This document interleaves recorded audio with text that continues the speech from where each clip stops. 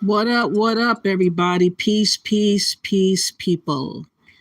This is For Black Righteous Folks Home, or you can call me For Black for short. We're going to get into some of the questions that Trump answered the last couple of days ago. I have been under the weather, and so I'm trying to take it easy, but I want to catch us up on some of the things that he talked about, so that we can just know what Trump's doing. A lot of things is going on surrounding him, of course.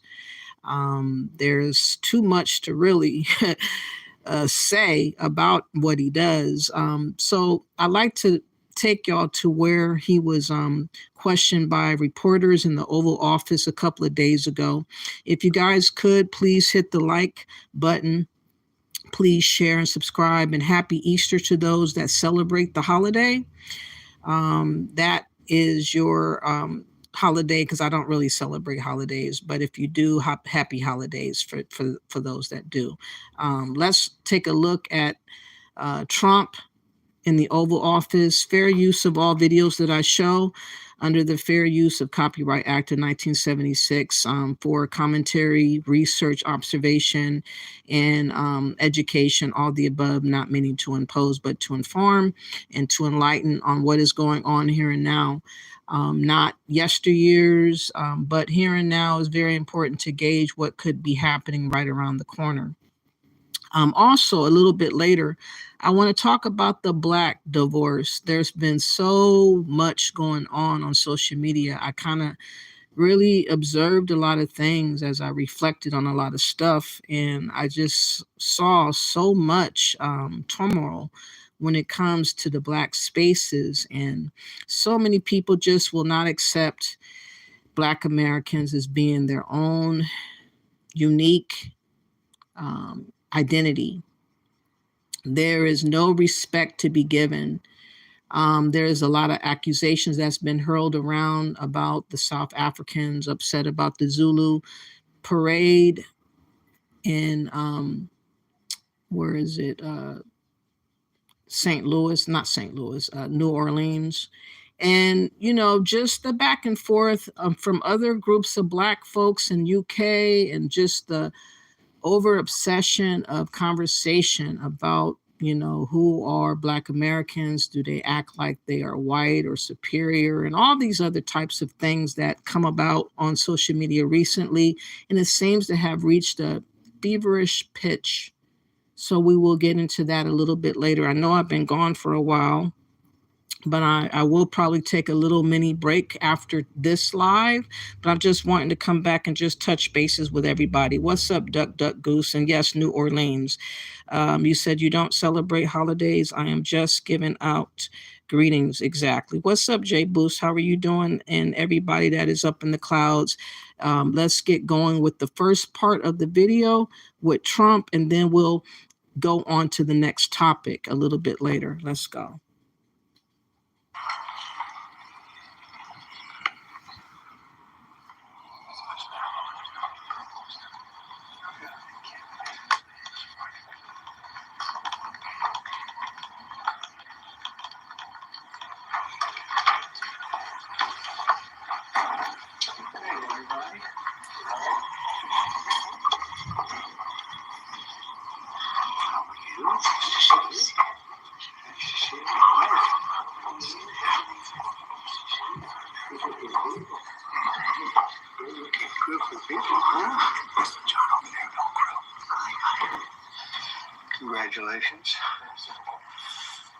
thank you very much, everybody. This is a very important day.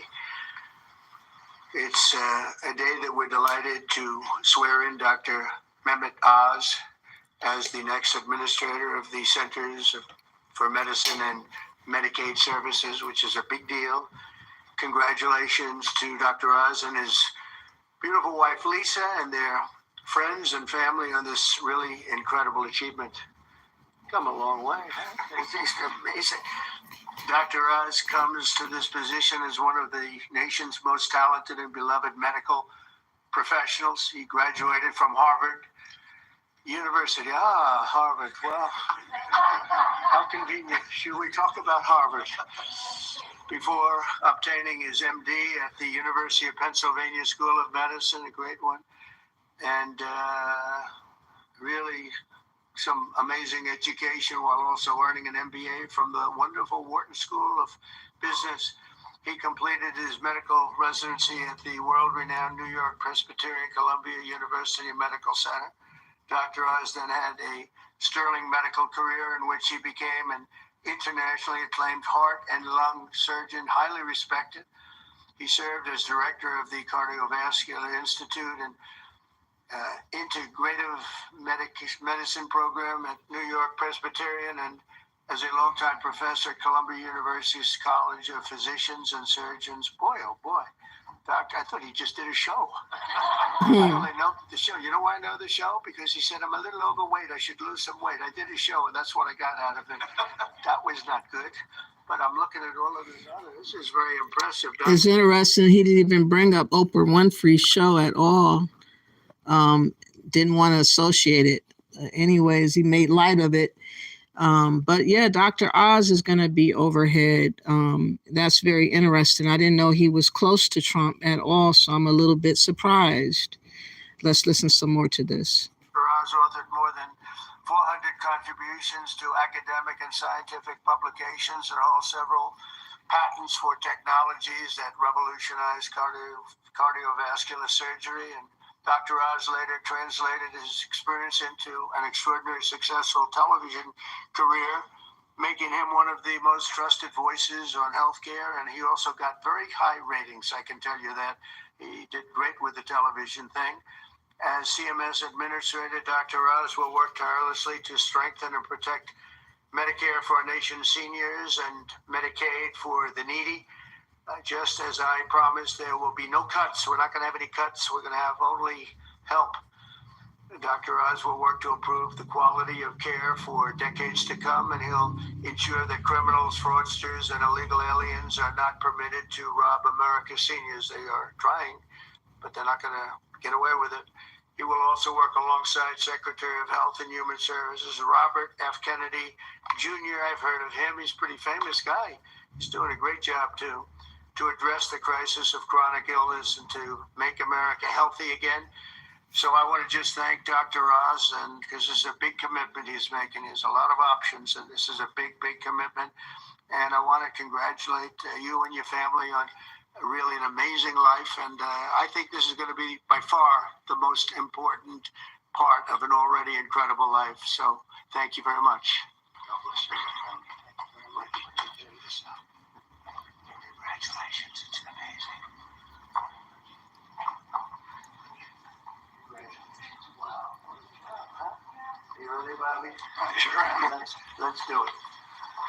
You put your hand on the Bible, your left hand, and raise your right hand. And repeat after me. I, Mehmet Oz, do solemnly swear. I, Mehmet Oz, do solemnly swear that I will support and defend the Constitution of the United States. that I will support and defend the Constitution of the United States Against all enemies, foreign and domestic. against all enemies, foreign and domestic. That I will bear true faith and allegiance to the same. That I will bear true faith and allegiance to the same. That I take this obligation freely, That I take this obligation freely, without any mental reservation without any mental reservation or purpose of evasion. or purpose of evasion. And that I will well and faithfully That I will well and faithfully discharge the duties of the office on which I am about to enter. discharge the duties of the office upon I'm about to enter. So help me God. So help me God. Congratulations. Thank you, brother.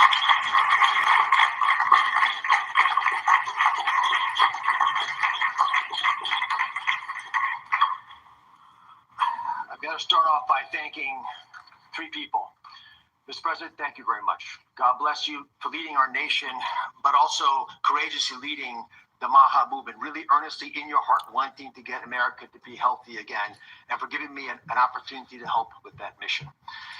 Secretary Kennedy has been leading the charge at Health and Human Services. A dear friend, like a brother, has done unbelievably courageous work because he's curious and he's started answering a lot of important questions.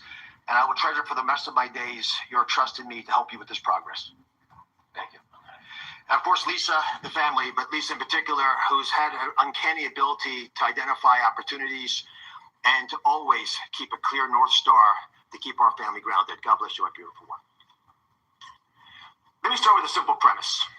Every great society, everyone, has an opportunity to take care of its most vulnerable and treasures that opportunity. And we're great people, so we will do the same.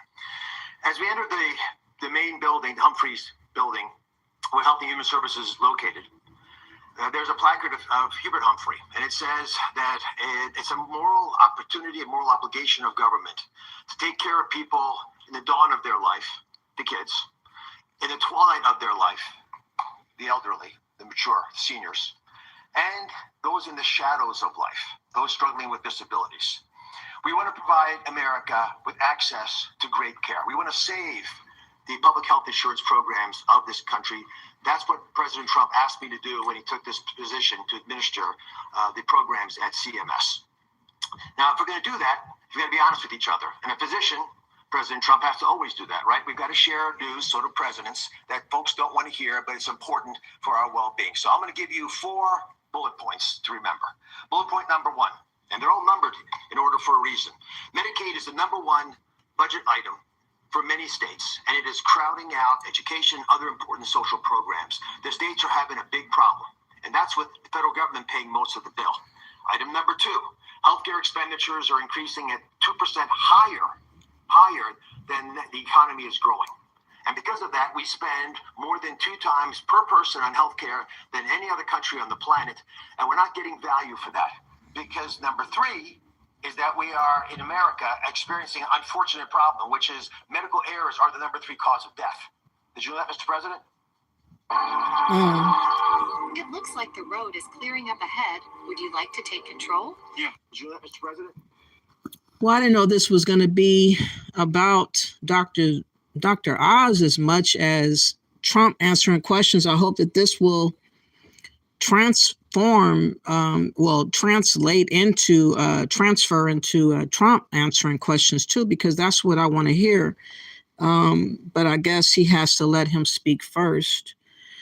But he's taken charge of Medicaid. A lot of people are really scared about their medical being snatched away because of a lot of other things are being changed and reset by Trump. So I guess it is important to let us know what they have in mind to do, if that can be decided or deciphered through this this question or this interview right here with Oz talking right now.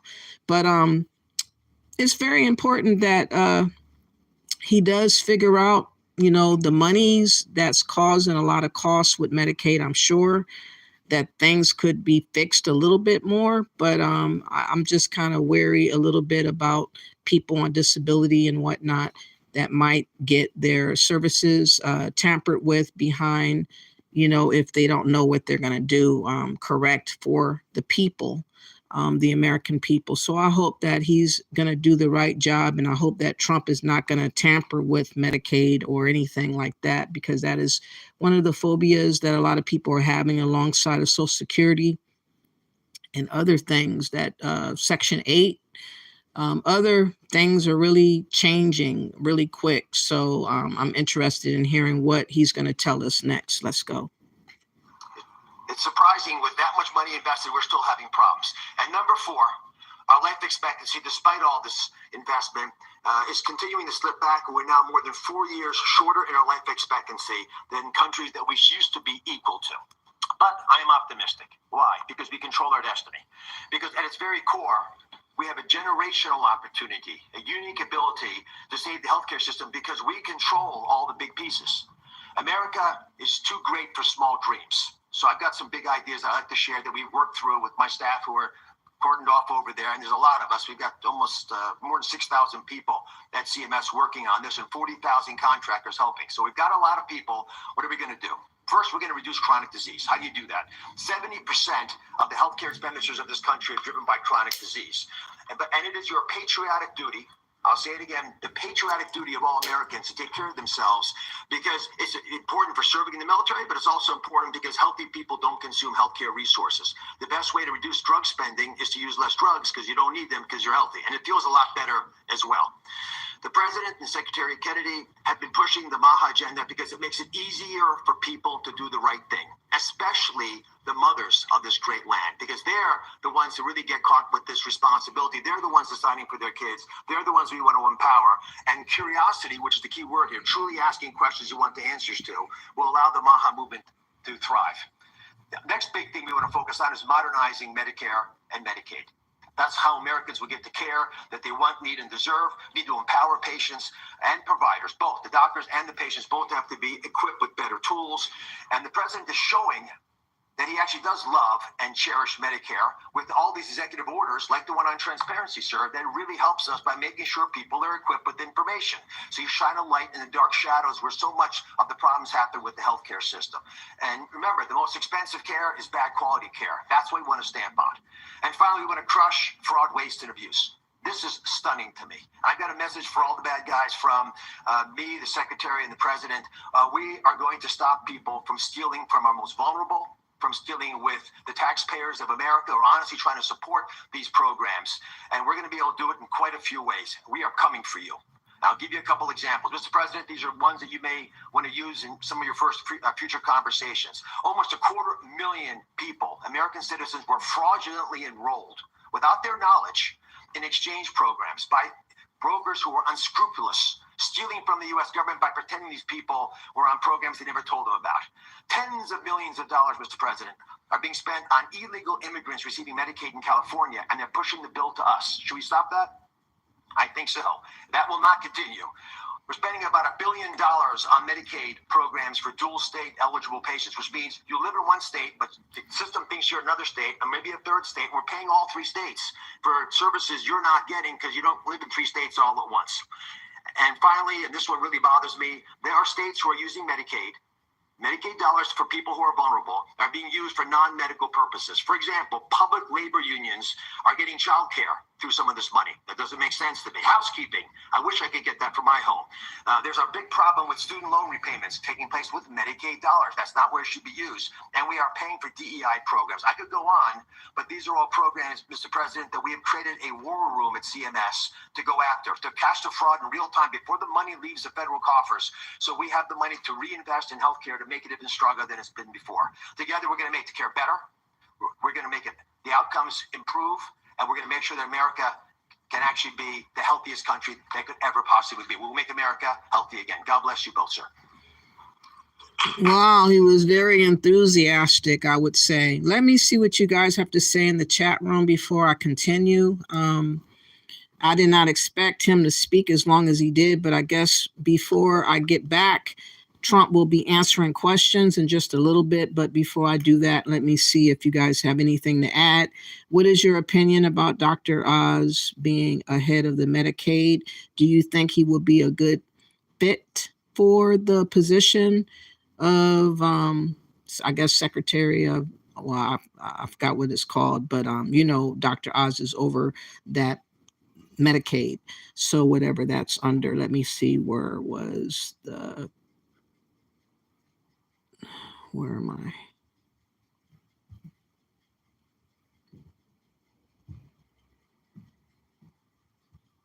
Okay. All right, so let me go back up. Duck Goose is here. Thank you for being here. You said I get them confused, Dr. Oz or Jim Jordan. Of course, it's Dr. Oz. You said I hope the classification for race in this country is updated as only two races, black and white. I hope so too, because there's a lot more people here in this country now. Carl Hungus says, is it just me or is this administration in their own little world? I hope not. I really do not hope not. Daniel says, here in the United States, we support President Trump, America first. Exactly. We are thankful for all that Trump and the administration does for we the people. Okay, you have a lot of faith in Trump. Okay.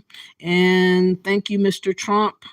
Duck Goose says, Daniel says we kind of political party does not want secure borders. Exactly. We definitely need secure borders. And Truth Teller's asking, how am I doing? A little bit better.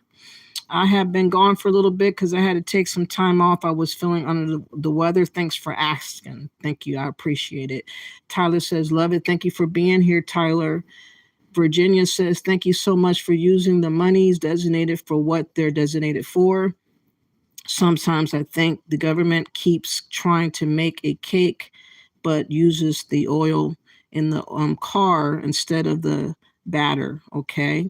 And Marcia says, yes. Okay. Truth Teller says, and I love what you do on the channel and how you keep it 100. Thank you for that. I really appreciate that. Tyler says, great to hear someone speaking with passion about a better future. Energy is flowing in the correct direction. No longer are we led by those who hate the American way. Yeah, we should hope not. And thank you for that. I appreciate you. I'm feeling a little bit better, but I could be a little bit.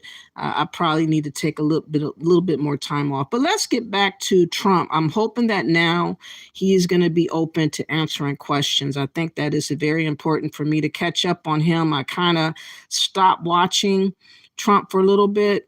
I was getting burnt out from all the things that he was doing so quick and fast and hurry.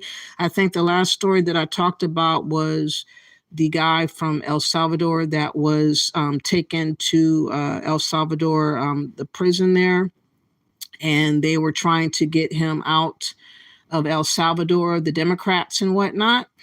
And I don't think that has manifested at all. I think he's still there, and that Trump and everybody's not trying to bring that guy back. But that was the last story that I talked about. But let's see now what Trump is going to say. America, healthy again. God bless you both, sir.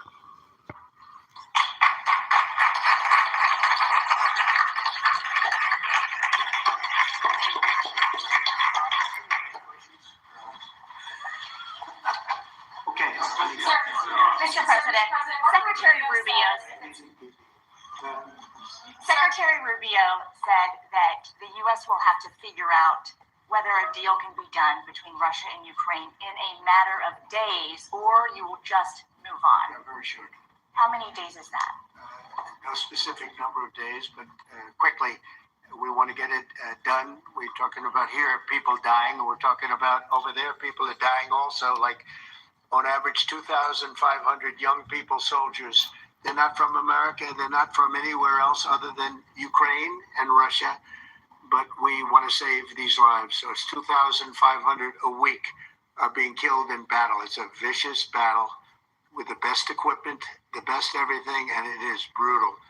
2,500 young people a week. Some of them not so young, actually. They're getting older. They're getting older by the month. But 2,500 a week, and we're going to get it stopped ideally. Now, if for some reason one of the two parties makes it very difficult, we're just going to say you're foolish, you're fools, you're horrible people, and we're going to just take a pass. But hopefully we won't have to do that. And Marco is right in saying it. We want to see it end. Think of it. Every day, a lot of people are being killed as we talk about, as they play games. So we're not gonna take that, and we'll see. I think we have a good chance of solving the problem, however. What do you need to see? Are you prepared to walk away completely from these efforts and these talks? Well, I don't want to say that, but we want to see it end. We want to see it end, yeah. Is Vladimir Putin stalling in your view, Mr. President? I hope not. But I'll let you know about that soon if he is, but I hope not. He's got a big force out there, big force.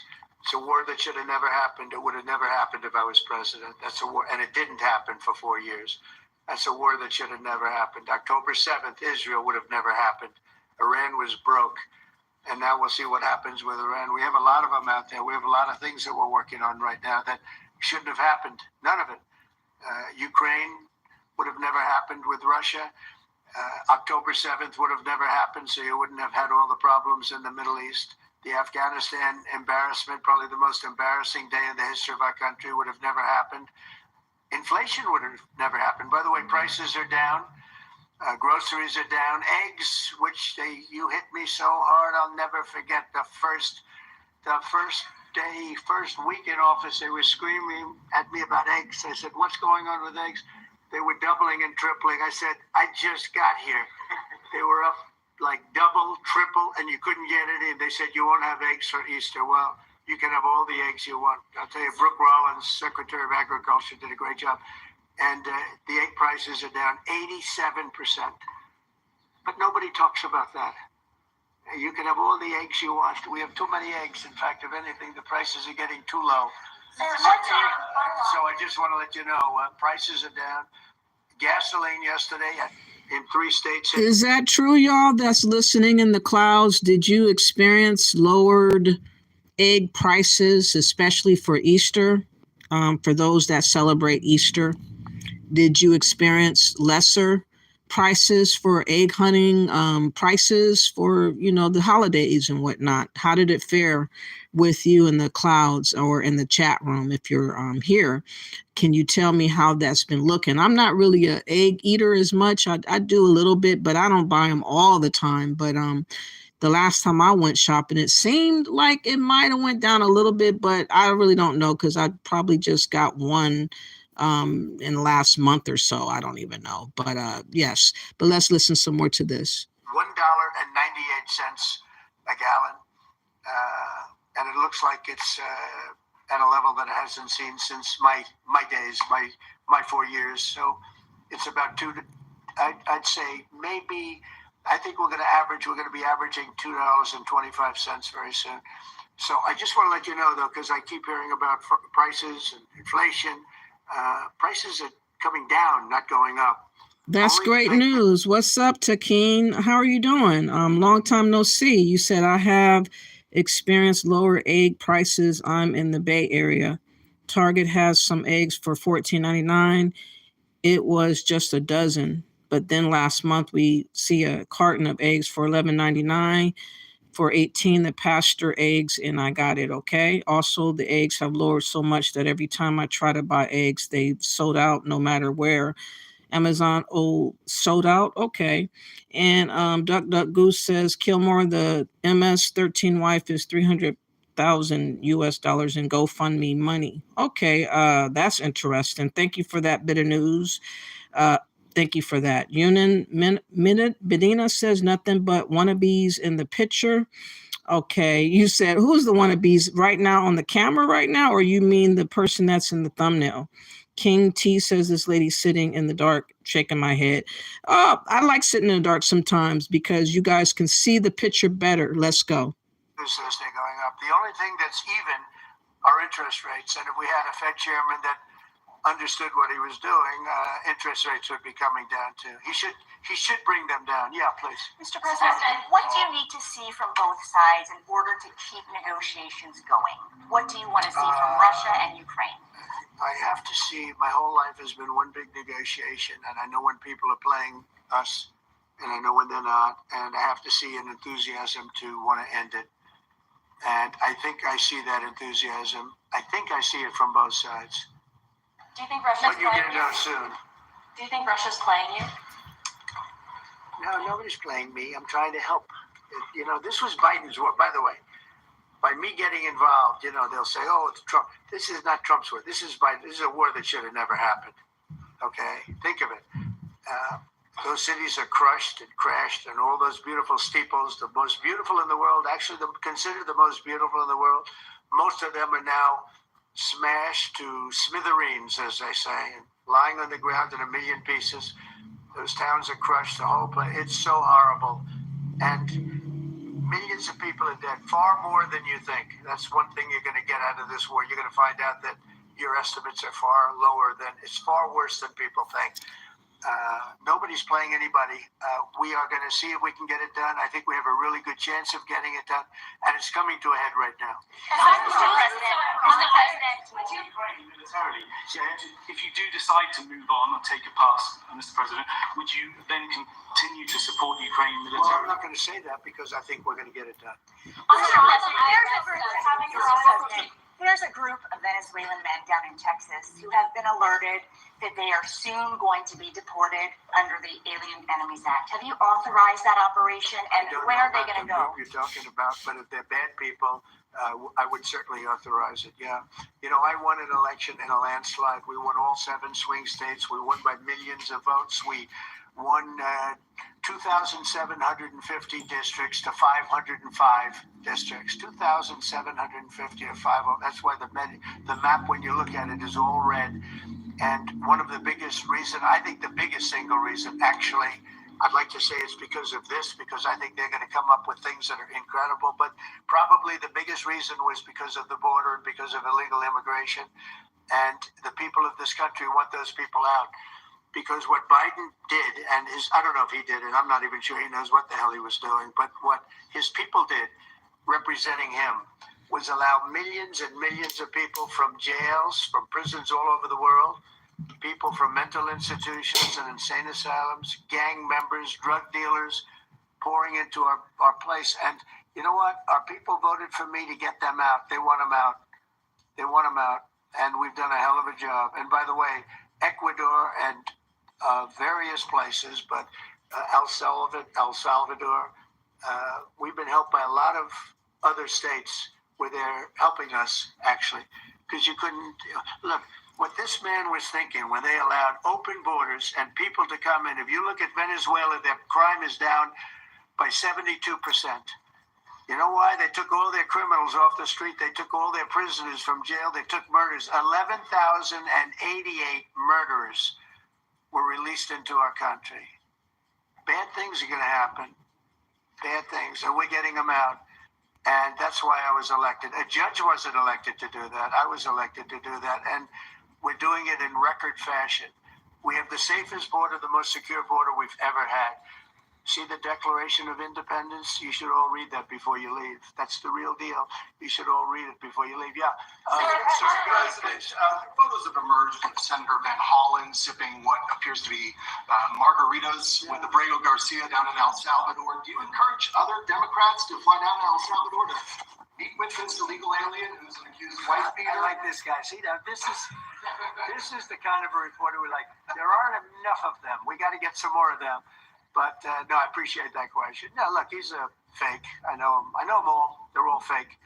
And they have no interest in that prisoner. That prisoner's record is unbelievably bad. If you would go into the room, you might. So, you know, the prisoner that he's speaking about, the guy that's in El Salvador that shouldn't have been supposedly detained or taken there. Do you guys feel that Trump is justified in still keeping him there? My opinion is the guy is illegal. He came illegally. If he was a part of another gang, you know, he was still going to get deported no matter what. So I really don't have as much sympathy as I would have if somebody did not come over here illegally. So that's really my opinion. I don't really feel no kind of way. I know a lot of other Democrats are coming out of the woodworks trying to make it seem like this guy has to be brought back or else, or the light or world's going to end type of thing. And I just don't have that conclusion of that thought. But how do you guys feel? Do you feel like this is the beginning of a lot of things that Trump will try to do to get away with? I do know that people have heard Trump say that he is considering having U.S. citizens also go to El Salvador if they are like a real severe criminals or have been doing some really, I don't know how terrible of a crime you have to do to be considered to be sent there. But he was kind of saying or alluding that he wouldn't mind having some U.S. citizens also taken over there. So I do feel some kind of way about that. I don't think that he should be able to do that. And I don't know if he can, but for him to have that in his mind, you know, that was kind of startling for me to hear. What do you guys feel about that part about what Trump also talked about recently with wanting to have potentially U.S. citizens also go. You said, where's your proof? Oh, he talked about it. He talked about it on a video that I had showed before, maybe the last couple of videos ago. I haven't been on for a little bit, Matthew, but he did talk about it not that long ago. You said I've been to prison. All right. Zilla says, and one know a little more about gangs. All right. Glenn says he's always installs unqualified and incompetent individuals that are just loyalists. He does have people that he believes that should be loyal. That's for sure. You're right about that. And Duck Goose says he's from El Salvador and got sent back home to El Salvador. Yeah, it does appear to be that way. And LOL, my prison number is, oh, wow. Thank you for telling me what your badge number or prison number was. And Duck Goose says if you are a prisoner, can be sent and transferred anywhere. So you don't have a heart about it at all, huh? Let's go. If you would, Caroline, maybe go into the room and see if you can find that little slip. I wrote some things down. I don't know why you'd want to keep them, but we got a little biography of him. Did you help set up that Not meeting? a very innocent guy. Did you help set up that meeting, sir? In the spirit of Easter Sunday. While we're on the subject, right? So you're talking about Abrego Garcia. Is that the one? Yeah. Is an illegal alien MS-13 gang member and foreign terrorist. This comes out of the State Department and very legitimate sources. I mean, I assume I'm just giving you what they handed to me, but this was supposed to be certified stuff. In 2019, Garcia was issued a deportation order. 2 separate judges affirmed Garcia was a member of MS-13, which is a gang that may be even worse than Tren de Aragua. And maybe worse. They kill people with knives because it's more painful. Very famous for the knifing and killing of 2 young 16-year-old girls walking to school one day. And they sliced them up into little pieces and killed them. That's MS-13. And 2 separate judges affirmed Garcia was a member of MS-13. When Garcia was originally arrested, he was wearing a sweatshirt with rolls of money pouring out, an MS-13 gang symbol that he was driving with 2 other known violent MS-13 gang members, 2 of the most violent members that we know of in the MS-13 gang of thugs. In 2022, Garcia was stopped by the Tennessee Highway Patrol and was found to be transporting 7 people from Texas to Maryland, and he had no driver's license. He was driving violently. In 2020 and 2021, Garcia's wife filed for a protective order from him and said he was violent and abusive and really scary, including allegations that he punched and scratched her on the eye, left her bleeding after throwing her laptop on the floor at her, ripped her shirt, and ripped off her shorts. He then grabbed her arm, leaving very severe marks. Garcia's wife also wrote in court, "At this point, I am afraid to be close to him. I just don't want to be close. I have multiple photos and videos how violent he can be and all of the bruises that he's left on me." She just couldn't get anywhere near him. This is the man that the Democrats are wanting us to fly back from El Salvador to be a happily ensconced member of the USA family. Isn't it a shame? And by the way, I've been driving with Uber for a little bit over 8 years. I've been hit pretty hard by fake shows, fake news, MSDNC in particular, where they talk about how evil I am, that this man would be thrown out of our country. This man is according to certified statements that we get, is a very violent person. And they want this man to be brought back into our country where he can be free and to stay as a happily Maryland, they call him the Maryland man. He's a Maryland father. No, this is a violent person. Who they don't talk about is that wonderful angel mom who lost her daughter, who had 5 beautiful children, and she was killed violently. And, she spoke. and she spoke unbelievably. I saw it, and the fake news didn't pick it up. She spoke. She was in tears. She's devastated. Her life is, essentially, she's told me her life is like over. But there was I think no stories. Isn't that true? No stories. Zero stories. It was the most emotional thing. Everybody that watched it, they couldn't believe it. The fake news refused to put it up. So it's very sad. And yet they talk about this guy like he's an angel. See the angel up there? They think he's like that. Like a little angel. Sir, would you be open to letting her on? No impact. It's just like on balance. Would you do?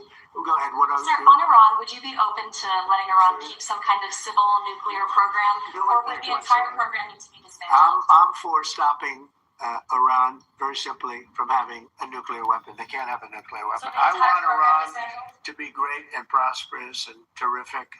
I stopped them once they were broke and they didn't have any money for Hamas. They didn't have any money for Hezbollah. There wouldn't have been an October 7th disaster. They were broke. They had no money, and they weren't spending it to terrorist organizations because they had none. When Biden came in, he took all the sanctions off. China wasn't allowed to buy. I said, if you buy, because they're the biggest customer, I said, you buy 1 barrel of oil, just 1 barrel of oil from Iran, and you can't do business in the United States.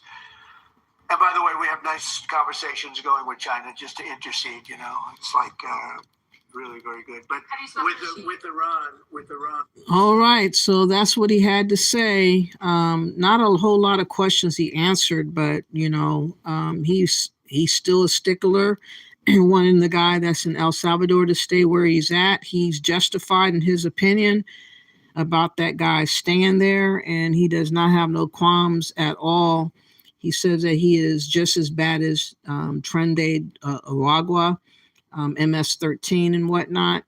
So like I said, I really don't have a feeling behind it. I'm sure other people may have a feeling. I know that his wife definitely has a feeling, and she did do an interview with ABC. Let's see what she has to say. Shout out to Duck Duck Goose for wanting to look at this. I could take a look at this quick video real quick, and then I'll see what you guys have to say in the chat room. Let's go. Now with our ABC News exclusive. Joining us now is Jennifer Vasquez-Sierra, wife of Kilmar Abrego Garcia, the Maryland man who was wrongfully deported to El Salvador and is at the center of a legal battle playing out in the courts. And Jennifer, we want to thank you for joining us this morning on GMA. Thank you for having me. Yeah, we really appreciate you joining us. And we saw that Maryland Senator Chris Van Hollen, he flew to see your husband Wednesday. He released a photo of the two of them last night. What was it like for you to see that photo? It was very overwhelming. The most important thing for me, my children, his mom, his brother, his sibling, was to see him alive. And we saw him alive. Yeah, it was very, very overwhelming. Yeah, I think for all of us, we were all happy to see him alive. And what were you told your husband said in that meeting?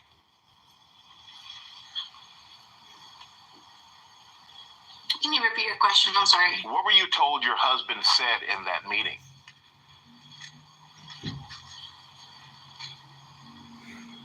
It was just a message of love. So tell me a little bit about your husband.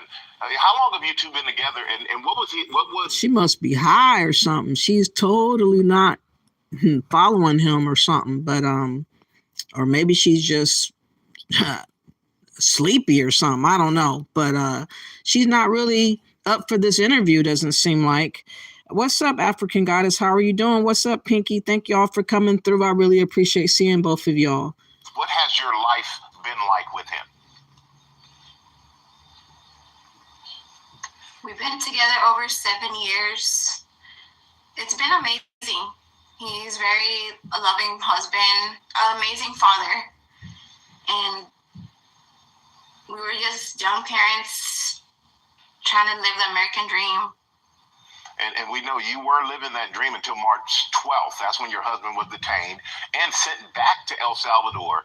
Can you tell us what happened as you understand it, and how did you learn about his detainment? Yes, it's been 37 days since March 12th, since my husband was abducted. It's been an emotional roller coaster, honestly.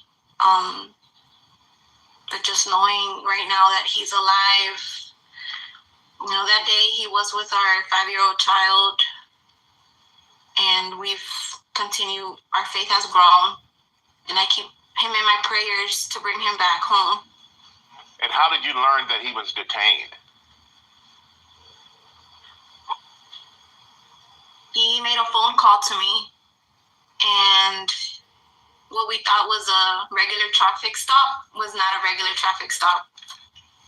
And we know that the administration, they're resisting a court order to bring your husband back to the U.S. They say your husband's a member of the MS-13 gang. Is he a member of the MS-13 gang or any other gang?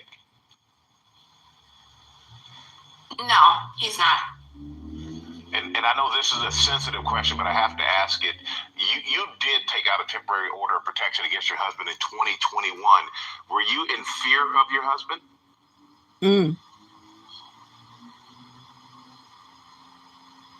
Husband is alive. That's all I can say. She's a bit goofy, y'all. She is not a credible witness, really. She's not adding anything to the guy at all, and I don't feel any more sympathy for the guy at all. So I don't know what her purpose and point wasn't coming out, but it really made him and her both look kind of goofy, and it's unfortunate that she couldn't really answer questions or make us feel some kind of way about what he's going through over there. Okay, you know, I'm not going to push on that apparently, but how much hope do you have that you're going to be reunited with your husband, and what keeps you and your family going? A lot of hope, and this fight still continues for Kilmar, for all the other Kilmars out there whose voice haven't been heard yet.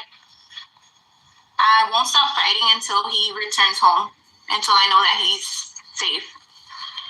And if you could get your husband... That just sounds really crazy, because he's an elite and saying that he's fighting to come home and whatnot, as if he's also a U.S. citizen, as if he has and should have entitled rights and whatnot. It's just really odd hearing this coming out. I don't know. It's just kind of bizarre to me. But let's continue, and I'll see what you guys have to add to the conversation after this is over. Please give me your opinion about how you feel if she helped or hurt her husband in this interview. Message, what would you like to tell him right now? I will tell him that I love him, and I'm going to still keep praying for him until he returns. And I will continue fighting the community, GASA, the unions, Mr. Van Holland, everyone out here will still continue fighting for him and all the other Kilmars out there. Well, Jennifer, we want to thank you for joining us this morning, and we hope everything works out well in the way. I don't have sympathy at all. I really do not. So that was not really a useful interview for the guy. Not at all. Do you guys feel like she helped him or harmed him? She definitely did not add sympathy for the guy at all. Let me see what you guys have to say in the chat, and then we will continue on. Let me see. What's up, African Goddess? What's up, Dana? And what's up, everybody in the clouds? If you have not yet, please hit the like button. Please share and subscribe to the channel. I would greatly appreciate that. African Goddess says, do not think countries should be allowed to imprison their citizens in foreign countries. Is a violation of human rights. Yeah, I guess you could say that, but he's an illegal though, African Goddess. So at what point does he have consequence for what he's doing and what he has done? I mean, we cannot award people that have done stuff in the beginning. We shouldn't be rewarding people. The prison complex is a corporation, Duck Duck Goose says. You said the guy lies nonstop. You talking about Trump. Duck Goose says your inmate number is your new social security number. African Goddess says, if this is the same wife that he beat, she needs therapy. Yeah, she's kind of confused. And Pinky says, doesn't matter if he was a gang member or not. He's not an American or a citizen of America, and he needed to leave. Okay. Ricky says, stop lying, lady. Who's lying? And Duck Goose says she's got her back blown out just before the interview. Oh my God, Lord, Duck Goose, come on. Pinky says, I seen that interview and she didn't want to answer a lot of questions. The truth might be incriminating. He was arrested for domestic violence against her. Yeah, she was looking like not really up on what she needed to be up on. And she didn't consider, I guess, those type of questions being thrown at her. But yeah, she looked very uncomfortable answering anything. You said this is not his home, Pinky says. Exactly. Duck Goose says the Kilmar GoFundMe is approaching $300,000. What? Who is paying that money for this illegal? Oh no, you guys are crazy for that. Ricky says, why is United States fighting so damn hard for gang member or not still illegal immigrants for not to be here? He is home there. The hell sickening crap, tired of singing this. I know that's right. Yeah, he's back home where he's from, so he shouldn't be making it blown out like out of proportion like they are trying to make it. You know, I just can't get there. As hard as I'm trying, I just cannot get there. You said, see how she avoids answering questions. Yeah, exactly. Yeah, the interview was garbage. You said this interview was a money grab. Pinky says the United States not fighting for him, just a few immigrants who now have citizenship that should also be deported. Okay. We shouldn't be fighting for him. I'm sorry. Especially if you are American, you know, you should not be tripping off of these people like that, because they wouldn't be tripping off of you and your situations. They just won't care. And a lot of these immigrants are anti-Black anyways. So I really don't have a lot of care to give. Duck Goose says, silly Americans sending money to her GoFundMe. I know that's, I wonder who's sending that money. Who is exactly sending that kind of money? African Goddess says she needs to be fighting for her kids, not to be exposed to DV. Okay. And Trinka says, how old is she anyway? She looks very young. She looked to be about, if I had to guess, maybe 26, 27. She looked very young. Duck Goose says she got a new MS-13 thug boyfriend. Oh boy. Pinky says she's annoyed me in that interview. Definitely didn't help. Exactly. That was pitiful. And Pinky also says, if you're not a citizen of America, you shouldn't have any rights here. And sending you home is not a violation. Okay. Pro Skyman Ming says he was not illegal before being arrested unlawfully. You don't think so? I didn't get that. How did you figure that part out? And African Goddess says, not talking about him, talking about Americans. Okay. And Pinky says, you better check your information sources. He's been arrested twice. All right. I heard that. He's been arrested twice, and that was her time to shine on TV. Yes, she's not doing a very good job.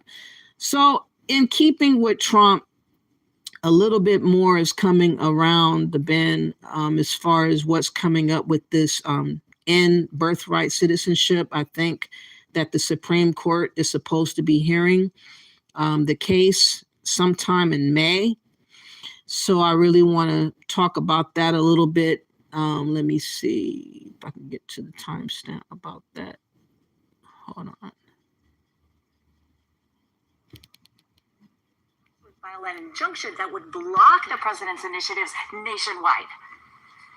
Bingo, Lena. Okay, that's exactly what people need to know, is that we may not get to the merits. We probably will not get to the merits of whether birthright citizenship, as we now understand it under the 14th Amendment, can be changed by executive order. It's really about these nationwide injunctions, and there have been many of those for all different topics the president has taken action on in the first, 100 days or so of his administration. So it's really going to be about how much power those district judges, there are hundreds of them, do or don't have to stop any particular policy coming out of the White House. And also, there was something that was a really big headline, was whether or not the president intends to at least take a look at deporting U.S. citizens. Now, one of the things that kind of led to this is the deportation of Kilmar Abrego Garcia, who is not a citizen. But the whole crux of that case, though, is that the president was using the Alien Enemies Act to skip due process. So the due process portion is the part that the judges and people seem to be focused on. And I know that you have Chris Van Hollen on your show as well, who just met with him last night. Mm-hmm. We do, and have so many questions about how that came together, what their conversation was. Did they talk about the allegations that Abrego Garcia is somehow linked to MS-13 and the other allegations against him? There are also moms here in the Maryland area, two of them who lost their daughters in separate cases to somebody who was in this country illegally, and they want to know why that senator had tax money and tax time and his time to go down there and meet with this individual who's not a U.S. citizen and didn't have much to say about the loss of their daughters who were Maryland constituents. So there are all the optics. Yeah, think about all the people that are in jail in the United States that are citizens, and they never get this type of publicity and help, especially if they're innocent. They just be rotten in jail.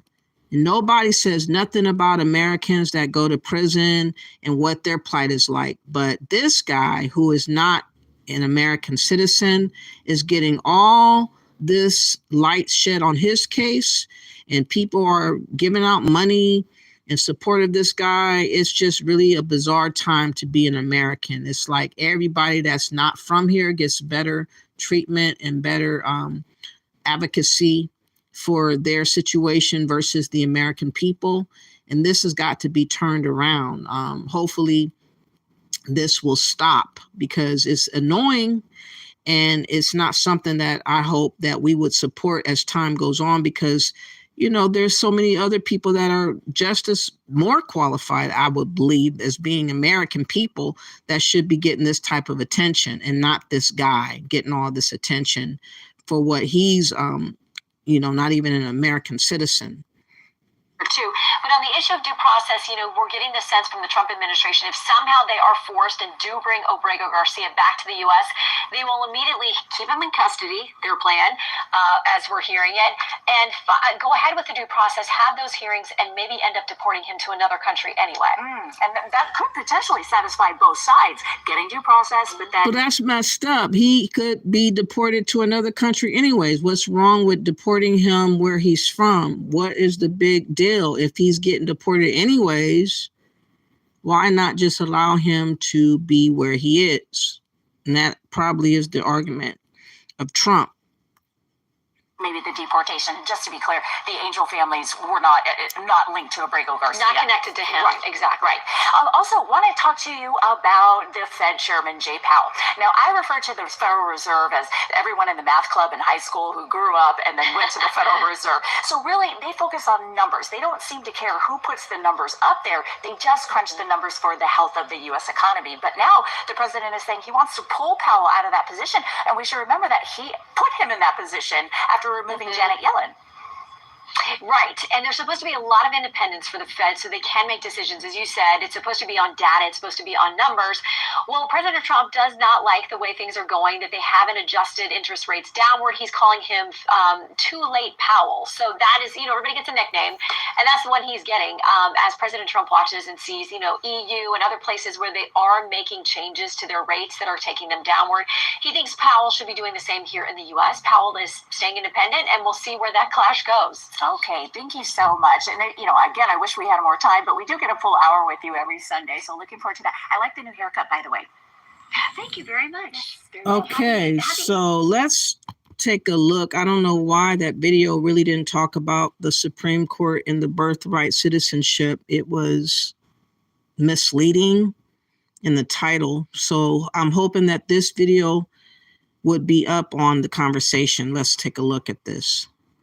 Well, President Trump's fight over ending automatic birthright citizenship is headed to the country's highest court, the Supreme Court, announcing it'll hear oral arguments next month on Trump's efforts to enforce his executive order that would end automatic U.S. citizenship for children of undocumented immigrants or foreign residents. Almost immediately after President Trump signed the order in January, multiple federal judges swiftly blocked it nationwide. But the Trump administration says those judges didn't have the legal authority to do that. Now the justices will decide if lower court judges have the power to issue broad injunctions that block the president's policies. NBC News analyst Danny Ceballos joins us now with more on this. Danny, good morning to you. So the Trump administration had asked the justices to lift these injunctions and let this work its way from the ones that are received from the lower courts, but they instead decided to hear arguments. How should we look at that decision alone? Yes, I mean, no matter what, this is a case, birthright citizenship, that will end up finally at the Supreme Court, but it's going to take time. And as you can see, we're not litigating the actual issue of birthright citizenship. We're really litigating a different issue, which is, can these district courts, these lower courts, do they even have the power to issue these nationwide injunctions and prevent the administration from carrying out this executive order? But eventually, sooner or later, we will get to the purely constitutional issue of whether or not birthright citizenship, or jus soli, is the law of the land. Something that almost everybody in the United States thought, well, of course, that's what we're taught in civics class. But according to some, even some academics, that may not be exactly the case. So on this issue, like setting birthright citizenship, as you mentioned, aside for a moment, just of if the courts were able to do this, what do you think the likelihood is that the Supreme Court rules in the Trump administration's favor? Because this is obviously an important issue for courts and judges. Yes, and in a way, it feels as though they have to address to some degree the issue of birthright citizenship, because it goes to the issue of whether or not the executive branch has the power to issue executive orders that cannot be touched, in their view, by injunctions from the district courts. So really the issue to be decided is whether or not district courts have this power to issue nationwide injunctions. And by the way, nationwide injunctions themselves have always been controversial, because our federal district courts are these little geographic areas. Sometimes they're the size of a state, sometimes they're smaller than a state. And there's a real question as to whether or not, or to what degree, one sitting judge, say, down the street in the Southern District of New York, can issue an injunction that affects people in Oregon or Hawaii or Alaska. So that's an issue that's always been controversial, and I expect we'll see it addressed here. So keeping all that in mind, if the court does side with the Trump administration on this, how will that play out? What will happen next? Well, the next step will be procedurally, we'll move towards deciding the issue of whether or not birthright citizenship exists for everyone. And this is really the issue. The Trump administration is not seeking to do away with birthright citizenship for everyone. Just a category of people that the Trump administration says who were born here but not subject to U.S. jurisdiction, whatever that means. And in fact, the entire debate comes down to just those few words. What did the framers mean when they passed the 14th Amendment? What did they mean when they said people born here and subject to jurisdiction thereof? There's a lot of debate about it. And that is the saving grace of Black Americans, the 14th Amendment. You know, luckily our ancestors paved the way for that amendment to be established. And a lot of people have taken advantage of that clause. And Trump is seizing the moment to challenge that situation of people taking advantage, flying in real quick, having their babies dropped off, purposely coming over here for the fact of becoming Americanized.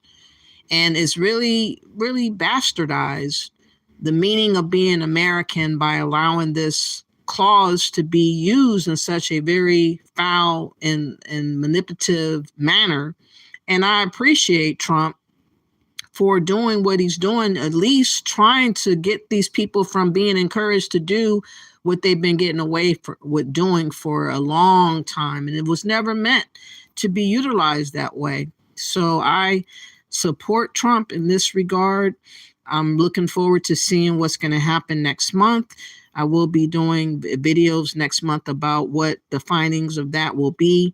I know that it's going to be a hard fight because people don't want to give up on their free meals and People don't want to do it from the ground up in their own countries. And a lot of people come over here and be very disrespectful to Americans and, showcase their flags and whatnot. And they have anti-American sentiments about them.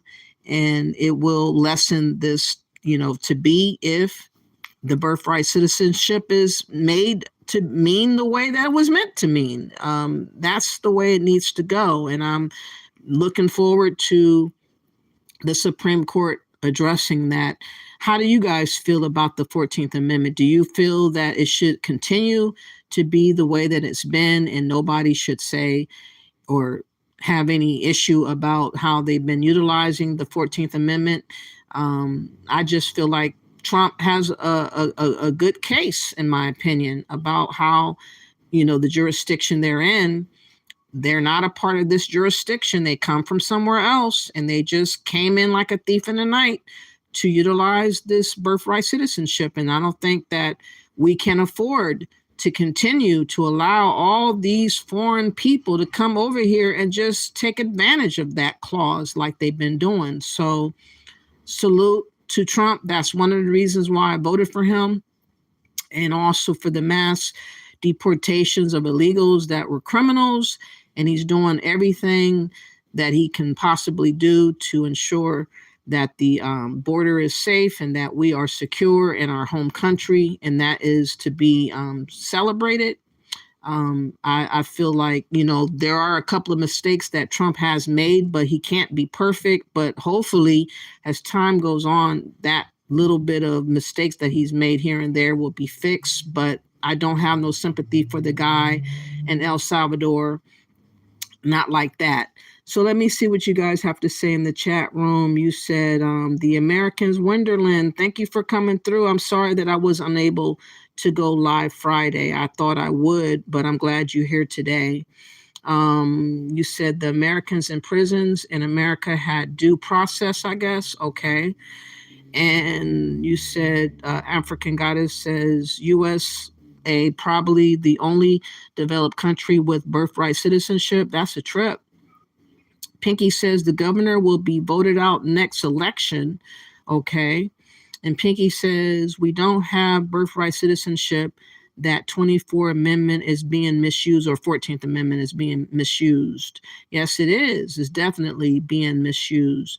Duck Duck Goose says if Jerome Powell is pulled out, super duper recession, three times will occur. You think so? I don't know who Jerome Powell is. You got to let me know a little bit more about him. And Frater says the plenar power doctrine essentially grants Congress and the executive branch broad, almost limitless authority over immigration and related matters. Is that right, Frater? Thank you for that. I didn't know. And Pinky says they did, but like all criminals, they do crime and don't want to do time. So they try to find something wrong with the process. Okay. An African Goddess says, but why is it going to court for a decision? To Pinky. And Pinky says, everything here goes to court. We've let immigrants and illegals manipulate our laws and policies. Yes, we have. And Pinky says, everyone has their own interpretation of the 14th Amendment, and it's always to benefit them or people like them. Exactly. A lot of these foreigners do not care about America like that. They would like to use and abuse America until the wheels fall off. They don't care about the existence of America, the thriving, stability of America. They want to see it collapse, if all else. A lot of these people are wishing for ill will for America to completely collapse, and they would go back to their home country if it would happen. We as Americans don't have the luxury of going anywhere because we're from here. So we have to support Trump, I believe, in this endeavor to get the birthright citizenship together. American Cracker 69 says no birthright citizenship. Okay, interesting name. American Cracker 69. Oh my God. And Duck Duck Goose says 14th Amendment FBA. Yes. And Pinky says, our founding fathers made the 14th for the descendants of slaves, not for everyone who was born to a parent that is here illegally. Exactly. And Pinky says, even Europeans had to earn their citizenship, and they had to have money and live here for 2 years and demonstrate being a good person before they got citizenship. Okay. And speaking truth, American Cracker 69 says, okay, thank you. And Pinky says it should be applied the way it was intended to be. Exactly. How you doing, your granddaddy nurse? Thank you for coming through. I appreciate seeing you. And Doug Goose says the Allen's Enemy Act is super necessary. Pinky says America is full. We can't be the dumping grounds again for the people other countries can't afford to care for. Exactly. And everyday life says, I don't understand why Black people do. I don't understand what that means. Care about what? Care about that happened here. I don't understand your full thought. You need to rewrite that again, everyday life, because you're kind of all over the place with that comment and doesn't really make sense. Okay, so I have been off for a little bit because I've been under the weather and my allergies have been bothering me. And I'm also feeling a little bit burnt out from all the continual redundant back and forth that I've witnessed about YouTube with, Black folks, melanated folks from all over the globe are having a so-called diaspora war, which we're not a part of. But nonetheless, a lot of different Black people are clashing right now, and they are having a lot of issues with American Black folks such as myself about us identifying as being American first. They have an issue with being called FBA or ADOS or Indigenous Americans or anything that is non-African. A lot of people are having a big hissy fit about us having our own way of thought about who we are. And so there's a lot of debate about people, about, different cultural norms that we have. I know that there was a big to-do with South Africa having a hissy fit about their the Zulu parade that's been going on in New Orleans.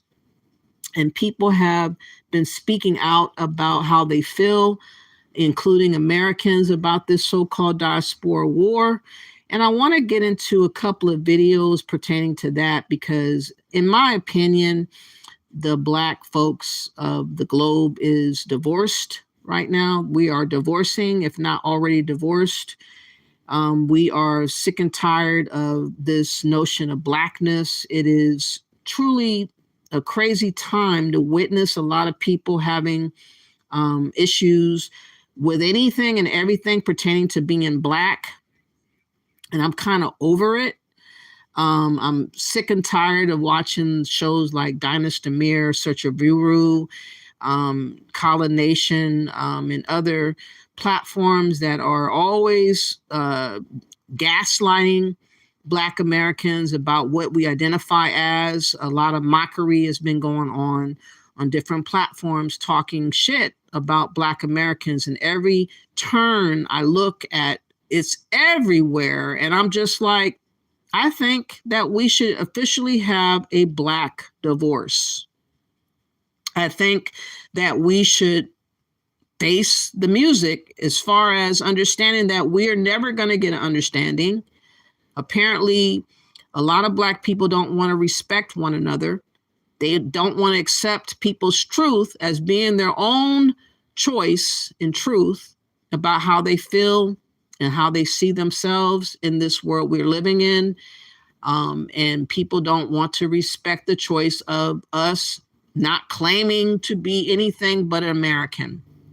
It's not saying that we hate Africans. I want Africans to understand that, we don't hate anybody, but we don't want to change who we've been all this time to appease people that do not give a flying fuck about us in the first place. and we do not feel the need to have to change, who we've been for a long time here in America because of this thing called Pan-Africanism. A lot of people are coming onto platforms, I notice, talking about Pan-Africanism, and they're really butting heads with American indigenous people about us not wanting to bow down to Africans. That's what it all boils down to, in my opinion. A lot of people feel like we need to take a knee and bow down and kiss rings and asses of other people around the world because they have this mindset of Pan-Africanism, and we're not going. At least I know I'm not going, and people that support me are not going. We're not trying to go down the rabbit hole of worshiping other groups and melanated people. We have to agree to disagree on how we feel about one another.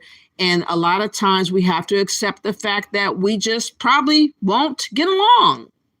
That's the way of the world. There's nowhere that you can go where there are Black folks in Africa or the Caribbeans or in Haiti getting along and having a great life right now. It's a lot of turmoil going on. If you look anywhere, you can find it. You can find war, you can find gangs, you can find crimes, you can find all kinds of stuff that's happening wrong in melanated places around the world. And so this notion of speaking, on YouTube about this so-called Pan-Africanism and togetherness, and we are all one, and we're all going to get along, and we all want to pull money together. All this stuff has come about, I believe, through the likes of a Dr. Eric Kana. In fact, I was watching Search of Uru a few days ago, and I saw in the chat room this person with the avatar RN kept bringing up Dr. Eric Kana and insinuating that she was watching the show. Oh, Dr. Eric Kana, if you're watching, I'm so sorry that you're seeing this between all these Black folks not getting along and all this type of talk. I really feel like they're going to make a move pretty soon, and I really feel there's a lot of unnecessary tension coming from Pan-Africans brought to the spaces about who we desire to be as Americans. And, they're going to have to, move on, because there is a definite breaking of a divorce is going on right now in the spaces of Blackness. A lot of us are divorcing one another, whether you guys want to recognize that reality. It is what's going on. And I want to show this first video to illustrate this fact, because South Africans apparently are highly outraged over the Zulu parade in New Orleans. And they had some choice words about what supposedly Black Americans are doing against their cultural name of Zulu and whatnot in Africa, South Africa, whatever. And I just want to show how things are looking in the spaces on YouTube, and to reiterate that we just should accept the inevitable, and that is a divorce.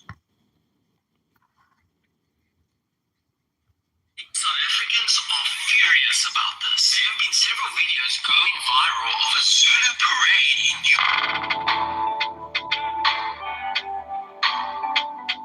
New Orleans in the United States. And what's made so many people angry is how they are dressed and how what they are wearing looks nothing like traditional Zulu attire. The Americans who support the Zulu parade say this is a tradition they have been doing in New Orleans for decades, and that South Africans are misinterpreting. Americans have defended this parade by saying it actually has nothing to do with the real Zulu tribe in South Africa. They say it's just a name. However, on the side of the bus, it literally says African Zulu. Also, if you go to their official website, there are many references to the actual Zulu tribe in South Africa. For example, one of their characters is known as a Zulu witch doctor. A witch doctor is a South African name and a South African term. It literally says here on the site, in Zulu's ancestral land of Africa, the witch doctor is referred to as a sorcerer, prophet, or healer. So it seems this group does link itself to the actual Zulu tribe. So do you think this is offensive to the Zulu culture? Let me know what you think in the comments. I never heard of the Zulu parade my whole entire life. I have never been to New Orleans to even know that that existed. It is the first time ever I have ever heard of a Zulu parade, and I guess it's been going on for about 100 years, and suddenly the Zulu people of South Africa have gotten wind, I guess recently, about what happens in New Orleans pertaining to a name that they share with what the Zulu parade is all about. And so they're up in arms about, blackened faces and whatnot, and I guess how they're dressed and the meaning of how the origins of how it came to be. And they are trying to, I guess, get the Americans not to do what they have been doing for a long time. And I feel like if it has been going on for a long period of time, I guess these people are not going to be willing to quit doing what they've been doing because it is part of their tradition. But the Zulu is trying to bend the knee of the Americans to have them pretty much bow down to them, I guess, because of them, talking shit against Black Americans about what they're doing in this parade. Let's take a listen. I was even about to discuss this on TikTok because this was Twitter drama, but I see you fucking South Africans bringing the drama to TikTok. So since y'all want to motherfucking talk about my city fucking New Orleans, who I do not fucking play about, bitch, I'm about to run you hoes fucking up, bitch. Y'all hoes mad because we got a parade called fucking Zulu, bitch. Sure in the fuck do, bitch. Been having that fucking parade for fucking years, fucking centuries. Y'all mad? Oh fucking well, bitch. We gonna have it next year, bitch. Matter of fact, the bitch is in 317 days. And since y'all fucking mad, I'll make you hoes mad because now I'm about to be a part of the motherfucking parade, bitch. I'm about to go sign up for it to make you hoes fucking mad. Stay y'all ass in y'all fucking African business, and we gonna stay in our fucking New Orleans fucking business, bitch. Nobody won't be like y'all, bitch. Go Google the reason why the fuck it's called Zulu and what the fuck they do, bitch. That was the fuck y'all probably always gonna have a fucking debate, bitch. Go fucking Google, bitch. It's fucking free, bitch. Talking about we taking y'all culture, bitch. Cause New Orleans could never take y'all fucking culture, bitch. We is the fucking culture, bitch. It's a motherfucking parade, bitch, that we go to, bitch. Mardi Gras, ho. Google. So y'all, they got the I'm from New Orleans, and y'all know we've been doing Zulu for I don't know how long, since 1900s, since probably just 1900. Okay, so a clip of the people on the float, the Zulu float, went viral. Y'all know if you're from New Orleans, or not even from New Orleans, if you know about Mardi Gras, then you know every float is not the same. People have themes for their float. They pick their float. So there's one float, it went viral because it said African Zulu. So now all the Africans, the Zulu Africans, or whatever you call it, they is on Twitter trying to talk about we is, you know the word, with the hard ER, and we is slaves and all of that. Girl, first of all, nobody give a fuck about what y'all talking about, bitch. If you Again, that is the only thing that they have to bring out. Whenever they get upset, I've noticed a lot of Africans love to go back to talking about slave talk. They love it. They think that that is what's going to get us upset or whatever, but it just showcases that they never were sorry for the ones that were partakers in the slave trade and this fakeness that they exhibit about saying how sorry they were and everything. They don't mean that shit. Again, they want to leverage us, in my opinion. A lot of them would like to get a hold of our monies and abuse and misuse and use us up and spit us out as soon as they are able to do so. And so we have to be mindful that these people really don't care. A lot of them don't, not all. I'm speaking about the ones that would always resort to talking about slave talk. If that's the first thing that you can bring up whenever there's a discussion or a disagreement among other groups of melanated people around the world, and that's the only thing that you seem to be able to go back to talking about, then again, I don't want to be effing around with you. I don't want to be related to you on any level. And, you know, a lot of us feel at this point that we should have a real divorce between the melanated people and let bygones be bygones and move on about your business and do you. And stop playing in our faces. This is what we don't want to keep doing. And this person is from New Orleans and she's expressing herself about how she feels. Let's go. Your research, then you'll know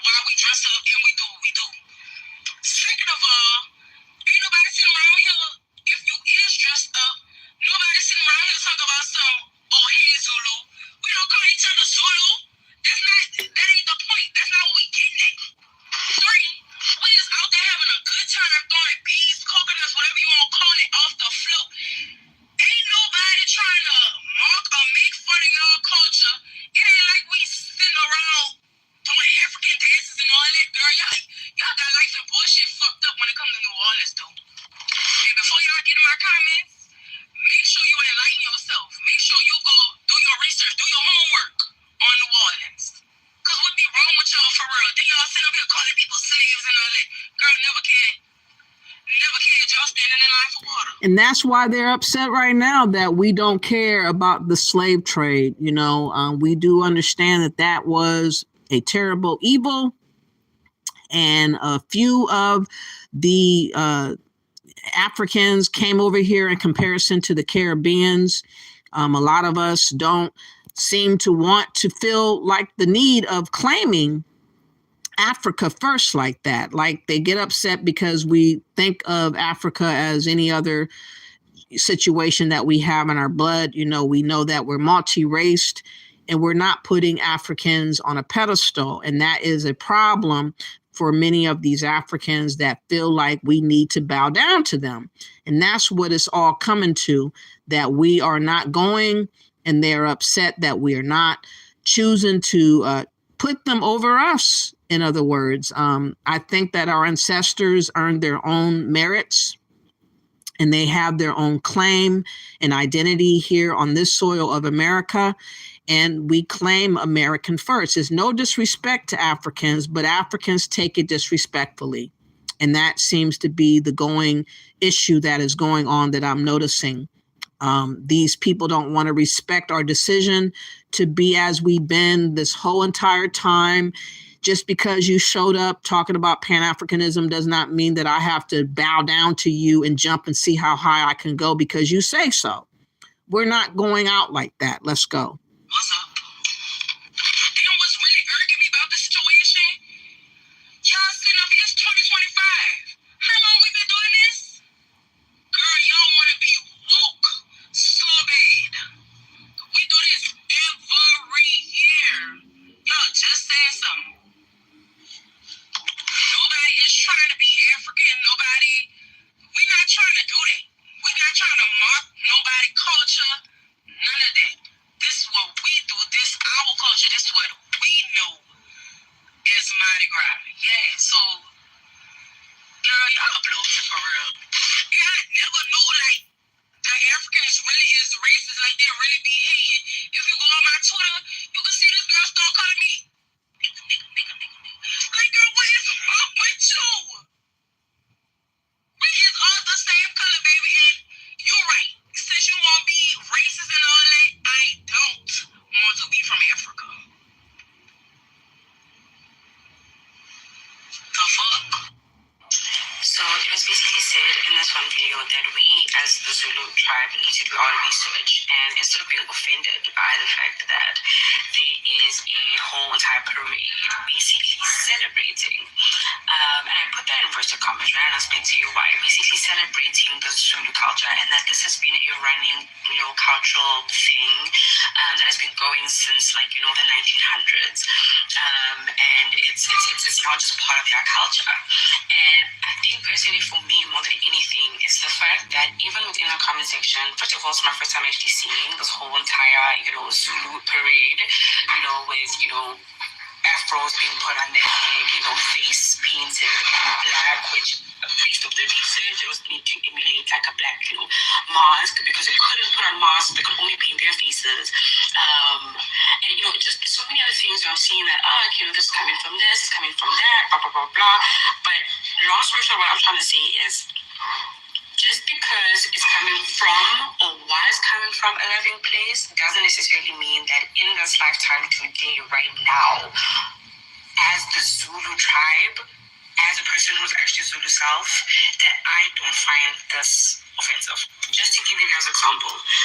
Again, she can have her own opinion, but again, this has been going on for over 100 years in New Orleans. So who is she now to mention what needs to happen or have an opinion about what we do here in America? I think that they should worry about what's going on in their own country.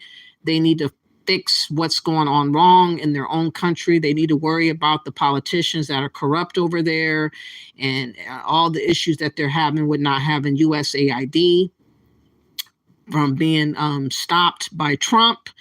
And all the other things that are befalling South Africans. I'm sure that there are bigger fish to fry, but again, we are lower pickings of fruit where they can complain about us, and that's what they're choosing to do. And it is what it is. Everyday life says, I don't understand why Black people care so much about what happens to this place system. Makes no sense to me. Well, it makes sense to me, everyday life, because we're from here. We've been here the whole entire time. There's no other place that we have allegiance to. We're not going to put another made up place in front of the place that we're actually from. We're not going to behold another place that we've never been on top of where we are from. That doesn't make sense to do. I could see if you're actually born and raised on the continent of Africa and you make your way to another country, then of course you're going to look back to Africa as being the homeland, a place that you care about. You care about what happens to your people. You care about the laws and the conditions and the sufferings and all the other things that may happen, because that's where you're from and that's where your people are from. And what people are not getting is that we as Black Americans don't have actual family members from Africa. And so we do not have an emotional tie to the continent of Africa. I know there are people that claim that they can take a DNA test and they get all emotional and they start crying like little bitty bitches and all that kind of thing. But that is people that to me are kind of weak-minded. For them to put a DNA test over common sense in your own ancestors of America, that's my opinion. Pinky says, why would Americans not care about what happens here? Europeans, Africans, Asians, and Latinas all have their homes to flee back to. When America falls, we are home. Exactly. And that's the part that Africans and other Pan-Africans are failing to recognize on purpose. They want us to make up in our minds and hearts suddenly that Africa is the apple of our eye. And it's like, that's never been where we've been from. We don't know nobody over there. We do not care about what happens over there because we're not there. So we do not have a connection. And you cannot force us to have a connection. But many of these melanated people, so-called Black people around the globe, are trying to make us feel guilted to have some emotional tie to Africa. And if we don't, we all of a sudden hate ourselves. We all of a sudden don't care about Black folks. We hate Africans and all this type of talk. It's like we do not have an emotional tie. And some of us don't care to have an emotional tie. And there's nothing wrong with that. It is what it is. Life has, lived, life has moved on. The ship has sailed. When it comes to if we were to have a connection to Africa, that would have been 400 years ago. It would not be right now. And they need to understand that. But a lot of these Pan-Africans can't get over themselves. They have an ulterior motive to try to get us to be involved with the debt of Africa. And this is why they're so adamant about us and what we're not doing for Africa. And it's just a crying shame that this is what's going on social media right now, that people can't just respect where people are. For those that can get an emotional tie to Africa, peace unto you. That's a choice that you made that has nothing to do with me and other people that do not have that connection. And the problem is people not respecting who we are as people. Duck Boo says, because we built this country from the ground up and are indigenous. Exactly. And they don't like us using the word indigenous, but if you have been here since the beginning of America, you are indigenous to America. You are not an immigrant, and we have an allegiance to America no matter how bad and terrible America has been throughout the centuries. A lot of that stuff, I did not ever feel slavery before. I did not feel Jim Crow before.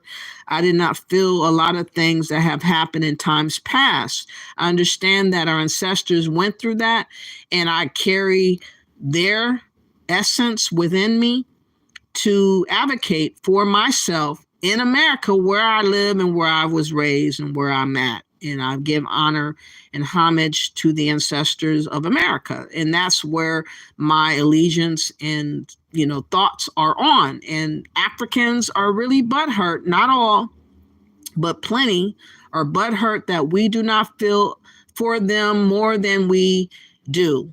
And it's unfortunate that they feel like they are entitled to us feeling some kind of way about them when they have not earned us feeling any kind of way towards them. It's really amazing to me. And Pinky asked to everyday life, if you're Black and you don't care, go back to Africa. Care when you get there. Exactly. And War Thunderboy says, do you know about the tariffs on color? No, I have never heard of that before. War Thunderboy. What does that mean? Everyday Life says, I think we have to come back to be a nation of people, not a nation of people lost in a made-up nation. We are who we are, Everyday Life. We don't have to be lost and confused as people are painting the picture of that. You can choose to be lost if you desire to be. You've been living all this time in America and still to have confusion about who you are after all this time is kind of a sad thing to witness. I wish that many of us would just understand that everything that matters has happened here on this soil of America, and we have the right to claim being American, and accepting that name and identity. And those Pan-Africans that can't respect that, they just need to get on about their business and find like-minded people that feel the way that they claim they feel, with wanting to gather their resources together and go fight for the liberation of Africans. That's what they claim. Why won't they go do it? Why have I been on social media since 2018 and I still see the same conversations over and over and over again? When will they desire to do what they have been talking about day in and day out, arguing all the damn time on social media? Because they're not serious people. And because they have an agenda about what we're to do. The ones that don't care to do, they have the issue with us. And that is the problem, because they think that they are overseers. They think that there are overlords, and we're not trying to get no masters over us. Sorry about that. You know, just like white supremacy exists today, there's also a thing called Black supremacy, in my opinion, that also exists today.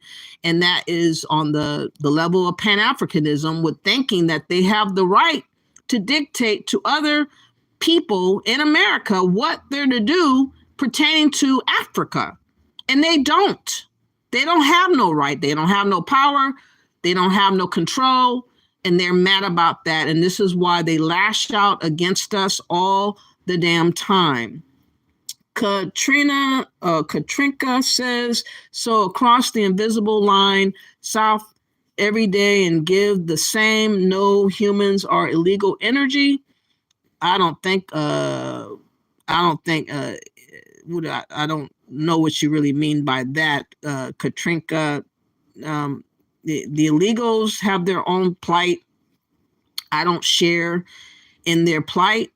I wish them well, but it's not my concern about what happens to them and whatever else. You know, they got to take that up with the judges and whatnot like that.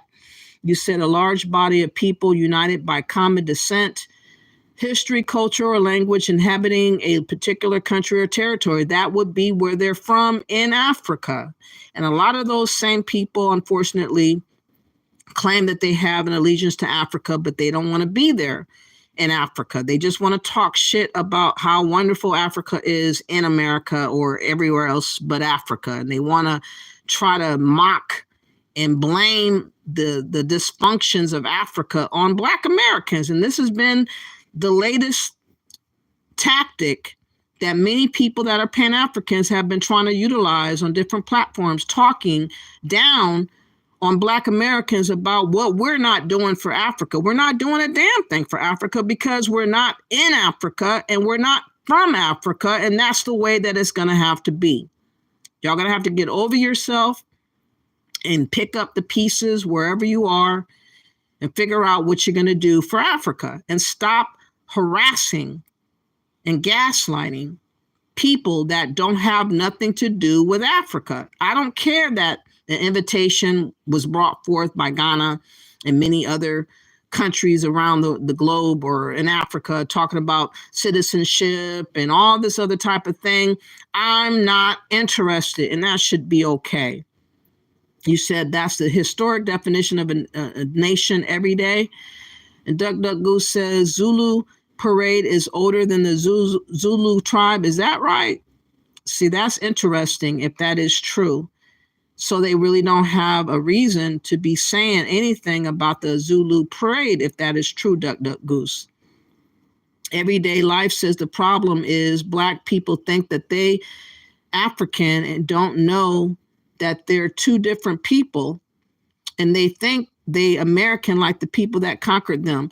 No, we don't think that we're American like the white folks, but we are Americans because we have helped coexisted side by side with white people to create the culture, create the life, and also the riches and the wealth that America has accumulated has come from my and others ancestors of America. We should be able to claim America just like every other people from other countries have been able to do in their own particular countries, such as Haitians and Jamaicans and other people in other countries. What's wrong with us claiming America? That's the problem. Many of y'all feel like we should be guilted and feel shamed about claiming America, and you're very upset when we don't have that shame that you want to have us have. And that's why you guys are butthurt, and you're going to have to be butthurt because we're not going. And exactly, we are American, the end. That's what they're going to have to accept, whether they like it or not. Everyday Life, we lost people. This, my last comment, peace and blessings. Yeah, you're lost. You can have your opinion, but you're the one lost if you think that I have to think like you because you showed up. Who are you to me? What have you done for me to have some type of thought process on what you talking about? You ain't done a damn thing for me or anything for Americans. So peace out. Bye. Katrinka says every day you can go to whatever country you think is dope and plead for asylum. Exactly. And yes, that person is definitely lost, Pinky. African Goddess says apparently the parade is supposed to be in honor of the Zulu nation.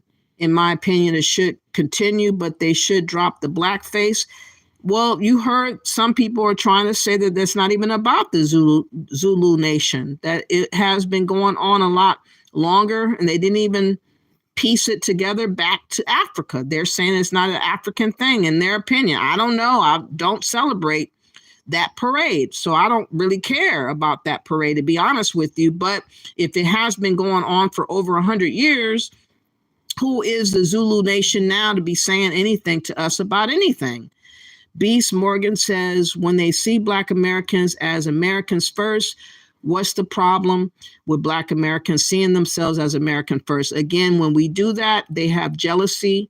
They think in their mind that we can look down on them and feel somewhat superior over other melanated people around the globe. And that's their insecurities that they are projecting, in my opinion, because none of us is walking around with a high head talking about I am above you and I'm better than you like that.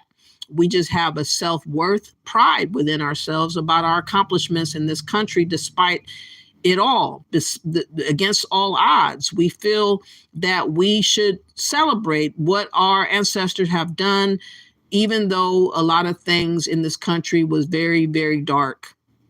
We were able to overcome the darkness of what had happened to us and see a better day when it was all said and done. And a lot of people are enjoying the fight and the sacrifices of Black folks in this country. And they come over here and they disrespect the civil rights and everything else that we have fought and died over.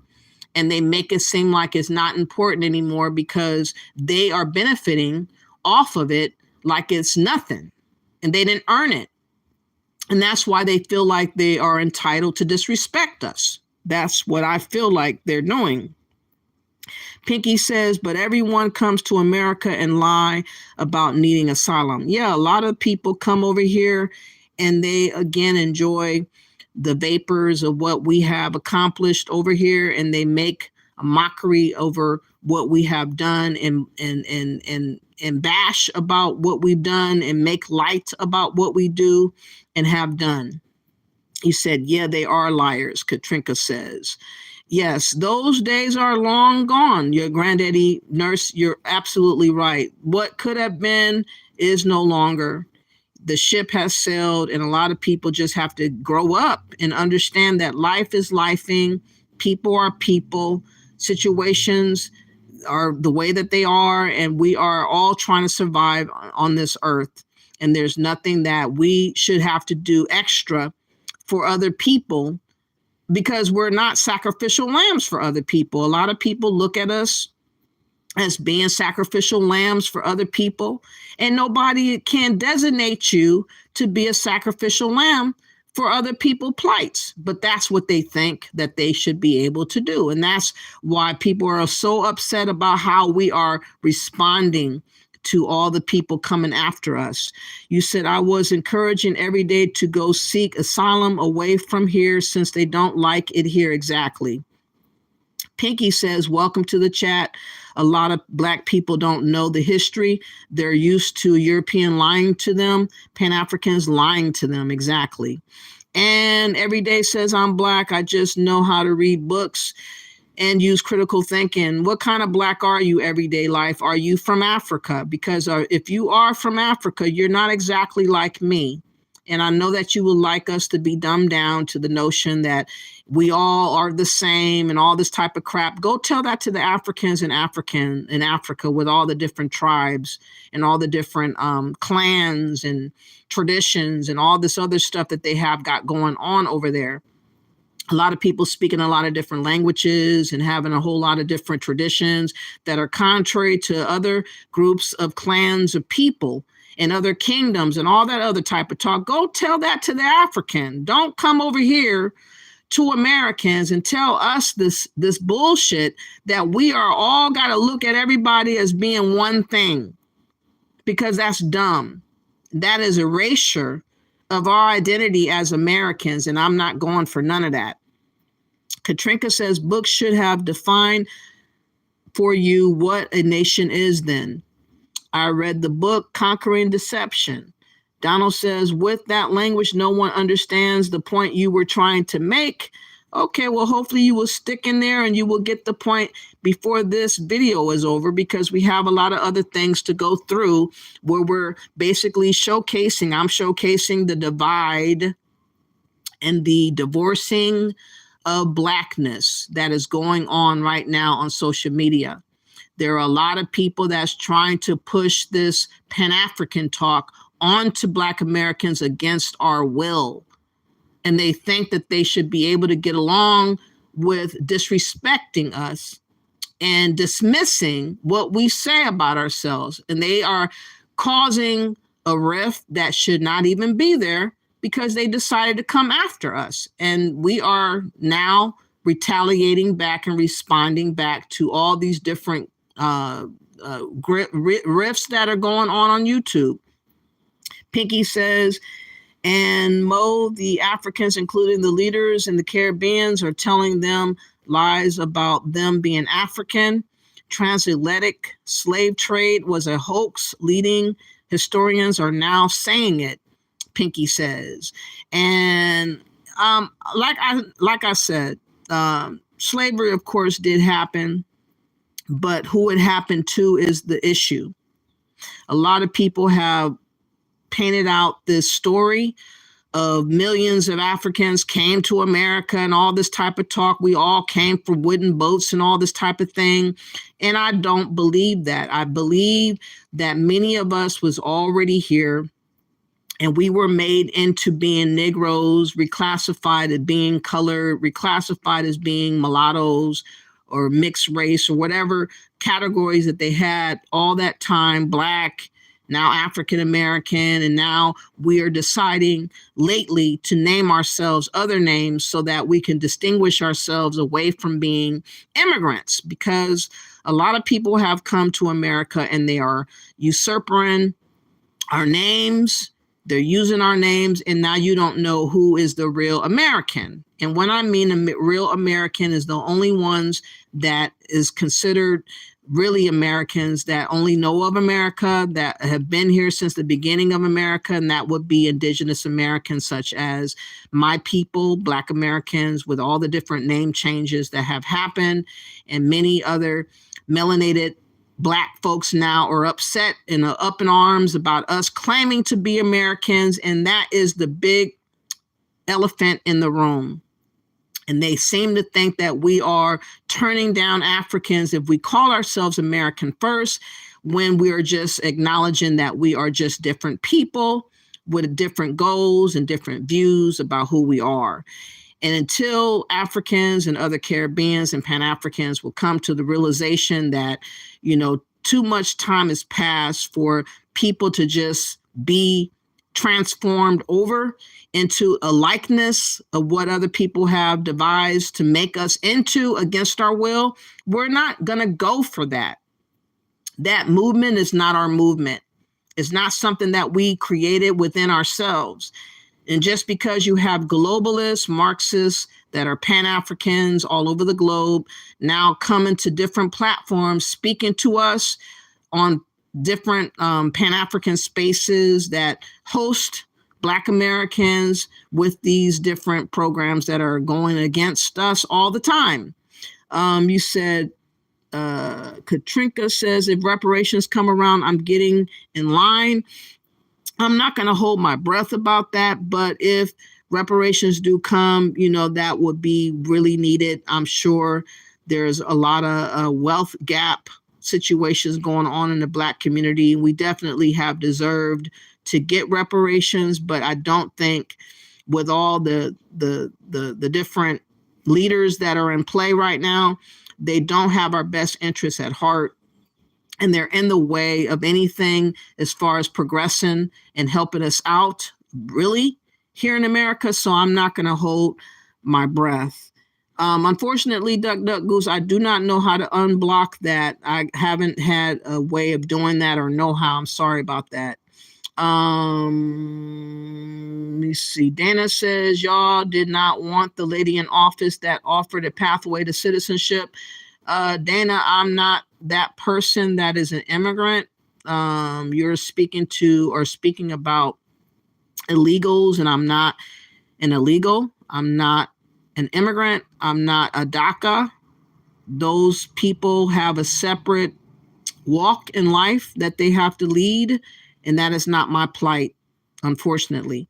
Katrinka says, I was talking to every day, okay? And Pinky says, so do others, why you think we don't? And Katrinka says, we have been Americans since America began. Exactly.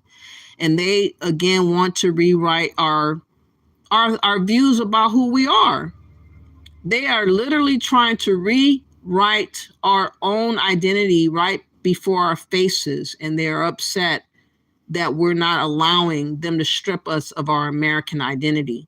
And that is what the whole issue is on social media with other melanated people, because these same people that have an issue with Americans claiming to be American are the same ones that are trying to come to America to become Americanized. Isn't that funny how that works out like that?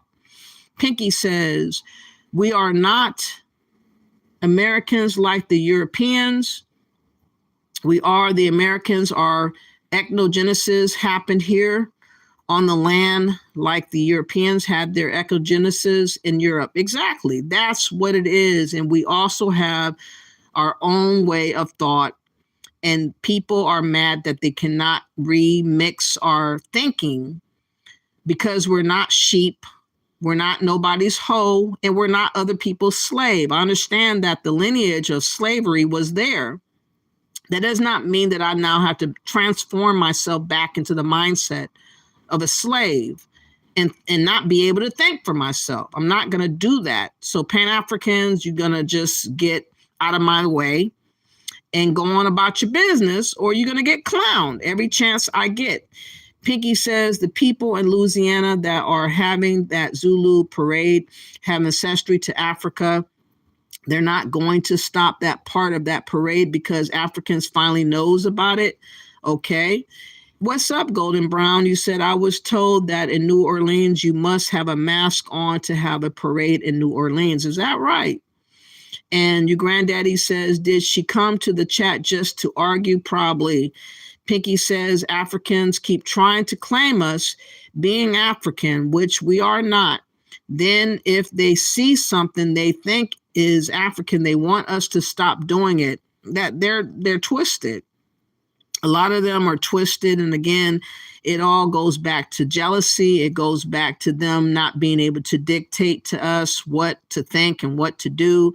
A lot of them feel like they're superior over us. And a lot of them think that they should be reigning supreme over us. And that is the issue that I'm finding with many Africans on social media and other Pan-Africans, whether they are Caribbeans or even Americans.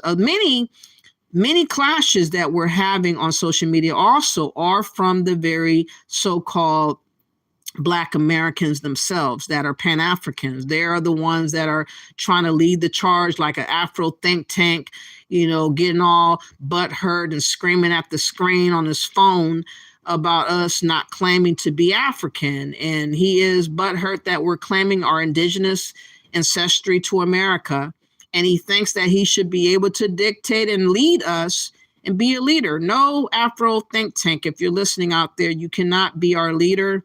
We're not going to go for a foundational Black African. We're not African. We are going to be what we've been this whole entire time that have been on the soil, which happens to be American. And I understand that Pan-Africans are shaking in their boots. They're very desperate right now. They're acting as if they're running out of time. And it is unfortunate that they're taking out their aggressions on to Black Americans. Your granddaddy says a lot of our indigenous people are waking up. Even my BFF pastor today has spoke about the scriptures today and said we will get our just due. Okay. You said, I'm so grateful a lot of our people are seeing the truth. I hope so. Pinky says, what are you talking about? Kamala the Indian, America's border would be wide open. That is why we voted for Trump my third time. Exactly. I was scared to death of Kamala leaving that border open. We were definitely being replaced by illegals, and that needed to be changed real quick in a hurry. This is why I chose to vote for Trump. And he was the first time that I voted for Trump was this time around. Mary says, Donald Trump loves all Americans. Remember, there were other people here before the indigenous people as well. Sadly, they were fighting each other for land as well. Maybe, probably so, Mary Van Dusen. A lot of other people, I'm sure, were here. We don't have a clear understanding what could have been a long time ago. I just don't think that is a clear cut. We all from Africa. We all came from wooden boats. We all need to be holding to the Africa and all this type of, get over yourself. We're not going to act like that. We're not going to do that. And that is the issue that a lot of Africans are going to be upset over, that we're not bowing down to them. Golden Brown says, do you know what indigenous means? To Mary Van Dusen. And Pinky says, welcome back to the chat. Long time no see. Yes, a lot of people are claiming land lost in battle or stolen from them. And 2% said, who is? I'm not sure what you mean by that. All right, so there was an interesting video that I recently found, and this is the thumbnail that I have on the screen. It was a Caribbean. I'm not sure if he's Jamaican or not, but there is an issue going on in the UK about the Great Black Divide going on. So it's not only going on in America on social media, there's also a great divide in UK. And I want to give this perspective because, again, people are assuming that we are purposely wanting to be divisive. And it's not purposeful. People are clashing because they do not get along or they just don't have an understanding about one another. And most of all, people are not respecting people's opinion about who they want to identify as. Let's listen to what this real 95 TV video has to say. And please, if you could, by the way, hit the like button. Please subscribe and share the video. I'm the Maximus one. Niggas step into my lane, they get really bad. And I see you when I see you, watch them. Everyone knows our thing's strong. Everyone knows our culture's mad. Our culture comes on a madness. Even at the very words, man, am I talking on the road right now? That comes from man's culture, yeah? Man, them know our thing's strong. We don't need no Somali to tell us that. But at the end of the day, we respect him to bring it to the light. We know our thing's pepper. It's just the dormant man them now, especially the dormant English-born Jamaicans that I'm waking up here and saying, fuck you, fight for your culture. Where the fuck you gonna let your thing just be eroded like that? Are we gonna sit back and let our culture just be eroded? You understand? And taken advantage of. You understand? We can't have that no more, my G. Yeah? Them two videos there upset me because that if they can see it, what about us, dormant Jamaican English-born? We can't see that. Understand? I respect that. And the other you talking about Northwest ain't the same. Nowhere ain't the same, bad man. Bad man, nowhere is the same no more. It's English-born Jamaicans. It's even hard for us to find a pocket of a community again. Understand? This is why we're rebuilding, fam, yeah? Remember, I've been the ambassador for the Jamaican team, yeah? The English-born Jamaican team for a morning. So man's talking about rebuilding, man, I have to talk my direction and rebuild that. I'm on that table of rebuilding, yeah, the English-born Jamaican heritage as well, innit? Despite of the community building man does and the love for the other mandem or whatever, but I'm still rebuilding my thing as well. When I see these videos, it pains me to know that other people can notice this thing as well. Yeah, and we can all see it. I've gone to certain communities. My nan used to come from Northwest Kilburn, my mom's mum. Certain man's area, I'm not even gonna talk too much, but my mum's mum came from up them ends. It's different. When you got any ends now, different. Northwest and that, all my uncles, my people, that it's different up there. There's not even South London, you go certain spots. I remember walking up and down Shemat Road. You get me? You can't even feel the Jamaican presence when you walk up and down Shemat Road again. Yeah? And what we're saying is no disrespect to any other nation, but I'm talking about my team and my people's team, innit? So when we can't see that, oh my God, you understand, and our team's been eroded like this, then right now, it's the time to wake up, yeah? All the dormant Jamaican sisters, the English-born Jamaican sisters, and yard-born Jamaican, Canadian-born, I don't care where the fuck you're from. It's time to reclaim your Oscar culture. Yeah, reclaim that. Yeah, everyone's got their culture. We're happy with that. We're gonna rebuild our team though. That's what's gonna happen. Yeah. So you get me, man. No, we got the Somali new again anyway. It's the state of facts, you know. As what you said in it, a lot of man and the African man them don't want to say that. A lot of African man won't say that, you know. But they know that because they're living. You understand that the people them are living off the trauma that my foreparents had to go through here. You understand in the 40s, 50s, and that. Now man people can be living now, innit? And just not even having that sort of trauma, so we should get more of a big up. That's facts. That's not even a question. And we used to, you know, we used to get that. But just in this modern thing, we're not, I don't know, the change that man don't want to say that, innit? Man don't want to promote the thing or big up the thing or say where half of their team comes from or say this is where their swag comes from. Or, you got me? This is just the realest of the realest, so we all know. So I love the man that pointing it out. And these are conversations that need to be had, innit? Like, what the fuck? We're escaping conversations that need to be had. We all know there's a divide. You got me? In the UK, black culture. You understand? You got Africans against Jamaicans. You got this against that. You got this. You got me? We know this, you know? You got me? We're not stupid. We're not trivial. Listen. Honesty is everything. We're not gonna lie and hide and act like we don't know what's going on. I know certain bloggers want to hide and not attack the facts, and you can sit down and have them conversations. Yeah, but what it is, remember, this ain't an against thing. This is a rebuilding thing. And if you're gonna rebuild, you have to start where the truth is. You understand? I've got African regions in it. I've got people that I know that's African in it. Like, so it's at the same time, we have to know the truth and rebuild the truth in it. Understand? Rebuild from the truth, I should say. Yeah, and we want the props that we deserve, innit?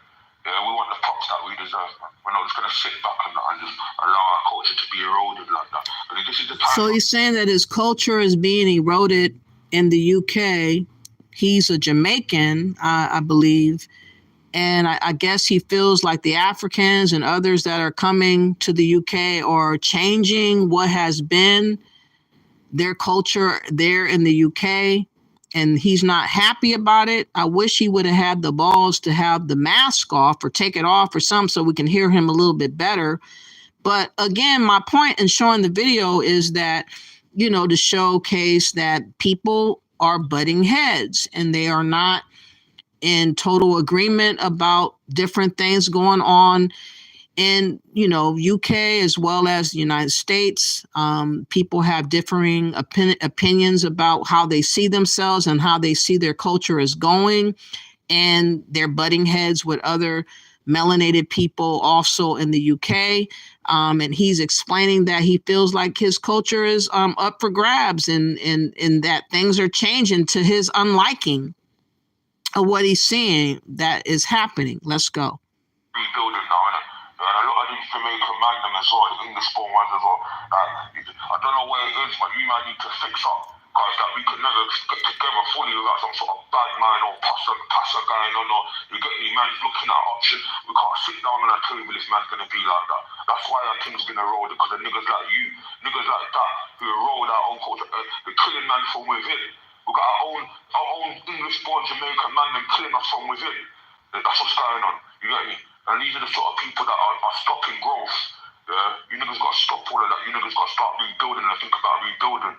Get me? Anyway, we don't want to rebuild with no evil, unclean-hearted people out there. You understand? This table is just for the realists. You understand? That's what it is. So the community, I'm calling out all the Jamaican community right now. Yeah, especially the UK born ones. Fix up your thing, man, and rebuild your culture and regain your culture. Yeah, and reclaim what's yours. And you see what, you know, bad man, I got to add to that video earlier, yeah, with the culture clash thing, yeah, and how we're going to rebuild the community, yeah, and the Jamaican community especially, you know, fam, yeah. Hear this one now as well, yeah. See my people then, I'm not going to talk too much about my people then was in the riots, yeah. See them riots, they're the Tottenham riots, the Brixton riots. My people then was in that. Oh, so you can't understand what he's saying? Oh, I'm sorry about that. Again, I don't know why he has that mask on. This comes from the real 95 TV. He has an issue about Jamaicans having their culture tampered with in the UK by other Black folks there, Africans, especially over there. And he's expressing how he feels like they're losing their own sense of identity and culture. There in the UK, it's the Africans versus the Jamaican Caribbean. And I feel like it is a tug of war when you have, you know, Africans trying to come in and dominate other people's culture. And that's what he's trying to say in his mass that you cannot really hear very well. Africans, for some reason, feel like they have to take control. And a lot of us are not having that, especially Americans. And actually, this Jamaican in the UK is not feeling how his culture is going. He wants to gatekeep his culture in the UK.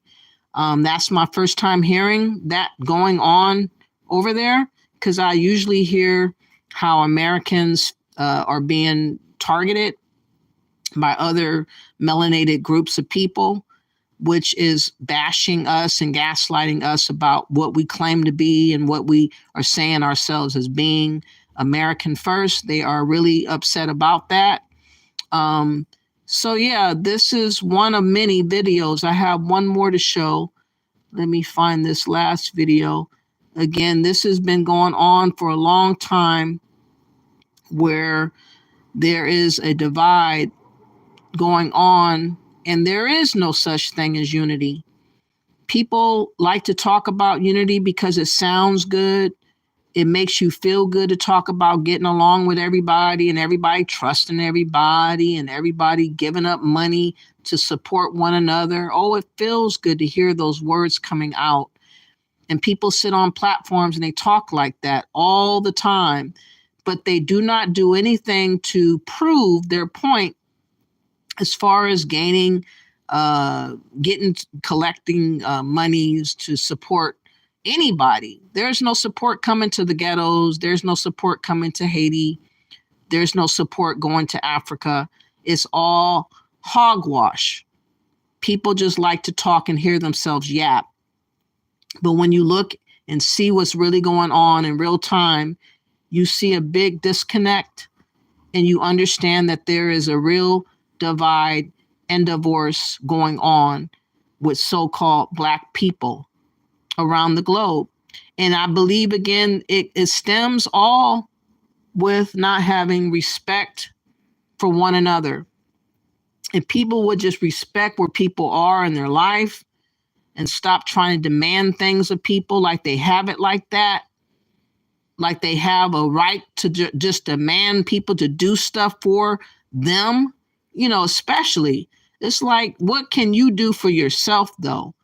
A lot of these people that are complaining about Black Americans, they don't understand that they have the same feet and hands that we have, and they can do the same thing that they're complaining about us not doing for them. And how dare they think that we should be doing stuff for them, like it's our obligation to have to save other melanated people around the world. It's not our job. It's not our duty. And we're not doing it. And that's what the Great Divide is all about. But this comes from Mickey Made It. This is Black Americans versus Black Africans, part 2. Again, a lot of us just are never going to see eye to eye. And it all goes right back to not having that respect for one another, not accepting what people say their answer is, and moving on with the right-minded people that you agree with. That's what they have to do. That's what Pan-Africans must do, is get together with other Pan-Africans and Africans that claim to be this Pan-African and go do what they're preaching about. They're preaching at us, barking at us, giving us sermons and preaching to us, yelling at us, arguing with us, and not understanding that we are not going to change who we are. You know, it is what it is. The ship has sailed. We're not changing ourselves because of Pan-Africanism. It's just not going to happen. Good morning, good afternoon, good evening, good vibes, good energy, good people. It's your boy Mickey Fenty, aka Mickey Made It. If you're new to this channel, you know what to do to this channel. Subscribe right now. Also, if you want to support my brand, it's inspiredbydreams.shop, and it's a street preppy wear brand. It's just something I'm bringing to my community so we can just dress outside of the box. Okay, this conversation that we're having today, this is a part 2 to Black Americans versus Caribbean, and just the dynamics that we share and the things that we don't have in common. And I bring this conversation to people just to let everybody know that my family is from Barbados, and I was born out here in America. And I had so many different friends, and still have so many different friends from different cultures. So the dynamics that we all share is what brought us all together. The things that we don't have in common, those are the things that we don't carry on. We live our lives. So you gotta love people for their differences as well as the similarities. All I'm saying. So let's jump into this conversation. You know how it goes, just like the last one. Leave the comments down below, and I will definitely, and we're gonna continue this conversation. You can continue the conversation in my comment section, or we can continue it in my live morning shows, 9 a.m. Monday, Wednesdays, and Fridays. Okay, love y'all, and let's just jump right into it.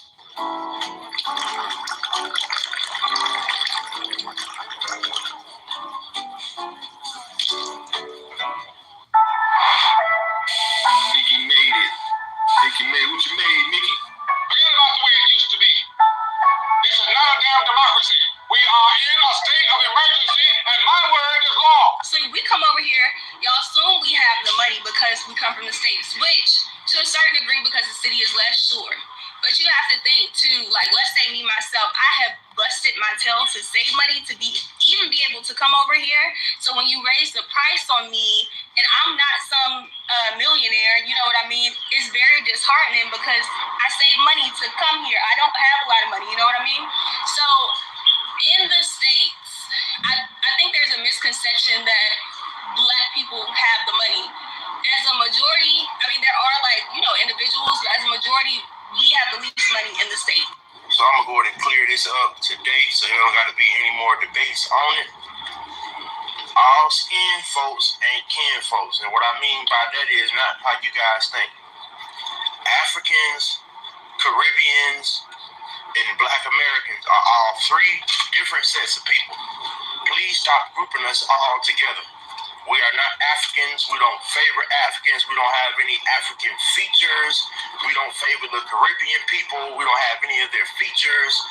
Nothing. We don't talk like them, none of their culture. We are Negroes, Black Americans, whatever you want to call us, the anointed ones, the chosen people, whatever you want to call us. But we're not the same group of people. So when we go to different cities and stuff, and people be like, it's a lot of Black businesses. No, it's a lot of African-owned businesses, a lot of Caribbean-owned businesses from those people from overseas in the island. There aren't a lot of Black-owned businesses in Atlanta. All those businesses are owned by Caribbean and Black. There's a handful, literally, out of a city with 1 million Black people, there's a handful of Black businesses. So just for future confusion, you guys don't have to group all us together.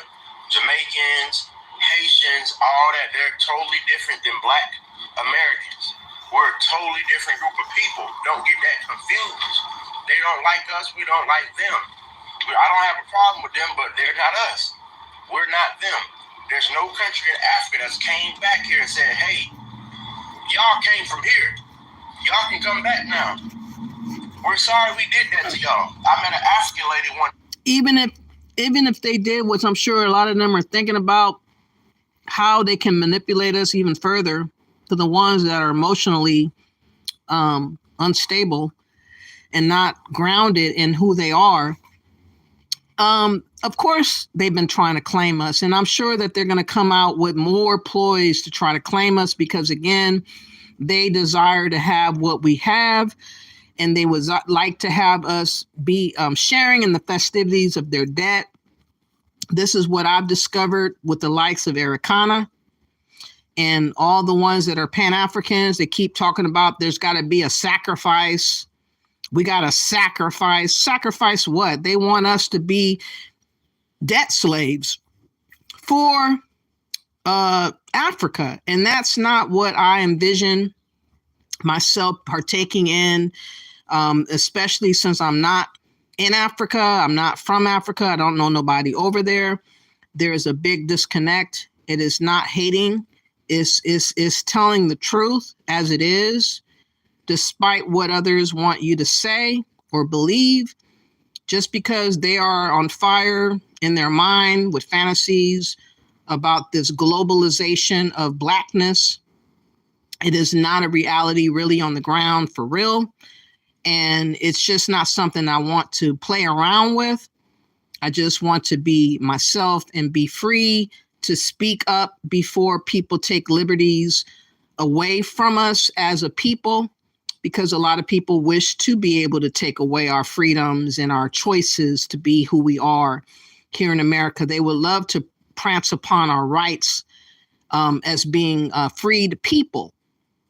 A lot of people view us as being slaves still, and they have a real bad view about Americans overall.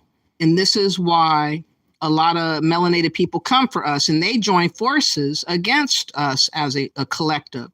Most of these Pan-Africans or Caribbeans or Africans, and they normally don't get along. But when it comes to joining forces against Americans, they get along very well. Just to come after us, just to tag team against us, just to accuse us of this and that and the other. And they get mad because we're not budging, and their tactics and their manipulations are not working on us. And this is evident with all the scrambling and all the arguing that I have witnessed on different platforms every single day that I have turned on YouTube to see. Let's get back to this and see what's about to happen with this guy right here. A couple of years ago, I was telling her, my ancestors come from Africa, before from the slave ships. She said, fuck your ancestors. I'm like, what? She said, fuck your ancestors, boy. They lied to you. Tell me what port they come from. Astronaut saying African Americans have no culture is not shocking to me in the slightest. And before we go any further, I want you guys to know, when you hear people saying, oh, this is not happening, outside of social media, it's because these are conversations that we're having on social media, it feels more like they're coming from, these are in-house conversations. These are not outside conversations. So the conversations that we're having, these come from things that are said inside the home, and that's the difference. Let's go. However, it does bring up a point that I think about constantly when it comes to these like diaspora or culture wars, whatever you want to call it, is how come the buck stops with Caribbeans when it comes to culture? So often when Africans or Caribbeans say, oh, Black Americans have no culture, and we start listing things from our culture, they start to say, oh, no, well, that's from our culture. Or like, who do y'all think y'all got that from? That's from us. And to Caribbeans, I want to say, no, that's from Africans. Like, all of your culture is also built off African culture, but you get to claim it as your own and we don't? I don't understand that. Because if you are Black anywhere else in the diaspora, your culture is an amalgamation of different African cultures. You just... Caleb, there's nobody racist over here. I'm just speaking my truth, whether you like that or not. You're claiming that I'm blaming other Blacks for being racist. I blame other Blacks for not understanding other points of view, other thoughts of ideas and ideologies that exist out here. We're not a monolith. We don't all have to talk the same, act the same, feel the same, look at the world the same. We don't, and we're not. That's the truth, Caleb. But unfortunately, many Pan-Africans and other Africans that have agendas of trying to undermine Black Americans' view about themselves and view about the world, they're the ones that are butthurt mostly about not being able to control what we think and how we feel. And that's just doesn't make sense to me, because we are all with our own brain. We have our own experiences. We have our own views and feelings about how we perceive the world. And the problem is people think that this generic view of globalization of Black folks, Pan-Africanism, is the only solution for how we're to look at the world. And when we don't look at the world the same way, we are ostracized and we're accused of being haters and not loving ourselves and hating Africans and all the other things that people like to throw our way. You said, I get you, but this is crazy. I don't know why it is crazy. It is what it is. This is the reality of what's going on YouTube. You would think that by now that there would be other conversation that could be had on YouTube that is not divisive like this. It doesn't have to be divisive like this, but people are choosing for it to be divisive because all they seem to do is point out what others are not saying about themselves. And they're mad because we don't agree with other viewpoints about other people's perceptions. And that's the issue. People want to be the leader in this so-called melanated scheme of thought, and there aren't any leaders. There aren't, but people are trying to be spokespeople right now in Pan-African spaces. They're trying to usurp our voices and our thoughts of views and point of views, and they're upset when we don't align with how they see us and how they think that we should be looking at the world. And that's just unfortunate because we're not a monolith and we have every right to be who we've been. We don't have to line up with other people's expectations of thought. And that's where we are right now. Put your own spin on it. Like wache, rice and peas, and red beans and rice are all pretty much the same thing, but they're different because of where we are in the diaspora. And those are all foods that are part of our own culture. Like whenever African Americans mention hairstyles, other Black people in the diaspora are so very quick to remind us that like they started those hairstyles, even though Black Americans have put their own significant twist on a lot of the hairstyles that come from Africa. But it's like, okay, if you're gonna say you can't gatekeep that comes from us, why do we only get that critique and not Caribbeans? Like we are literally just a both stop apart. I think what it boils down to is not living in a predominantly white society. Because other Black people in the diaspora simply don't get how it feels to live in a culture that simultaneously criticizes you for your own culture, but also steals it from you constantly. Like there are little Black boys getting their hair cut off at school while white people are letting their hair match just because it's fun and they like the look. The things that we create are popularized, commercialized, and stripped from their origins so much so that so many people forget that we started that shit. That's ours. We don't get to keep anything that's ours for very long. And so because it's not preserved, it's not seen and respected the same way that other people's cultures are. And it's not seen that way and respected because we are Black living in a predominantly white society. So Kai Cenat is going to continue to profit off of African American culture because he believes it's pop culture. Because people don't see AAVE as being something that is ours. Because people don't see rap as being something that is ours. Because people don't see our dances as ours. They see it as pop culture. This is just what Americans do. But no, it's what Black Americans do. And we started that shit. It is ours. And the part that I really find disappointing about this is because he has a very large African-American audience. So I can't imagine having someone you look up to, regardless of my opinions on him, turn around and say that you are uncultured. That would hurt my feelings. And I just wish he had been sensitive enough to his fan base to recognize that before he said that. This question, not originally. Before we go, real quick, if you got up to this point, real quick. Let me see what you guys have to say in the chat room. I just wanted to show a little bit more of a sample of high emotions about the varying viewpoints about what other Americans are feeling when other melanated people have, an issue about our culture or issue about our claims, about who we say we are and what we represent here in America. There's a lot of people that's just really upset that we do not put above on a pedestal Africans. That's what it all boils down to me. And I don't hate Africans, but that seems to be the going theme about us supposedly needing to worship Africans. And I find if you worship Africans, you get a pat on the back. You might get a donation or two. But most times they don't really donate like that.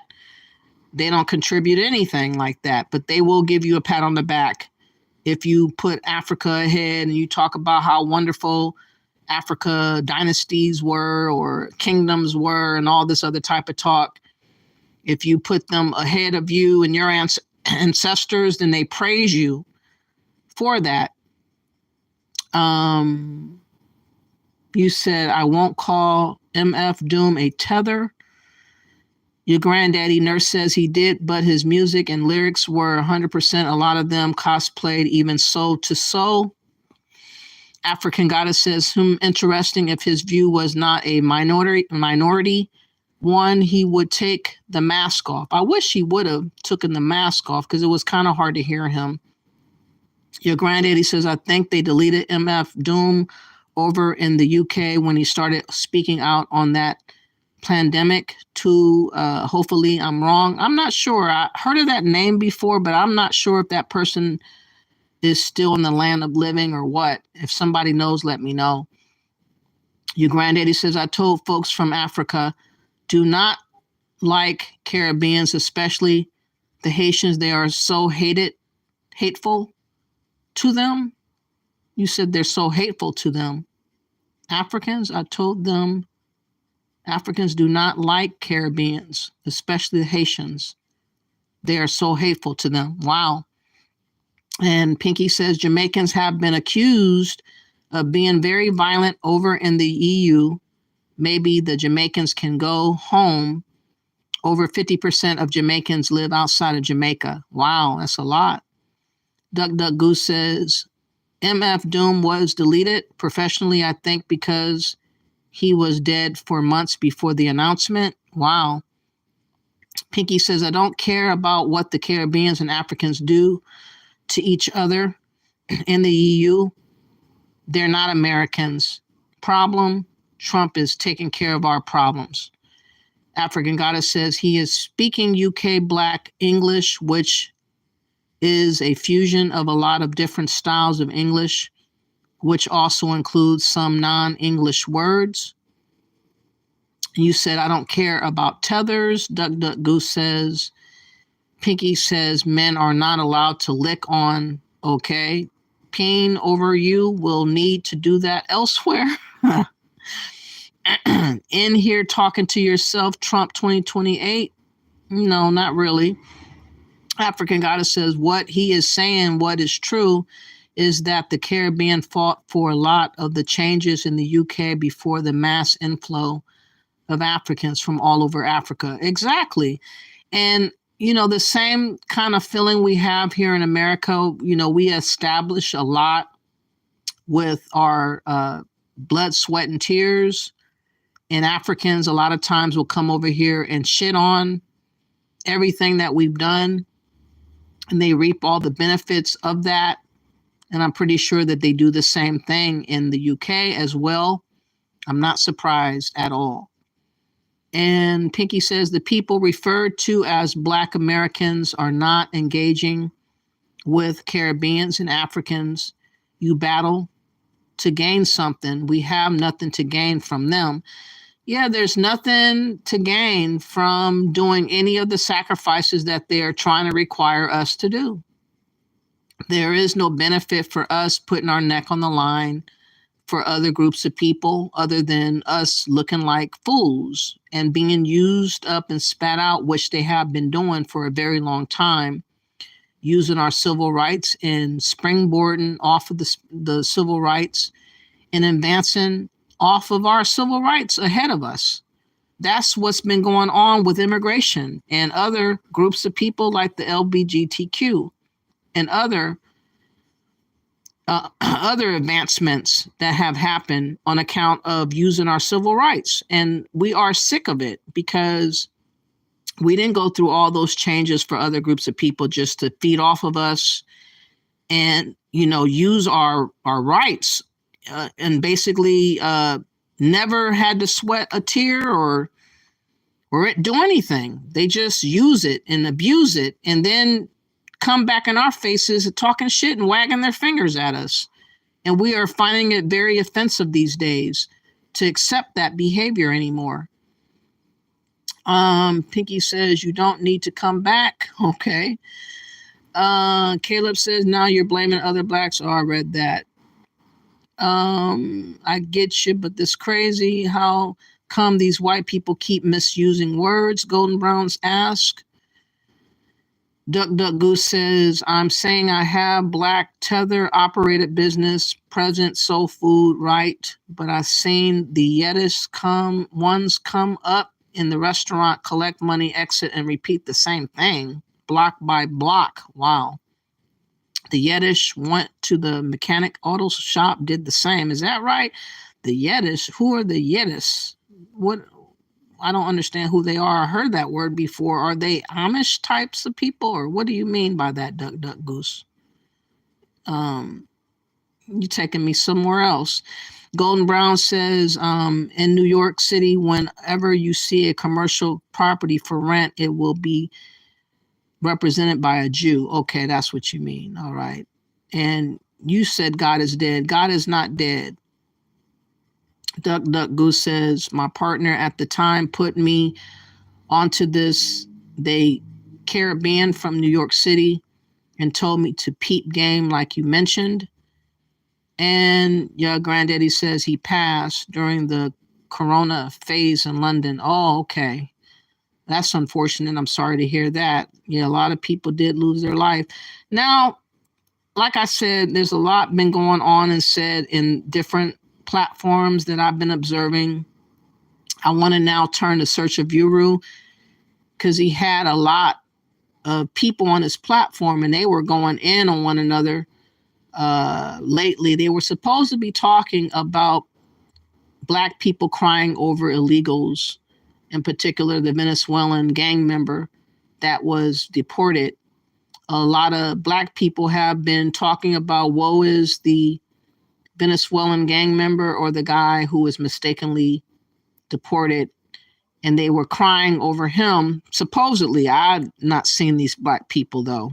I don't know any of them that are out there on the streets marching, protesting, crying out about this Venezuelan gang member being deported. But that is what he put in the title. And I thought a couple of good pointers were made in the stream about the fact that these people that come over here illegally are definitely competing against Black folks in America. And they are undercutting a lot of our jobs and a lot of our housing and a lot of possibilities and opportunities that should be presentable to us and present for us. And they have undercut those opportunities by being here in number. And I believe, Simp Police had a couple of good pointers I hope will come up in this stream. I'm not sure what the timestamp was. him and actually another YouTuber, which I found shocking because I don't like simp police really. But this topic about us as Black people needing to understand that we are undermining ourselves by supporting other groups of people over us. And that would be the same when it comes to Africans and Caribbeans as well. Because those are your competitors. Those are the people that are fighting and vying for your position and other jobs and other opportunities, going to school and trying to beat you over, other job opportunities. And for us to be expected by Pan-Africans and other melanated people to fight for them or to care about their situation is to not care about yourself. That is basically what has been going on. And I'm so glad that Trump is the one that made a decision to address these immigrants, because if he didn't do it, nobody was going to do it. And we were going to be in a hard place very, very soon with all these immigrants over here. So I don't feel sorry for the Venezuelan guy that was deported to El Salvador. And I don't think that Black people, if you thought about your predicament here in America in 2025, should be caring about what happens to illegals. You shouldn't. And so this platform talked about that. And I want to get into a little bit of back and forth that happened on the platform just to illustrate to y'all what kind of conversations are had amongst so-called melanated people. And again, the confusion that's on this platform, they come just to argue. That's basically what they do. They go just to argue. They don't come with no resolutions or no understanding and no agreeing to disagree. They don't leave the conversation more respectable than they were when they entered into the conversation. It's always more of the same, just throwing shit at one another and accusing this and that, and believing that Black Americans need to be beholden to other groups of people over themselves. That is the common theme that comes out of these platforms that I want to illustrate right now to y'all. Nah. There's definitely Black folks crying about. There are plenty, Donnie. There are plenty. They're all over the internet, Donnie. Shea butter who? Ain't no shea butter people over here. I mean, I like it. I like shea butter, but nah, we ain't crying over them people, man. Donnie, you're not crying, but it's a lot of. Let me tell you, Donnie, during the interview on the news, it was Black people back there standing behind the wife.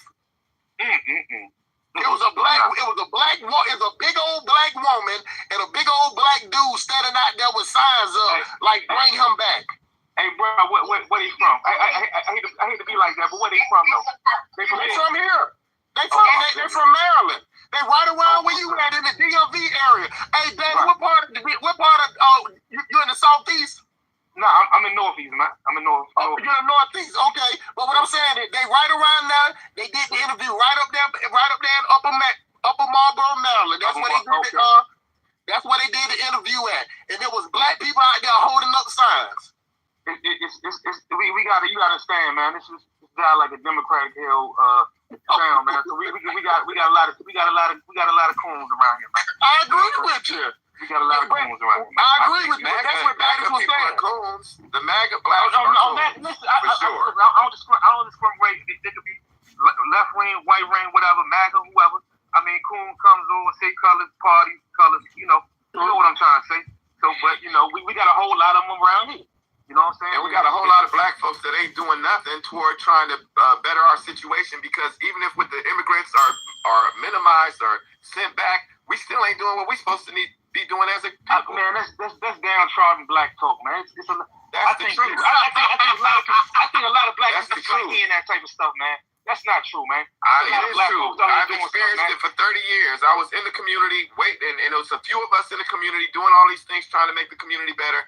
And most of us were just trying to live regular jobs and not involved in the community building. And that's cool, bro. That's what I've learned. That's majority of America who just want to live a regular job. Well, we can't afford that, brother. We can't afford that. I mean, okay. Look at our situation. Look at our situation. We're not sacrificing enough as a people. We're in here arguing about politics. And that, of course, is a Pan-African by the name of Shaw, S-H-A, if I'm pronouncing it right. And that's all they keep coming on these platforms. I believe that this is the guy months ago, maybe a couple of months ago, had mentioned Dr. Ericana on Dynasty Mir's platform, Search of Uru. And he brought her up and talked about the ADDI database, saying that she's trying to get people to pull money together. And nobody took the bait and talked about it. It was kind of like he mentioned it, and then it kind of went over everybody's head. And he went on about his business, but he is constantly trying to come back on this platform and bringing up Pan-African talk.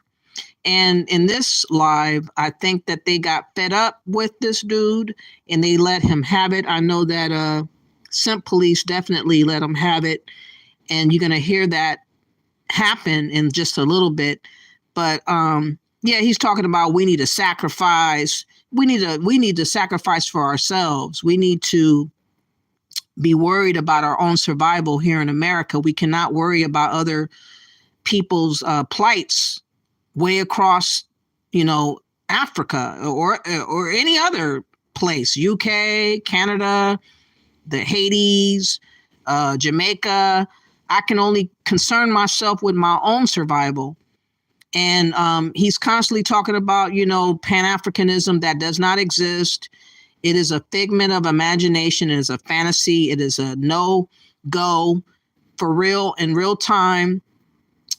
People are claiming that Mali, Burkina Faso, and Niger is practicing Pan-Africanism, but we're going to see how long that's going to last with all the attempts of coups that happen over there in Burkina Faso. There's a lot of disturbances, displacements that still happen in Burkina Faso. So it's just a matter of time before that might end bad. It's not going to be what they expect it to be, but they're wishful thinking. But anyways, let's get back to this guy talking about Pan-Africanism. Stupid shit. Oh, okay. Okay. I mean, you had the gay bar looking for dudes, bro. Oh, come on, man. Hey, Come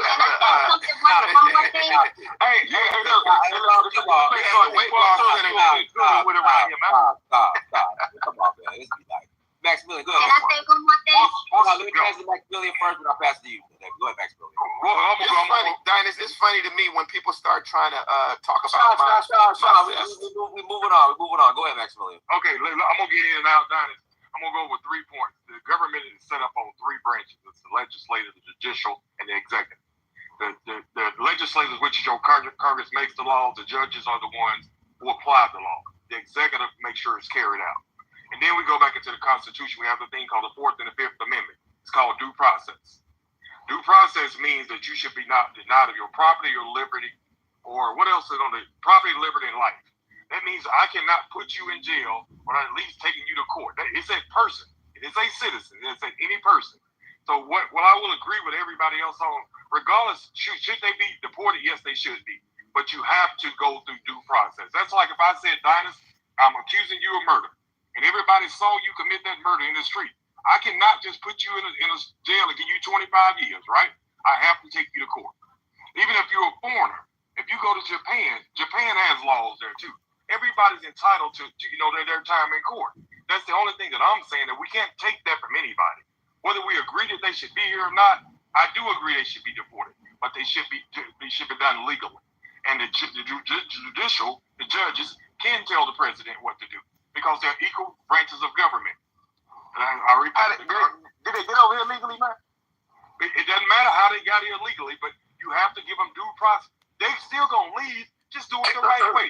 Hey, Maximilian, if the judge can tell the president what to do, then why did he tell him to do it there?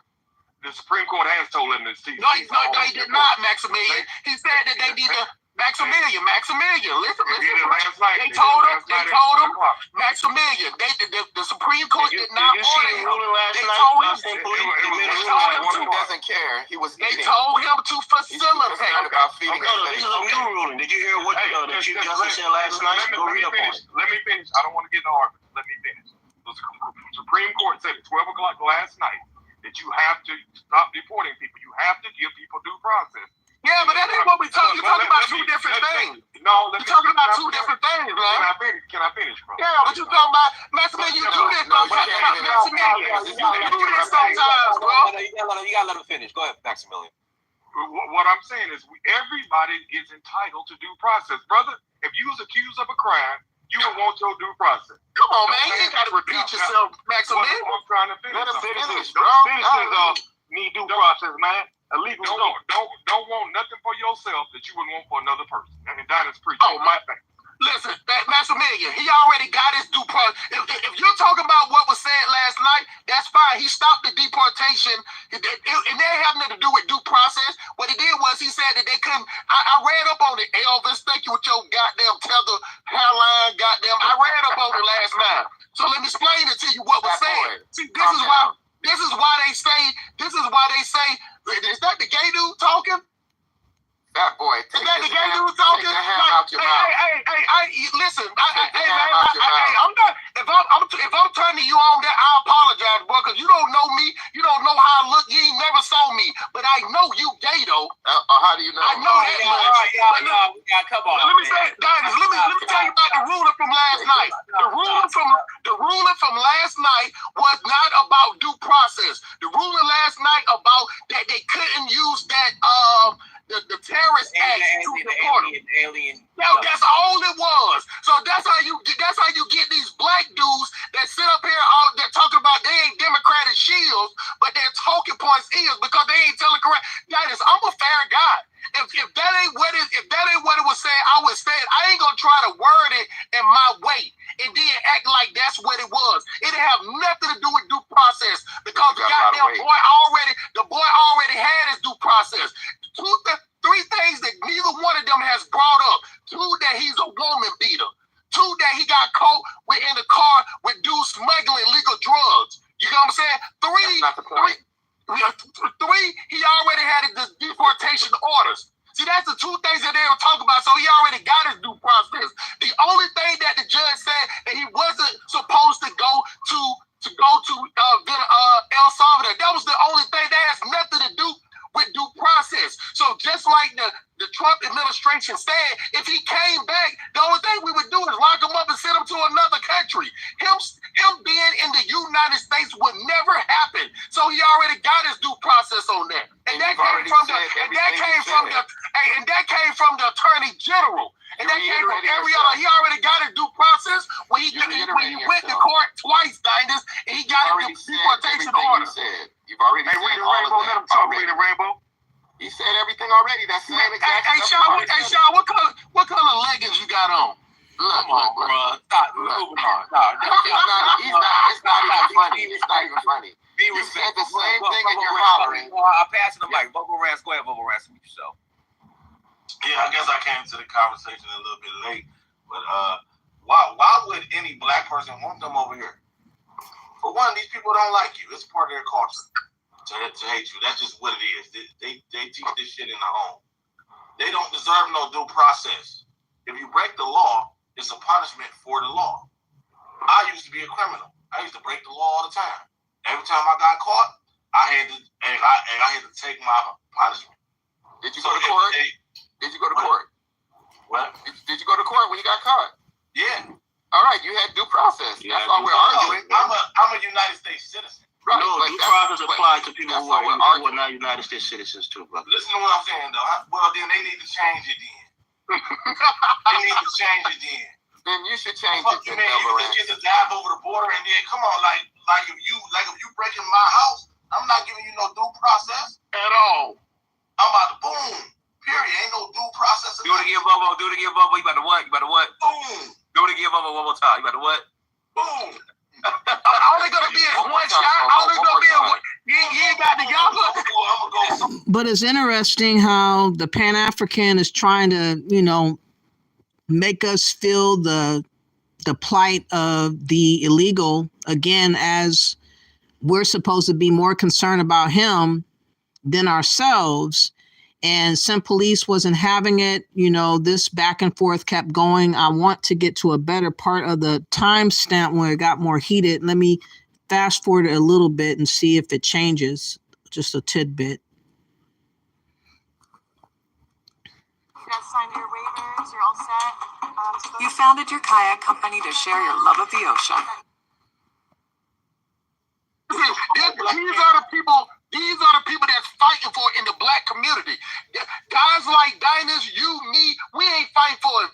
Like ladies like Neba, they ain't fighting for it. You get what I'm saying? It's these dudes that's on the Democrat, cause they're not fighting for an individual. They fighting against whatever the machine is. So that if the machine is telling them to go out there and fight, they just go out there and fight regardless. They're like crash dummies, bro. Yeah.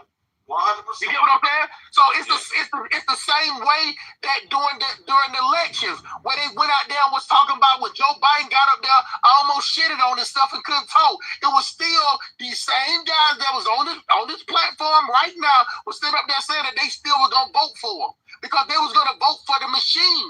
They didn't care if he couldn't talk.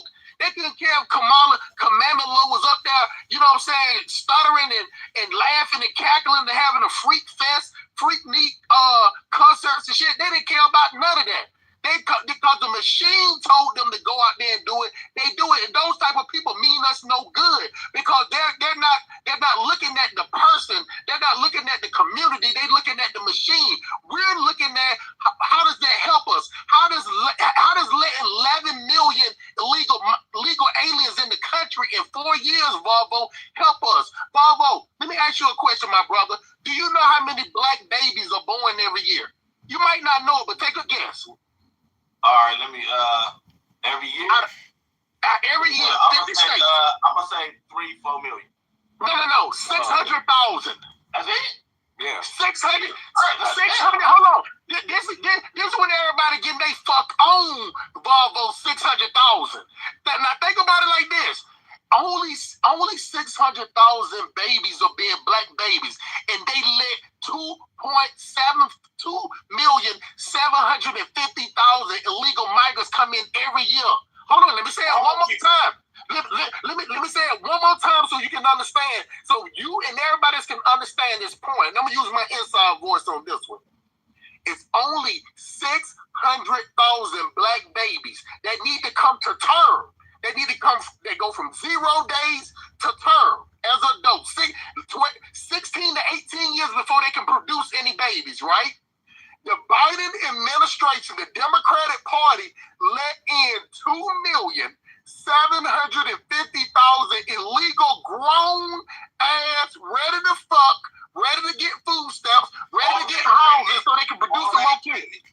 Why? Already ready to fuck. Already ready to fuck, Volvo. Why? Here. Why? Why did they do that, though? Volvo Rants, that's for you, too. Why? Why did they let immigrants in? Why are they letting immigrants in? I don't know. They policies are horrible. Okay, perhaps it's because they need cheap labor. Perhaps it's because they need cheap labor for service industry to keep this economy going. That don't make no sense. That could be a reason. In a tremendous crisis. Yes, you're right. I was going to say the same thing. I was going to say the same thing you did. That was a question I was going to ask. The question I was going to ask to everybody was, how do you build, or how do you build a community? How do you build a black community? How do you build really any community without cheap labor?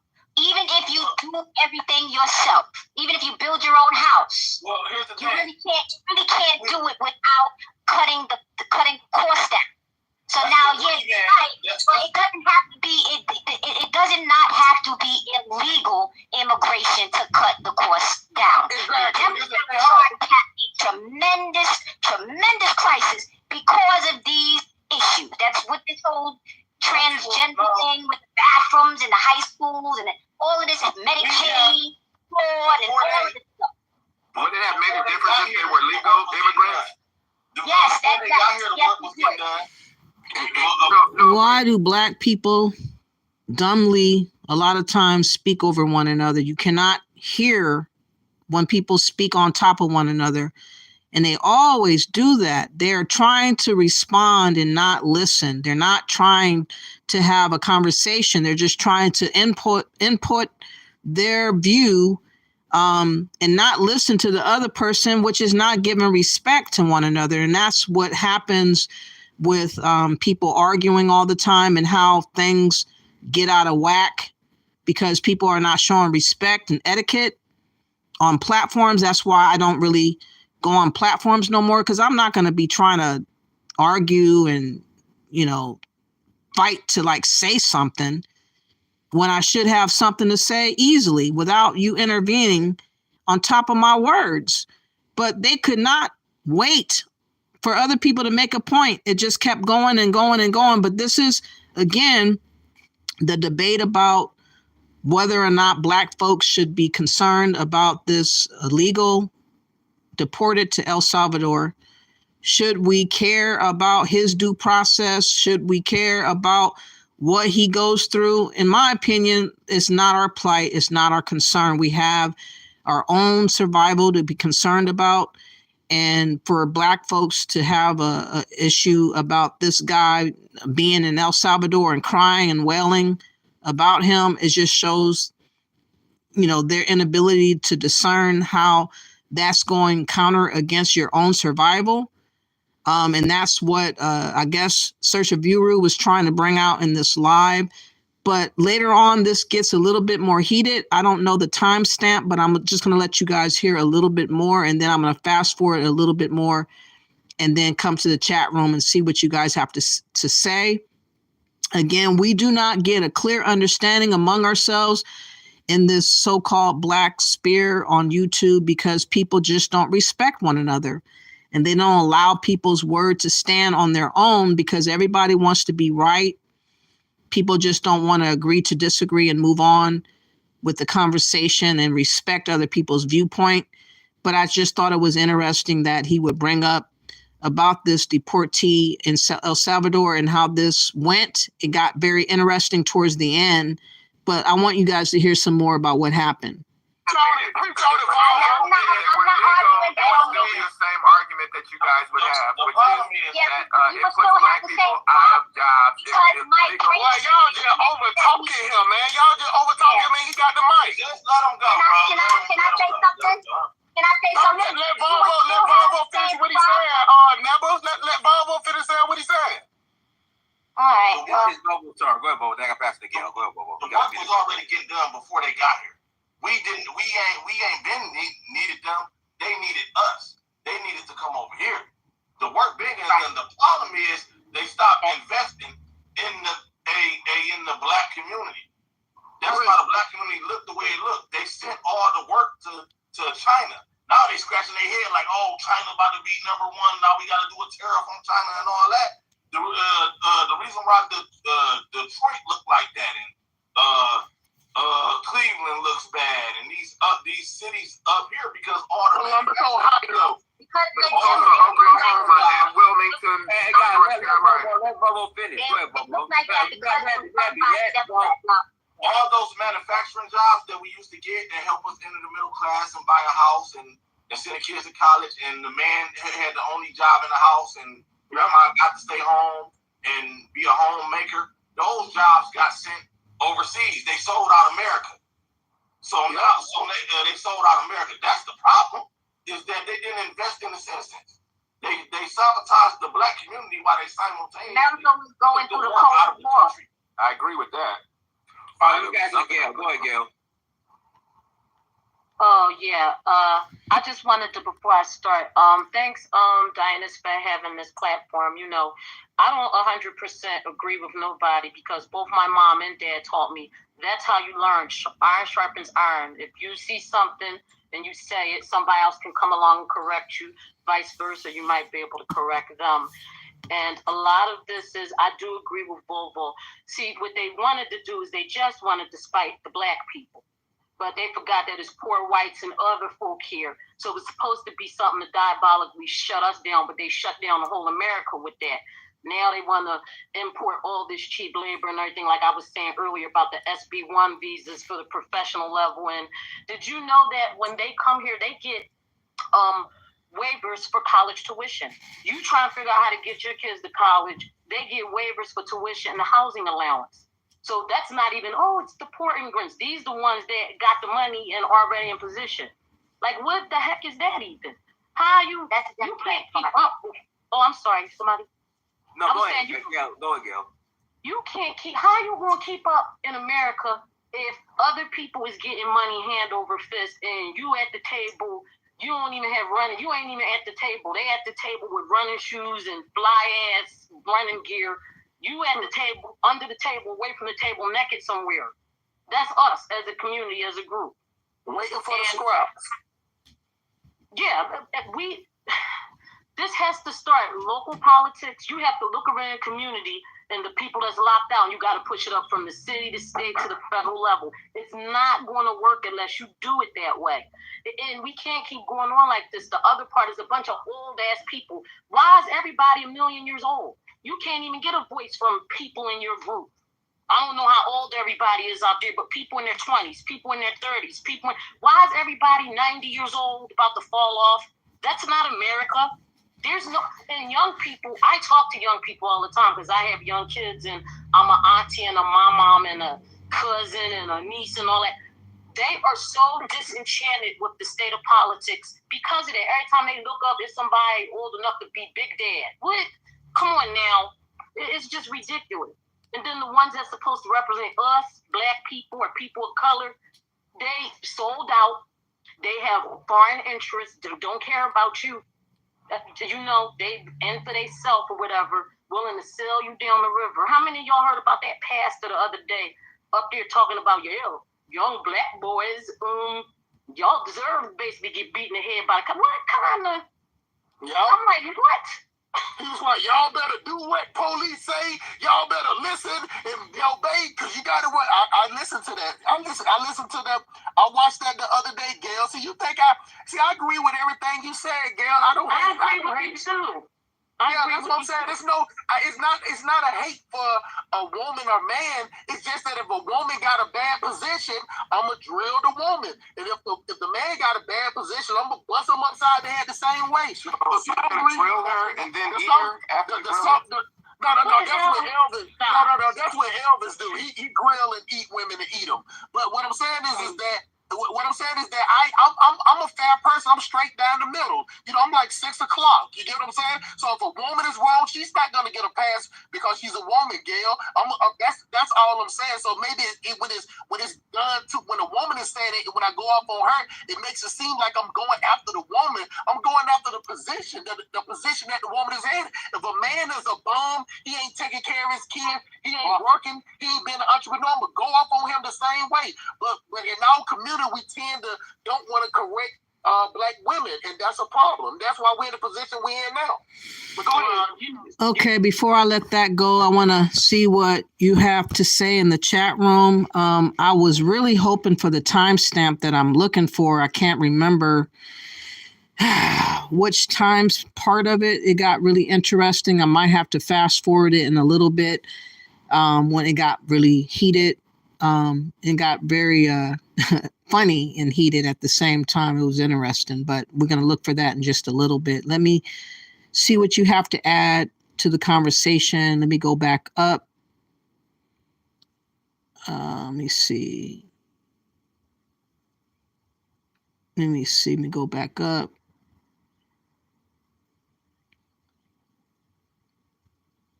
All right. Duck Goose says, my partner at that time put me on this Caribbean from New York City and told me to peep game like you mentioned. Oh, I read that. Let me see. You said African Goddess says Search for Uru did a whole series on Black American identity. Think that probably colored the conversation. It's redundant. It's ridiculous. I really wish that he would stop doing that. But he gets to mock us, and some people, they feel guilted or feel some kind of obligation to him. which helps, I guess, getting clients to tour with him. But it's just getting old, and I'm just so sick and tired of listening to all these Black people arguing over stuff that doesn't really matter, because you can't change our viewpoint of thought. You can't force us to care. And people are trying to force us to care, whether they realize that or not. That's what they're calling themselves trying to do. Okay, or has an idea. DeBoss says, stop making your whole identity your skin color. I don't make it my whole skin color, but there is a divorce that's going on in the global Black so-called society. It's really happening. A lot of people are clashing, and we're not getting along because we're not respecting one another as not being a monolith, and not respecting people's story and understanding about who they are and who they desire to be. And people feel like they have this power to exert onto other people, impose onto other people. And a lot of that comes on to Black Americans, unfortunately. Pinky says Trump is doing something about the illegals because their presence was starting to have negative effects on European citizens. Exactly. I don't think if it would have stayed onto Black folks as being an issue only, maybe he wouldn't have really rallied against trying to change what's happening with the illegals. But it did affect other white folks, you know, with these overpopulated areas with illegals, to where Trump had to take action, and it was affecting European citizens as well. Duck Goose says, well, I witnessed one time during pandemic. It was crazy, but I'm here much clearer understanding of Black operated businesses, but white owned. Okay. And Golden Brown says, when white supremacy is dead, then we can identify as a nation. Exactly. It's always been a Black-white identity crisis situation that they used to use on us, and it's always been a part of our culture, unfortunately. But I'm trying to get away from saying Black so much as claiming to be American, because I think that conversation of being Black, and it just complicates everything. It makes us stir crazy. It makes us lose our mind. Pinky says, we try, but you people keep reminding us that we're Black, which we are not. We're the Americans. Exactly. And where are they from is best question, Duck Goose asked. African Goddess says, might be wrong, but those joint owned operated businesses do a lot of money laundry in UK. I would imagine. I'm definitely not doubting that. Pinky says, no, I didn't know about We'll Start Today. Your granddaddy says, got to switch to the TV ironing for the week. Okay. Duck Goose asks, do you lock your hair, I guess? And Pinky says, all countries have laws applied in favor of the country, not the illegals and criminals. Why waste time with due process? It costs money. Exactly. Stock market futures opening. I'll be back. Okay. Pinky says he knows the other man is gay because he knows his own. He's probably attracted to him. He did, to be honest, Pinky, sound like he is gay. That Sha guy, SHA. I've been around a lot of gay men in my past, and he did have a little swang to his voice. So I think Simp Police picked up on that swang that he had. But yeah, he just is an annoying Pan-African, though. I don't really like him at all. He just acts as if he's all-knowing, very condescending. And I was kind of glad that Simp Police got on him, even though I don't really care for Simp Police. But in that regard, he did right to call that guy out. African Goddess says, had locks when I was younger, but not anymore. It's still natural though. Okay. Pinky says, Volvo is the man with the hat on is an American. So yes, he had due process. And African Goddess says, send police right on that one. Due process has happened. Yeah, it did sound like it did happen. African Goddess says, from a Pan-African perspective, surely we want to keep our young, educated, ambitious people here in Africa contributing to the struggle to economic freedom from the West and not dying in the sea. Yeah, that would be something that nobody on platforms talks about. They don't talk about the plight of Africans that are dying at sea.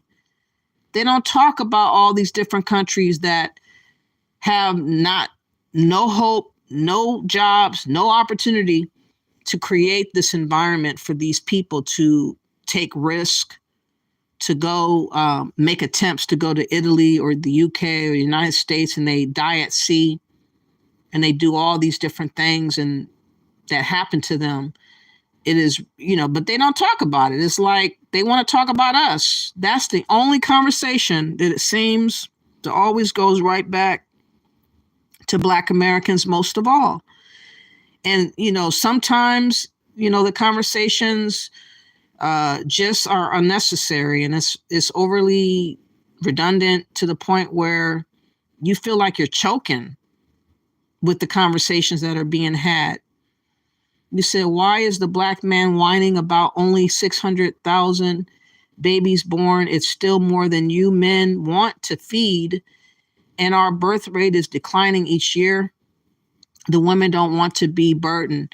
Yeah, we don't want to be burdened with men that don't want to take care of their kids. Nobody wants to be bogged down with kids anymore. That used to be the thing back in the day, but women are not trying to be bogged down with 3, 4, 5 kids alone, struggling. That is not a good look. That is not the way to be. And a lot of these men want women to be bogged down like that. That's the only way they want to see women. Unfortunately, a lot of these men vision seeing women bogged down with all these kids while they're free and clear of dealing with those kids. They want to deal with those kids, far away. If that. That is why you can't hold a panel with a bunch of niggas. You're right about that. To see some of these people come together and how these conversations change, because I'm going to fast forward and you're going to see what I mean, how fast things change and how disrespectful people get on these platforms, and they don't show no regard and respect for one another to even listen to what a person has to say, because they want to be right and they want to tear down somebody else's opinion. You said, how do they sit there all day? His lives last for hours and the same people are always there. That's the part that really bothers me. There's this one guy that came on there a lot lately. His name is Will.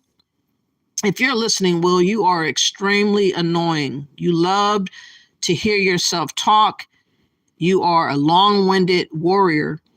And I wish to goodness you would stay the fuck off those platforms, because you hog the platform. You don't allow nobody to talk. You never allow nobody to have their own opinion. You always cut in the middle, just like some police does. And you're going to see in a minute, he does that as well.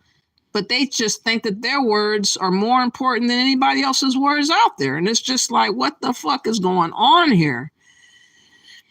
You said, how do they... Okay, I read that.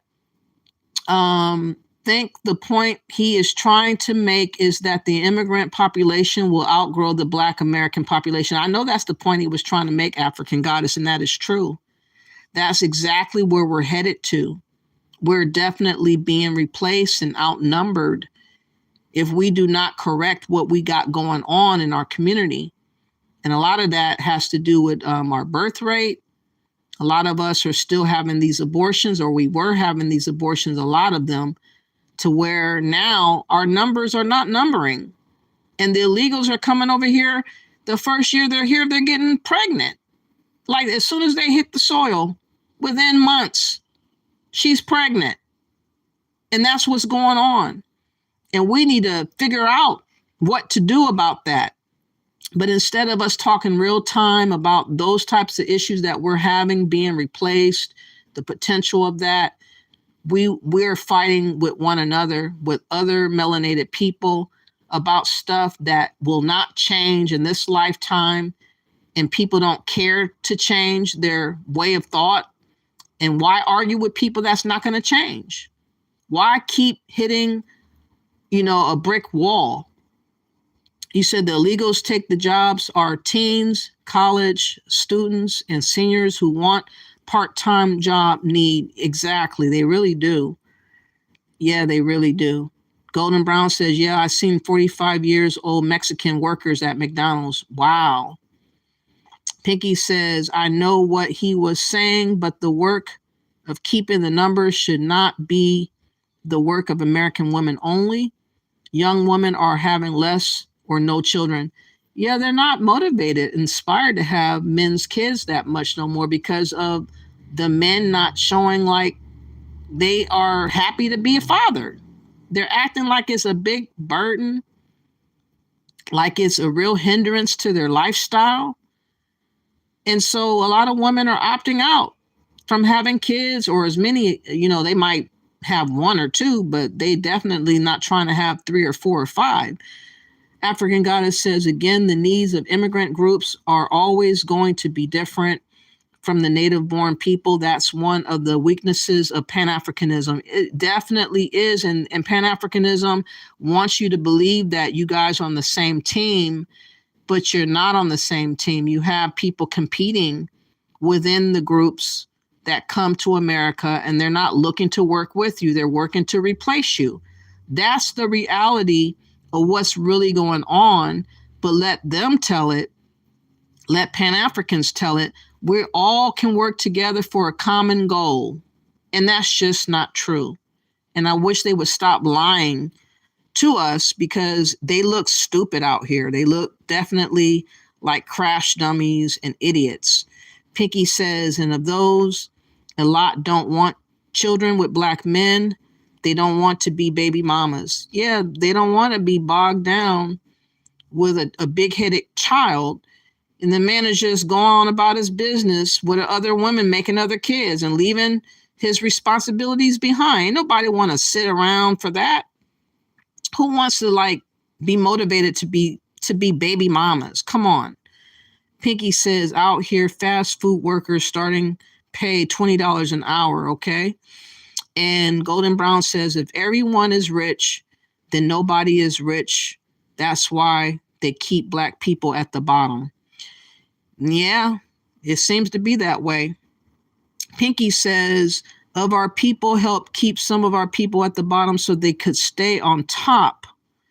And Pinky says, how can these men correct their women when they themselves are not correct? That's the issue right there. These men are not leaders.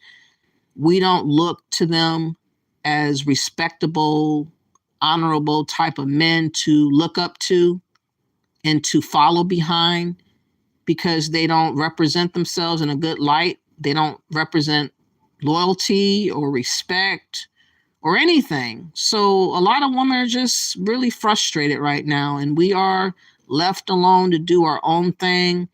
And unfortunately, a lot of us are going to other races of people because we just can't trust a lot of these men these days. Not all, but plenty of them are not trustworthy. And they just are not leading like real men do. They're not leading by example. And a lot of women are just tapping out saying, fuck them. I don't want to be bothered with none of them. I'd just rather be alone. You said, Pinky says a lot of the young women are divesting from Black men, and I'm all for it. I raised my daughter to stay away from them. Okay. And African Goddess says he's a passport bro, boasting about how cheap it was for him to keep his young girlfriend in Africa. Who are you talking about, African Goddess? You talking about Simp Police, or who are you talking about? Pinky says, I noticed they never bring those women back to America and don't marry them.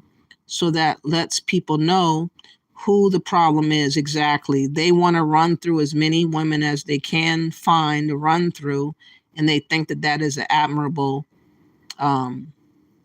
trait to have.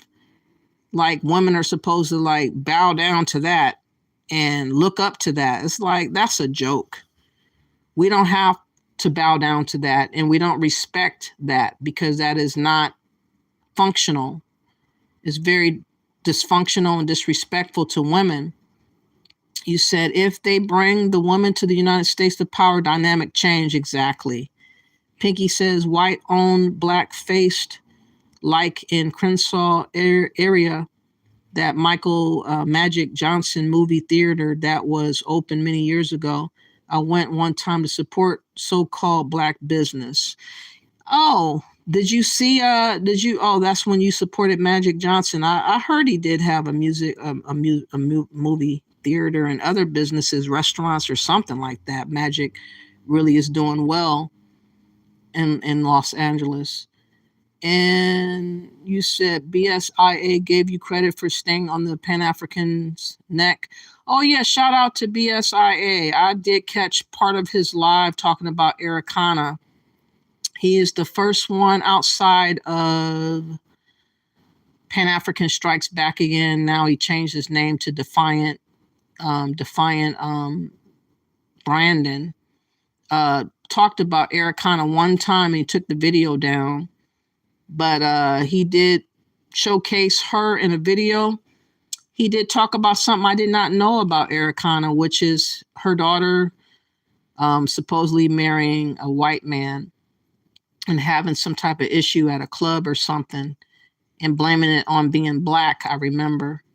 So shout out for him having the courage to talk about Ericana, because a lot of people don't want to talk about her, and she is the biggest scammer in our community. A lot of people are so scared to bring her name up, and she's running around doing the most. And it's going to be very interesting, because I know that a lot of people are salivating about our tax returns, and a lot of people wish that they can get access to our tax returns, mainly Pan-Africans and Africans. And they're really sounding very desperate on these platforms, talking about Pan-Africanism like they're running out of time and running out of options. And it's really interesting how people are trying to turn up talking about Pan-Africanism, and they don't even make no damn sense when they bring it up. It's just something to say. But I know that it's at the tip of their tongue to talk about Ericana and others that are trying to scam us and get us to give up our money, our hard-earned money, tax returns and everything else. But don't y'all do it. Like I said, I've been talking about her since 2018, and she is definitely working very hard to get our monies, and she does not have nothing to show for it, but she's collecting everybody's information and everybody's money. If you allow yourself to be sucked into her witchcraft of lies, a Pan-African talk of lies, and I'm pretty sure that there's a lot of people that's on these platforms that represent her. They just don't talk about her like I would think that they should be talking about her. But I'm sure the time is coming where they will be talking about her much more, because, again, she is a thirsty scammer who's looking to get our money. And I'm sure she's thinking about all that money of tax returns that's coming to people fairly soon, if not right now.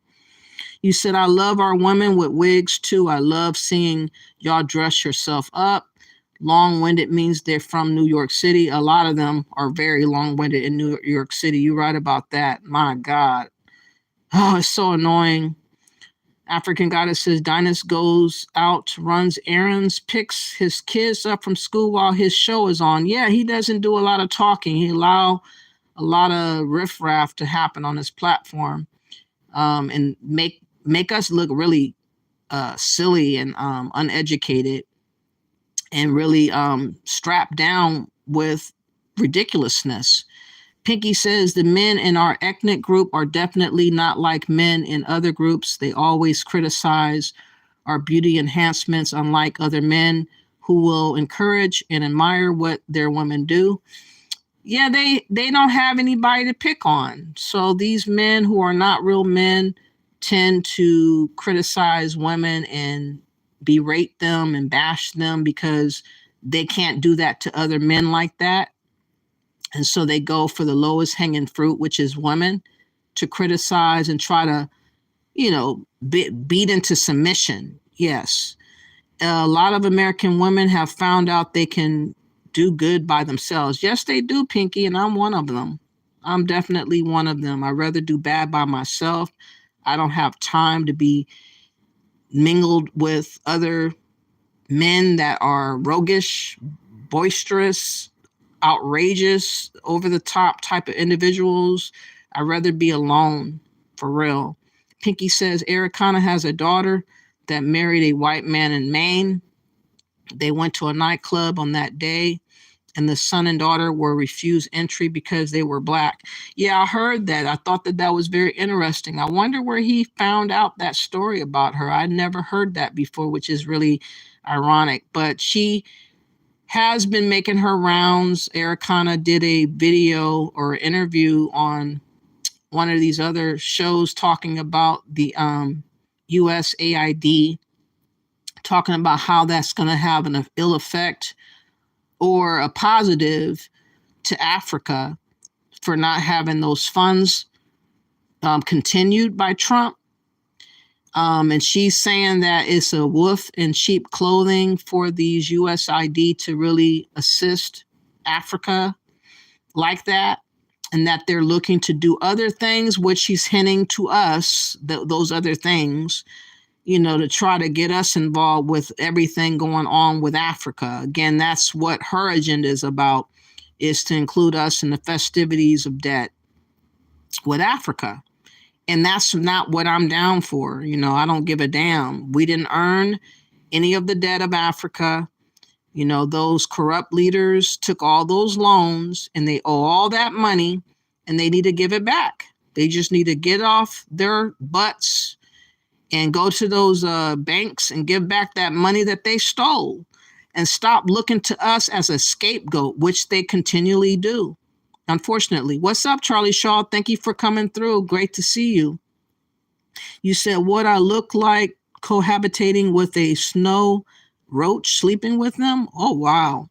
Pinky says, I want to know why the white groom didn't speak up. No mention of him in that story. A white woman who was an attorney had to handle that situation. Yeah, that was a little bit odd that he was kind of like in the background, not really saying nothing. That was really interesting.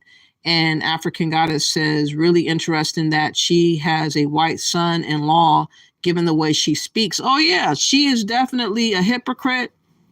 There's nothing about her that's a real Pan-African. That's a way of manipulating us, though. So now what I want to do to fast forward a little bit to show you where it got more heated in this live is to fast forward it. I think that I can kind of figure out whereabouts it got kind of turned up. It was towards the end. So let me fast forward it a little to let y'all hear what was said, because it really got kind of interesting before that guy, Shaw, had left. Hold on, let me see if this is where I need to be. Hold on.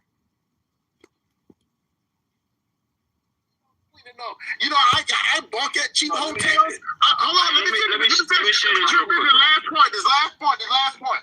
All I'm saying is that the cheap labor been here.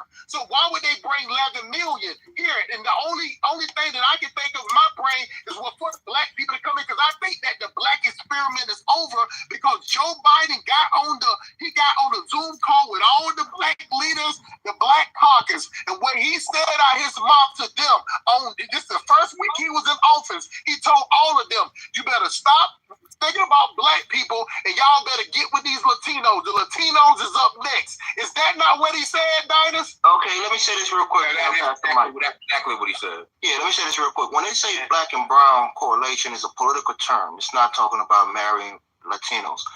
The last time Florida went to a Democrat in the presidential election was in 2008. And that was largely due to Latinos voting for Barack Obama. They helped give us the first black president, even if people don't consider him to be an FBA. So it's a political term, and in terms of politics, Latino outnumbers, black people in this country by a wide margin. Over something like 20, almost 20, going to 30 million in terms of the total population.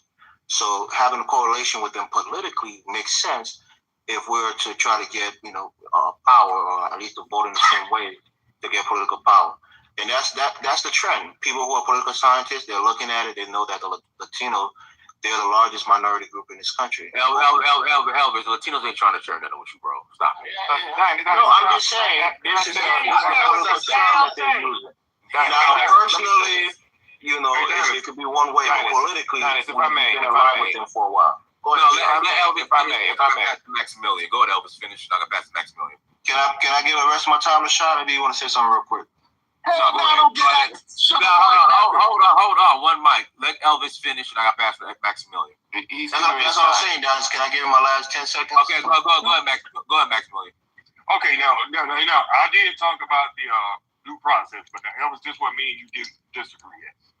If you're in this country illegally, you should not be here. If you came here illegally, and it does affect even my industry. There are a lot of foreigners out here that's doing cheap freight. That's why truck drivers not making money. Yep. Because they're gonna make a delivery from here to Florida for $500 when you should be getting $4,000. Yep. So I have no problem with them leaving. Just trust me. Only thing I'm saying, brother Bobo and Ashish, my brother from Atlanta, I just want due process. I want them gone, but I want you to do it the right way. The same way I would want it done. But, I will say that they are taking jobs away from us. There's no lie about that. You cannot sit and say they're not. Because we used to build I understand people saying black jobs and white jobs. Anybody will take a construction job building a building. But if he's going to do it for $13 an hour and I should be getting $36 an hour, of course they're going to hire the Latino guy. So he needs to go. So now I agree with that part. So you're not going to get an argument with me on that part. Dinas, we worked really hard. When I was a young guy, we worked really hard. Man, I thought it was two niggers. Can I speak, please? Go ahead, Shot. I'm passing to Bobo and then two niggers. Go ahead. All right. So we worked really hard, right, to learn, to study, right? And not all, young black folks could be in a position to go to college or to be surrounded by people who were activists, who were woke, conscious. And what we try to do is to take what we learned in school and go into the communities and make our communities better so that young brothers would have an opportunity to get the information and transform the community. And what happened is we see that it wasn't enough of us. We didn't affect enough people. It didn't grow. Black studies didn't grow. The consciousness and wokeness didn't grow. It wasn't enough. Now you have young people who it's in a gap. They didn't experience that, and their parents. These are people whose parents is at my age. We're talking about the 80s, right? My age. We have these young people who didn't get it from their parents, who didn't get it from their schools or any of this, and so they miss the whole point a lot of times in terms of what we as a people have the agency and the power to make changes in our own community, so we don't have to be so self-reliant on the white man. Right? And we missed that point. We missed that because we're talking about immigrants and how immigrants are affecting us and hurting us. And because we should be having our own companies, our own jobs. And that's what Tulsa was about. Wilmington, Rosewood, all of those things that were terrorized. And now we're starting over again and over again. Each time, every 30 years, we start over again. And we're complaining about something instead of doing the things that we need to be doing and talking about. Let me read this. I gotta read this super chat. Then it's Bobo, and I gotta pass it to Niger. LAPD SWAT 1 to Nalahala. There is brotherhood, then there are boundaries. There is no true coalition unless you can punish the other allies when they deviate. FBA has been used and abused. Go ahead, Bobo. I agree with that. Go ahead, Bobo. We got a minute, Bobo. Well, in order for it to be a black and brown, we both got to be on the same page. We got to have a common goal. It's a part of their culture to be anti-black. I don't think y'all really understand that. Medal Lehigh La Raza, lighten up the race. That's a part of their culture, is to be anti-black. They teach that in the home. You'll never link with these people. Never. Because they think, in their mind, they think they're some type of Spaniard. And on the order of, the illegals being competition or a hindrance to a thorn to our side for undermining us, also it includes Africans and Caribbeans as well. They are not on our side or on our team when they come over here. They're over here for themselves. And so this is why a lot of Pan-Africans try to tell us that, we're on the same team, we should be working together. But in actuality, when you look at the numbers and you see what's happening on the ground in America with these immigrants, it's fighting for a position. It's fighting to see who's going to win the competition of a job, the competition of housing, the competition of the opportunity. There is no working black people that come from other places that is working with us here in America. It sounds good. They make it sound good on platforms when they talk nice to one another and they laugh at each other's joke or smile at one another and all this type of crap they do on social media. But that does not reflect the reality of what's going on with, the immigrants versus the American natives. The indigenous Americans are, again, being replaced by illegals and these immigrants. And if it wasn't for Trump, we would really be in a really bad position 4 years from now. But luckily, he is doing his due diligence to get them gone. And that might save our identity, save our opportunities here in America as Americans, overall, any American that's here. So, this conversation is needed for us to understand that we just don't have allies really like that when it all boils down to the reality of what we're facing. There's no allies. We're asked out and on our own. But Pan-Africans would like you to believe that is your position and your obligation to care about illegals, to care about immigrants. And that's just not the way the world is going. And that is just the truth of the matter. And it doesn't matter how nice a person sounds on a platform. Competition is competition. That's what they think. Cheap labor ain't always good. So sometimes cheap is just cheap. I used to work in the oil field. If the well go down, they used to pay the company drivers $45 an hour just to sit. They used to pay the owner-operators, the guys that own the trucks, if you drive a load there and the well is down and they want you to sit, they used to pay them $125 an hour. Guess how much they pay both guys now? Nothing. Because the Mexicans will sit there all day for free. Yep. That's not a good thing. They took away, it was guys down there, I was making $100,000 a year as a company driver. The owner-operators was making $300,000 a year. That's not a good thing because you got cheap labor. Cheap just means cheap. I got a couple more points. The Latinos do not outnumber us. What's a Latino then? All these groups are not the same. A Puerto Rican ain't the same as a Mexican. And we're not the same as Black folks. That's why we need to have an ultimate divorce, this notion of Blackness. We need to divorce ourselves from it and just fess up to the reality that we are Americans. You said, Charlie says, Chuck will be on every channel talking crazy about Black Americans. He was the G Shit podcast. On the G-ish podcast, this dude is like a crazed rabbit animal when it comes to anti-Black American propaganda. Yeah, I noticed he'd be on BSIA. He'd be on Search of Uru. He'd be on Khazarian Empire. He'd be in the chat room or trying to get on the platform of, what's his name? Q Butter. I've seen him before.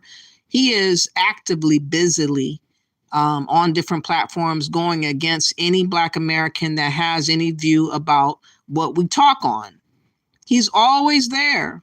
He's everywhere. You're right about that. You said Chuck Weed is afraid he might be deported. He has BSIA foot in his ass yesterday. Yeah, that live stream was a 10-hour live stream. I fell asleep and woke up and it was still going on. But I'm glad to see that Easy Axe was on there. And I noticed that Trina is back. shout out to her for going back. It made the live a whole lot better, having her back. So that was very interesting to see. Let's fast forward it just a tidbit. I wanted to get to the part where Tunija came in. Tunija, who is a Nigerian, and he wants to argue for the illegal. And he lives in the UK as a Nigerian, and he is obsessed, overly concerned about what we think here, all the way over here in America. It just does not make any sense for him to be so consumed with what we think and what we're doing here in America when he has nothing to do with what happens over here in America. But he had some words. Let's see if he's talking right about now. Tunija doing, and I'll do it for $30, $100 a week cheaper, and I'll bring my cousins and I'll bring my wife in to get them out of there. And we're more dependable. You know, we won't miss no days. We won't complain. They sell themselves like prostitutes. That's how they undermine us financially. But they not worse though. We're not gonna say that. They not worse. They not worse. That's by far they're not worse. But they also are. They are an enemy. What? No, when I say they're worse, what I'm saying is we don't have to compete. We don't have to compete. But this is what I'm saying. And me and Maximilian business, we don't have to compete against the white boys at all. We don't have to compete because the white. Let me say it real quick. I got you, Vava. But let me say this. Let me explain it fully. The white dudes is with the black dudes on this. They want we all trying to get the most money for every mouth. It's the Mexicans. It's those dudes it's the Latinos. It's the dudes that wear them goddamn turbans around their head. You get what I'm saying? All of them. Nigerians, it's the Africans, it's the immigrants. They all, hold on. This way, usually Maximilian, he ain't 100% on Hustle Smart, and he know this for a fact. It's them, the white dudes is on our side. They the ones that try to get a union together, you know what I'm saying, to get the most money. Hold on, Tunija. It's only the Africans, the people that will sleep in their trunk and never want to go home, that sit up there and want to. They ain't trying to compete to Niger. They're trying to undercut. They're trying to undercut us. I'm talking about like $6,000 or $7,000 a month undercut to get it for the least amount of money. You get what I'm saying? Most owner operators, they drive by themselves like me. I'm by myself all day. But when you see them, they're too deep. They're too deep when you see them. So that means that they're coming at them saying they're going to do twice as work for half the price. And that's what's going on. You know what I'm saying? The only reason why guys like me and Maximilian is going on, because one thing about it, when you bond it with the freight line, with the rail yard and the ship line, you build up this rapport to where they say, well, you know what? If he make a mistake, he got the bond and he got the insurance or whatever. That's the only thing about them. If they make mistakes, then they run. When they have an accident or something, Maximilian, they run. They'll leave the truck, leave everything to go on the run. So what our business have started to notice is that, they'll come in and undercut a price, but it's just like, hey, Dinus, have you ever been in a Kroger parking lot or anywhere and the Latinos say that they saw a dick? Hold on to Niger, and they say they see somebody that got a dent in their car, and they say, hey, I can take that dent out your car for $50. You get what I'm saying? Now, if you pay that person $50 and your whole bumper fall off, they're going to get back in their car and they're going to ride off. Because you don't get no receipt with them. You don't get no type of guarantee. You can't call no Better Business Bureau on them. They just try to offer cheap labor, but if something go wrong, I don't speak no English. And then they go about their business, so it's a risk to that. And I passed the mic back to Maximilian. My fault, Maximilian. I just had to give it the wrong report on that. You know, those Mexicans you are referring to are generally the aboriginal Latinos that you're referring to. Those Latinos you're referring to. The other ones that are European, they are not the ones competing with you. They already ascended up the economic ladder. They are not the ones competing with you. You The ones that are competing with you are the aboriginals. You don't understand this side of the world. You really don't understand this side. Oh my. Okay, I'm mistaken now. I want you to look this up. The president of every single Latin American country is a white Latino right now. Every single one. Every single. You can look that up on your phone. Every single one. These people have been whitewashed over here. They have a white supremacist mentality. Europe sent all their, even after the conquistadors took over, they sent more Europeans in the early 1900s to get rid of the black population, to whiten up. They even got a saying, "Metlaliha la raza," meaning lighten up the race, meaning go reproduce with somebody lighter.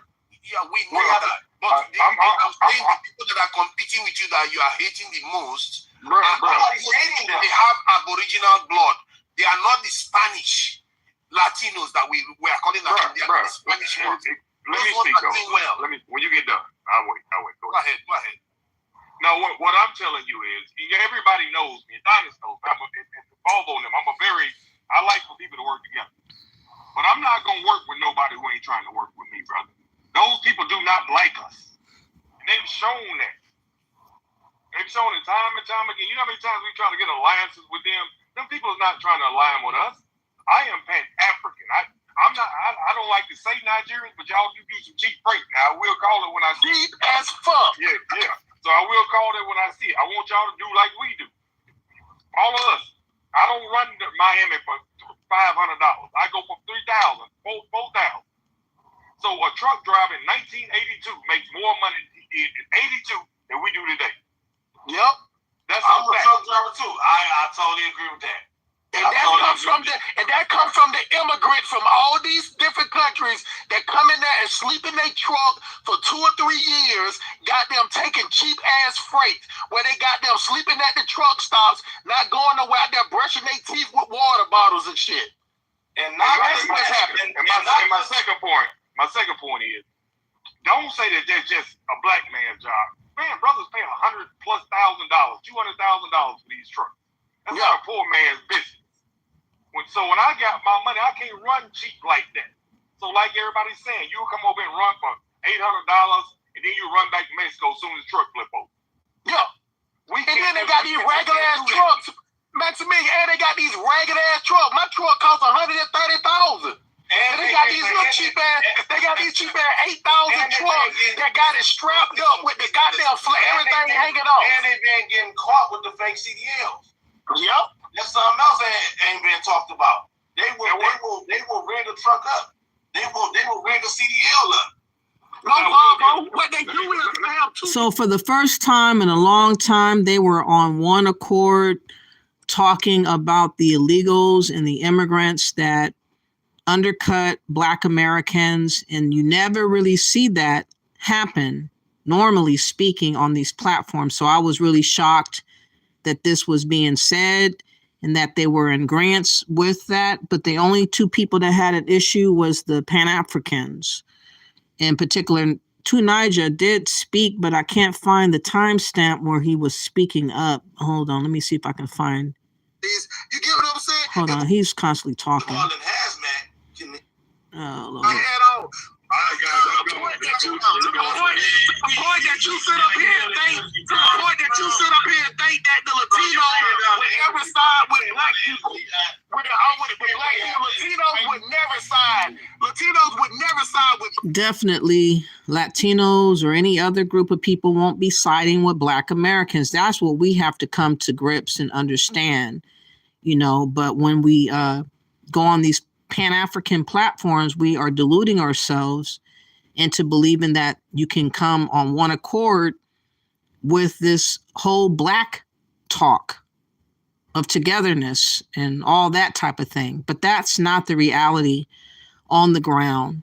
And I think that at this point, there should be a divorce between Black folks globally and just leave things as they are and accept what's going on as a whole, instead of assuming that you can fix it and you are the one that's supposed to be obligated to fix stuff. from all over the world. You cannot fix anything. We don't have the power. We're not Superman. We're not Batman. We're not superheroes.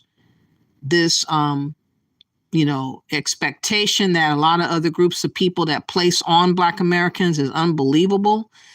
But Tunija was arguing with the Black Americans about whether or not the Latinos were going against them, in America. And they are undercutting jobs. They're undercutting opportunities. They're undercutting housing. They're undercutting how much you get paid an hour and everything else. They have been undercutting. And I'm glad that they got together and at least let that truth be known, because for us to be arguing for immigrants is just really pointless, and it does not make sense to do. So let me see what you guys are saying. I've been on here for almost 4 hours. I didn't find the timestamp that I really wanted to find, but you get the gist of what I mean. Unfortunately, there needs to be a Black divorce. This Blackness, everybody assuming that we are a monolith and that we all have to be on one accord with everybody's plight, is just not realistic. It's not going to happen. And I think that people are speaking up now. I caught a little bit of Kala Nation live last night, and him and Simp Police was talking about, basically the Africans look for you for money. It's not this kumbaya, getting along with one another and building with one another. It's just the Africans taking from us and expecting to get from us. That's what they normally are having their hands out to get what they can get from us. And that is not a relationship. That is a predatory type of relationship, if you really think about it, because it's not a give and take. And that's why a lot of people that go to Africa lose out on a lot of money, and they're lined up and scammed, because it's not meant to be a balanced back and forth relationship where one gives and the other one takes and the other one gives and the other one takes, like back and forth, where everybody shares the responsibility and benefit one another. That just has not been the case on this topic with Pan-Africanism. And I see that Pan-Africans are going to continually cry and moan to us about why we do not want to do what they desire for us to do. And I wish that they would just get over themselves and understand that we have our own plight, and our plight is all about American first. Whether they like that or not, it is what it is. You said, what is CBC? I think it's the Black Caucus.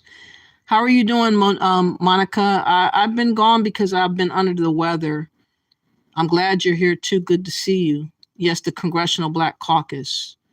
You said, and yes, truck drivers are being undermined by Latino and Somalian truck drivers taking loads for a lot less money, and have a brother that's been driving trucks for 20 years. I believe it.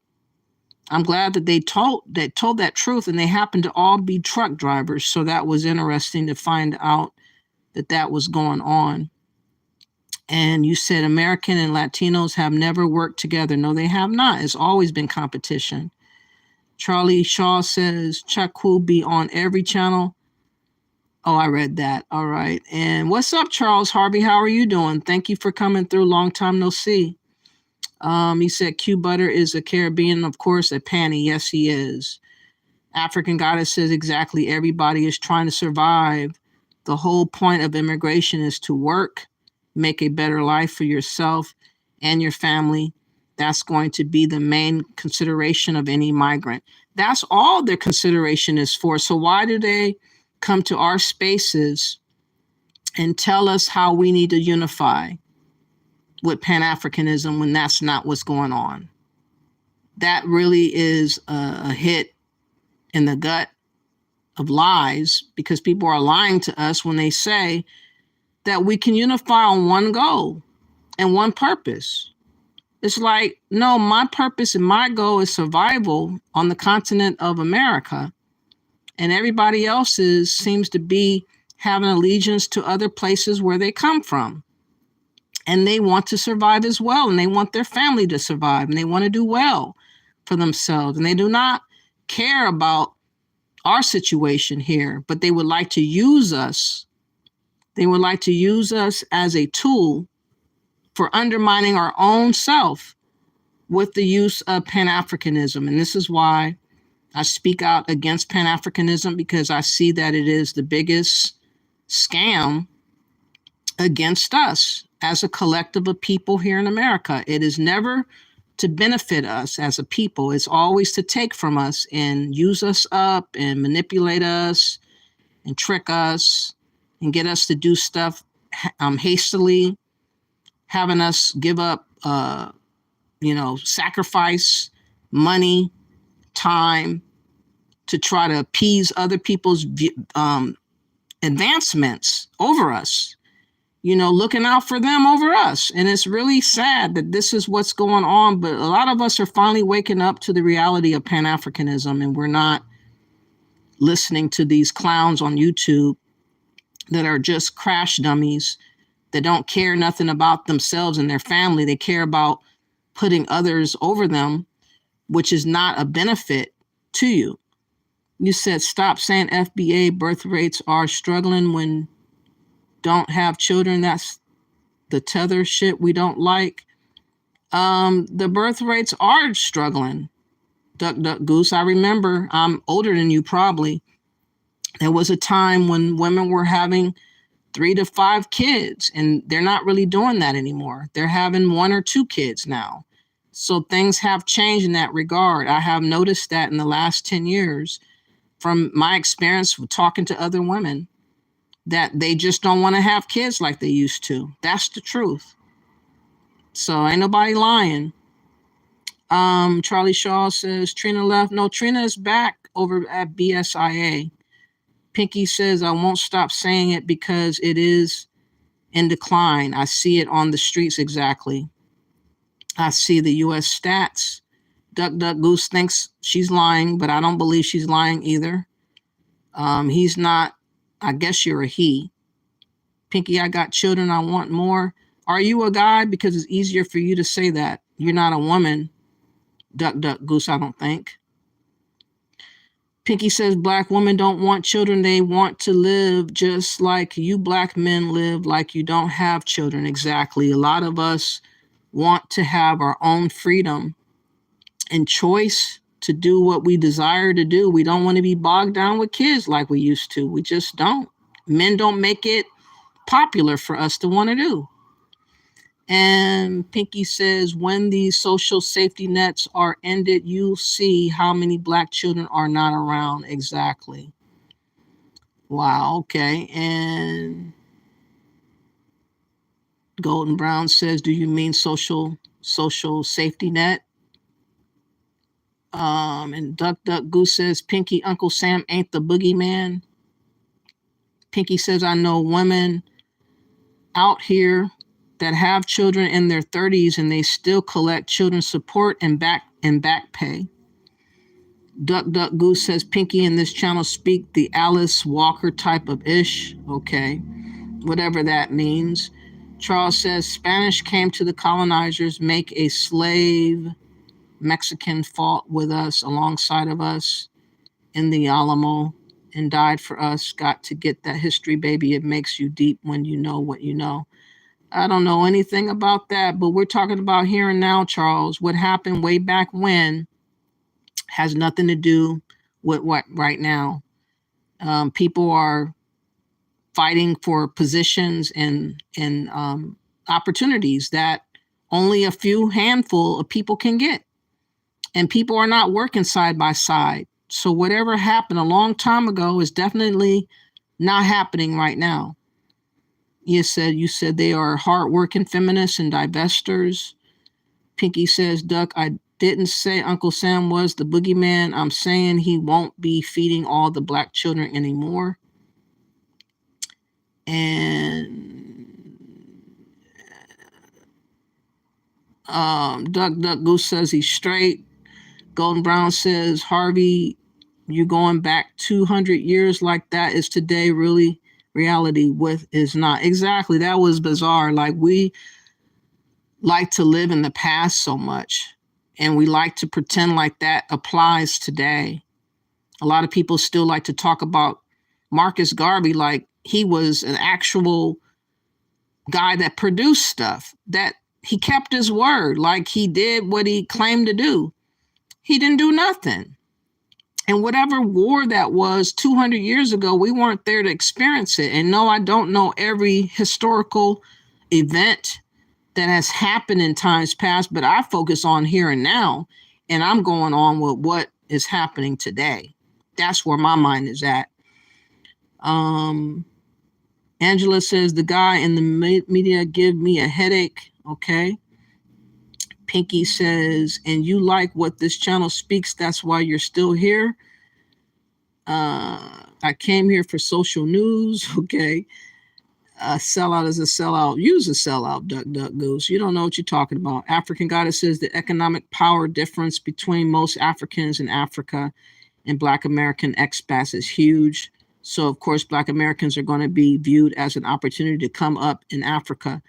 But that's still a scary thing, though, African Goddess, because nobody wants to be viewed as an opportunity, someone that is targeted, someone that's looked upon as being the ATM, because money doesn't last forever. And so when the money's dry, then what happens to the person that had the money? They're just discarded like trash. And that's what happens and is happening to us over there in Africa. Pinky says it started about 30 years ago. We started having less children, 1 or 2. These immigrants are having a lot of children, and Black men are having a lot of children with several women. Yeah, that's what Black men are doing. They don't mind having babies with all kinds of different women, but they're not loyal to the Black woman. They're not really raising families like they used to. They're kind of like everywhere, like a Rolling Stone.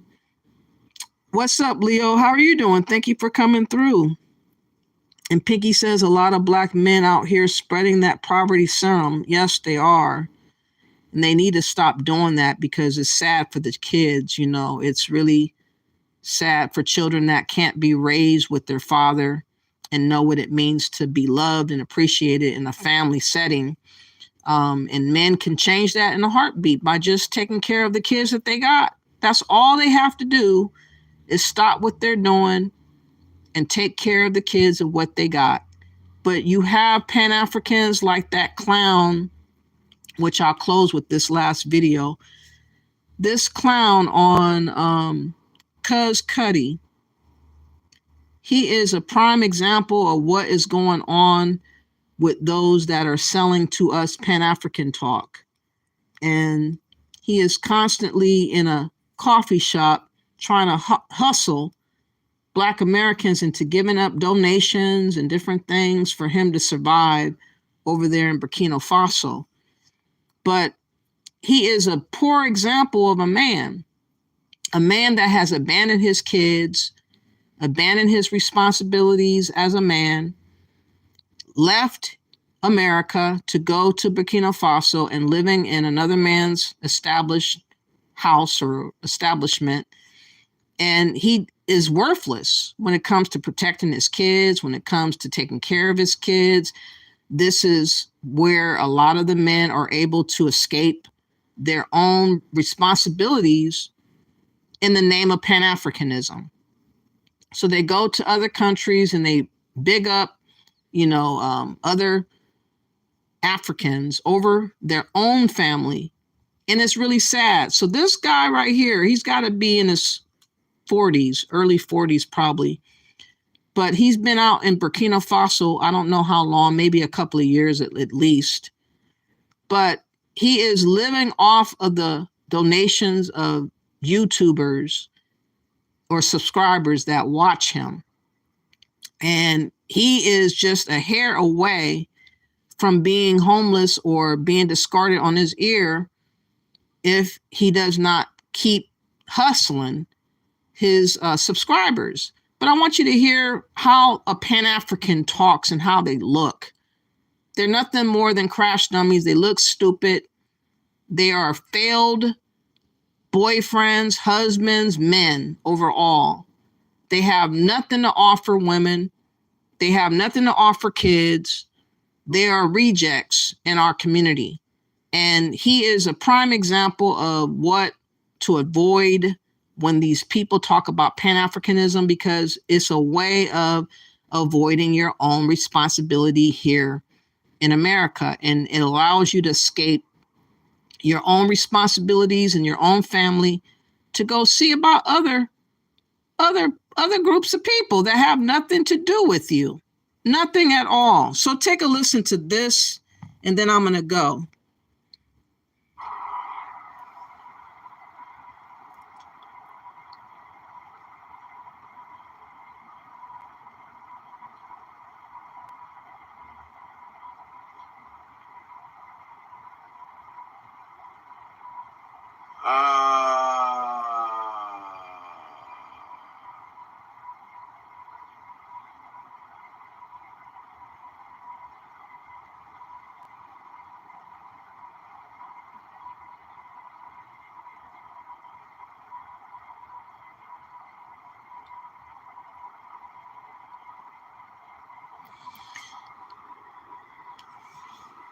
Oh my God, taking him too long to open up his goddamn mouth. What up, Big B? Yeah, my paperwork been in process.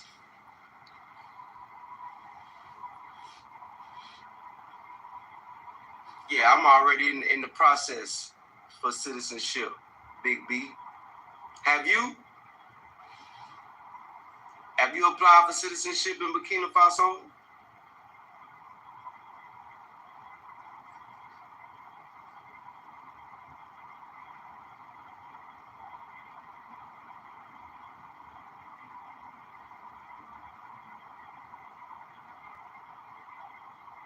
Yeah, I already got residency and all that.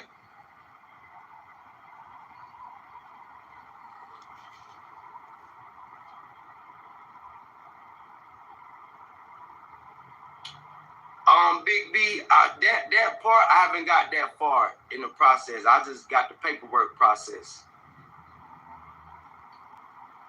Right now, I'm on a 5-year business visa. But once the 5 years is up, then my doors, I think I got like a year left. But I had to renew my visa, but I got a business visa. But yeah, I'm in the, I'm in the process of all that. I can't give you the full breakdown, Big B. If you want to be consulted on that, I might have to go get the information, and that's gonna be that's gonna be a consulting talk. Yeah, because I don't want all y'all here with me. Nah, hell nah. Y'all go take y'all go to Ghana, Tanzania, Kenya, South Africa, yeah.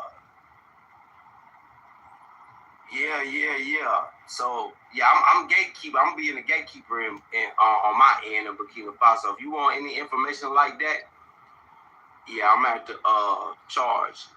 Really, because I gotta go do some research so I can give you the proper information. I don't want to give you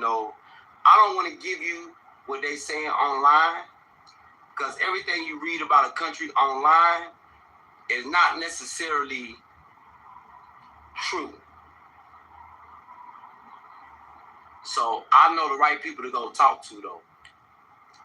So if you want the most accurate information, yeah, you got to hit me on the back end on that.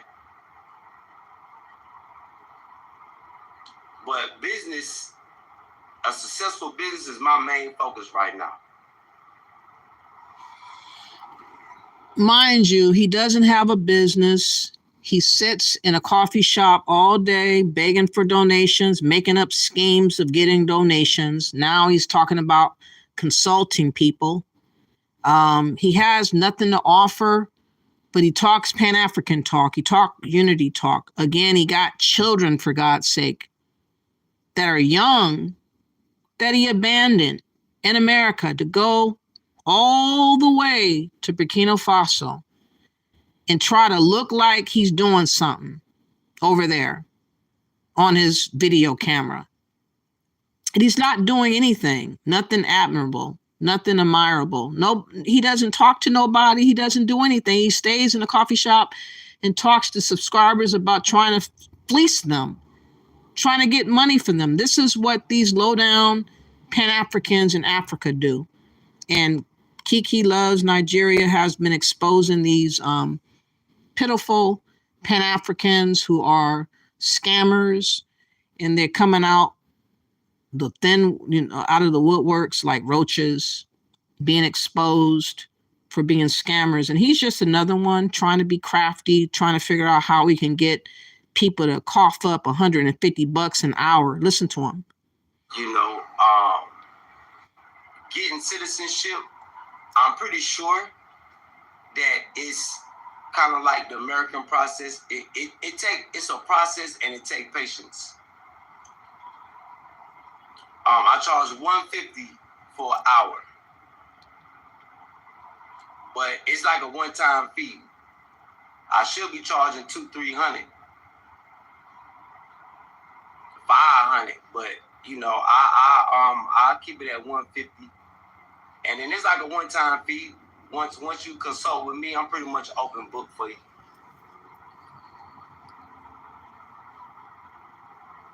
Yeah, I'm pretty much open book.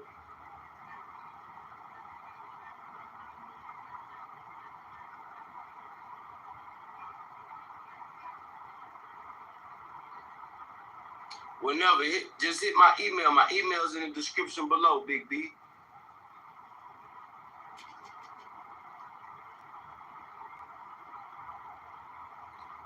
Yeah, my email's in the description below. Just reach out to me on the email. And you give me your list of questions, and I'll go find out. And then when we, the consulting, it won't start until I get what you request, the information you request, and we get on the phone. So whenever you're ready, you just let me know. My office hours are 24/7. Unless you catch me when I'm asleep. But after I wake up, I'll meet you back. Yeah, my office hours don't close. So everybody these days can be consulting experts about what's going on in Africa. Let them tell it. Again, he does not have a job. He is a lame dude that does not want to be a real man and take care of his own responsibilities back in America, or he has fled America because he's hiding from something. But he comes on these platforms and he talks, down on Americans because we're not doing what he is calling himself doing, which a lot of them figure because they do it, we got to do it. Because they do it, somehow it means that we have to follow behind them like a duck. And that's not so. So, anyways, I just thought it was interesting to talk about the divorce, Black divorce. The Black divorce, we have to understand, is really happening right now on social media. Many of us are kind of like arguing among each other about who is going to be the top Black person to be leading so-called melanated people. And that's just, where a lot of people are really thinking on. A lot of people have this expectation to think that Black Americans should be putting Africans above them. And a lot of people are falling in line with that mindset. Unfortunately, not me. And many others, such as myself, do not believe in allowing Africans to reign over us because, they have their own situation over there and we have our own situation over here. One does have nothing to do with the other, in other words. You said for Black, that's just reality. The same thing happens to African returnees. People need to be aware of the realities on the ground. That's what I'm saying exactly. And Pinky says to Beast Morgan, and that's good. If you don't want to raise children, you probably shouldn't have any. That's your choice. Exactly. And yes, please take care of your kids if you are men. Don't have kids if you do not want to be a father. It is not that difficult to go get condoms and spare destroying the lives of little kids because you got tingly all over. You said they have no respect for the women and children, Richard says. And African Goddess says, if Cuz Cuddy cannot make a living in Africa, he needs to return to the United States. Yes, he should. And no self-respect either, Richard says. A lot of them don't, Richard, unfortunately. And it is rearing its ugly head in our community where a lot of women can't follow behind these men because they don't have any self-respect and they don't have no integrity about themselves and they don't represent anything for real. It all boils down to, how do you take care of your kids and yourself? If men are not taking care of their kids, then we should not even pay them no mind, which I find very strange that a lot of people still put Umar on a pedestal when he doesn't even take care of his children. Even after getting the information about him abandoning his kids for years and years, people still quote him. People still showcase his videos as being the gospel. People still talk about Pan-Africanism as being the answer when these same people have failed their own children, their own families. And it's just really a cover to use Pan-Africanism to hide behind like a shield. A lot of men are hiding behind Pan-Africanism when they're really passport bros. That's what a lot of these men are. They're not even anything but that. They're glorified passport bros that are spineless when it comes to being a family person and taking care of their responsibilities as men. And that's partly what's wrong with our community, that too many men are allowed to not be held accountable for what they bring in the world, you know, what they produce in the world with their seed. They're able to sidestep their responsibility. Now they're able to go abroad and passport bro it out and go to Africa and hide out and not do anything for their kids. And we still want to talk about Pan-Africanism, though. That is the stupidity of it all. But that just goes to show you how simple-minded we have become with allowing that ideology to reign over some of the people that espouse to be a Pan-African. Pinky says, child support, cut child support so more Black children will suffer. How about men that don't lie? Child support be provided with a free vasectomy. That would be great. But a lot of men will never allow themselves to be nipped. You said, but I speak in the reality, quit blaming Black males and Black females for their bond. Pinky, you spoke about Uncle Sam cutting out safety nets. Pinky says, African Goddess, cause GOG into dome trouble over money. Oh, cuz Cuddy. And his life was at risk. He probably scared to come back. Well, he's acting as if he don't have a care in the world. Let him tell it. You said, Pinky, I thought not supposed to say Black. Remember, just an American. African Goddess says, okay, it makes sense now, but he should try to set something up. He needs to get a job and come back home and take care of his damn kids. Richard, if he's Black, say Black. Sometimes I do, but I like to say American first more than anything because that's what we are. A lot of this Black talk is just too much. I want to divorce that term actually, and be rid of it. It just doesn't do anything for us to keep using that term. It doesn't get us anywhere. Pinky says, I want all in this chat to know who is talking about some are not us. And Monica says, I can't stand MS-13 and sirs hate those gangs, period. Oh, yes, he's offering consulting services, another scammer to be. Don't let him come back. Pinky says, Set what's up with who he needs thousands, if not hundreds of thousands, to save himself. And Charles says, nope, think I'll just stick with talking to God. Exactly. African Goddess says he is consulting. So if you want to move to Africa, call him just $150 an hour. Isn't that crazy? No money am I giving to him. Exactly. And if he is unable to support himself in Africa, he should not be offering consultancy services. This is the blind leading the blind. Exactly. It's a joke to think that he can advise anybody about anything.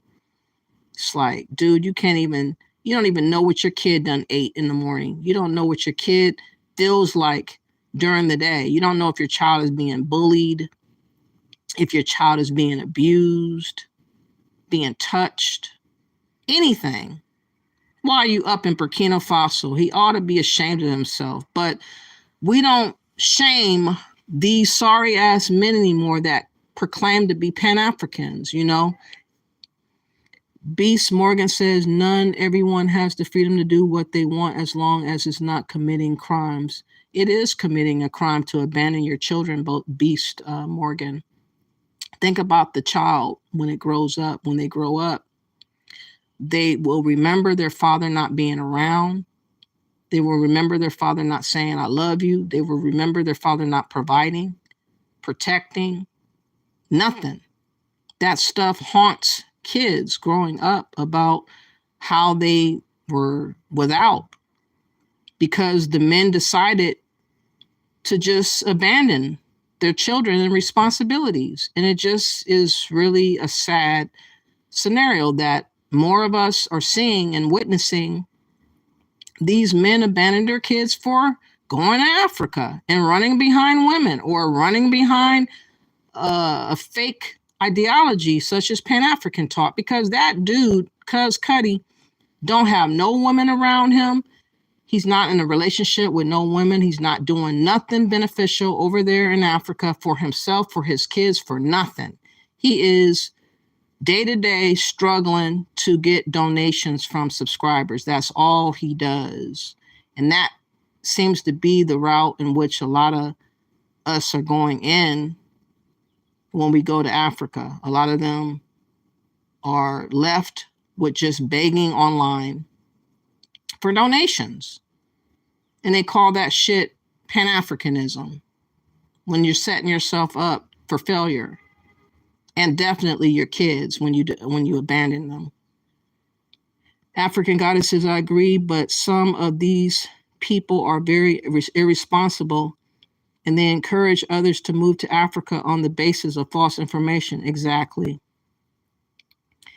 Pinky says, these coming years, you will see more black legs closed to you and your brothers.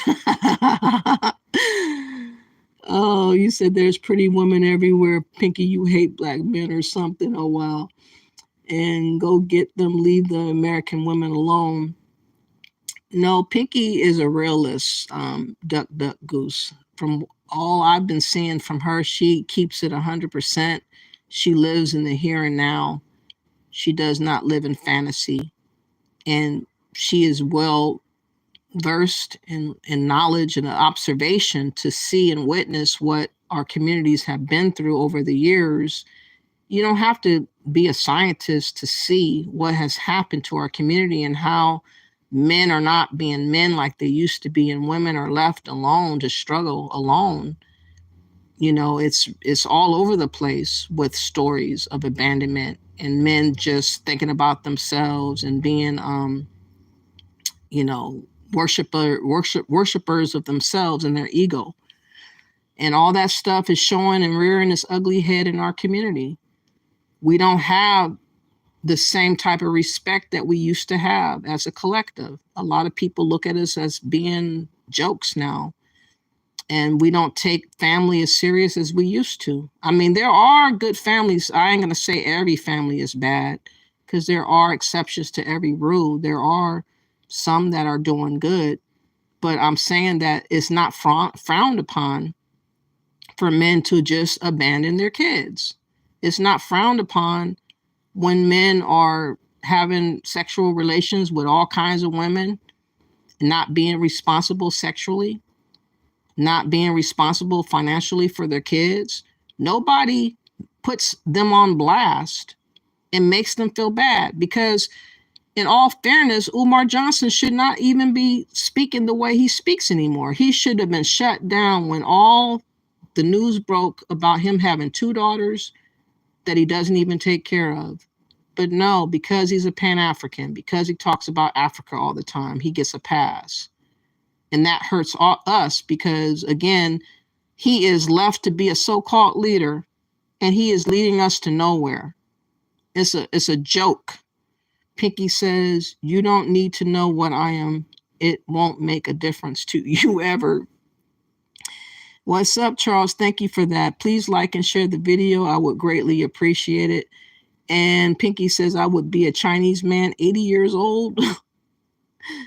Nick Cannon wannabes. Oh yeah, again, they are, but they don't have the money as Nick Cannon has.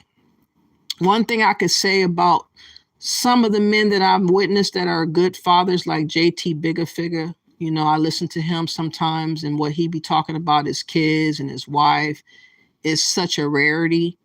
To see a married Black man on YouTube talk and express the love for his wife and his kids is such a rare phenomenon. And I wish that a lot of people would, do what JT does, and a few others that have families. I think Q Butter is also a family man. But the ones that are put on pedestals for the most part are not family men.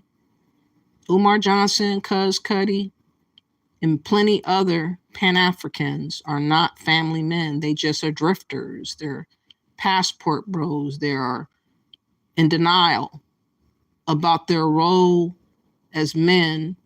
And they, attack women all the damn time. That's all they seem to do because of their failures. They attack women when all else fails. So with that being said, I just wanted to say that I have been gone for a while, and I will probably take a little break, a little vacation, because I have been coming on YouTube for many years now, many hours now. I think that right now that people should have get the gist of what I've been talking about. If you don't get it, I don't know what else to tell you. Basically, I believe that Pan-Africanism is got to be dealt with. I think that us facing the true reality of what we are dealing with in real time is what we should be focused on, not the past and not fake fantasies that people are trying to create in our mind about Pan-Africanism and about unity that can't be realized for real. Yes, you can find decent Black folks to respect and like and talk to and relate to. You might even find clusters of groups of people that you can work with and do something with.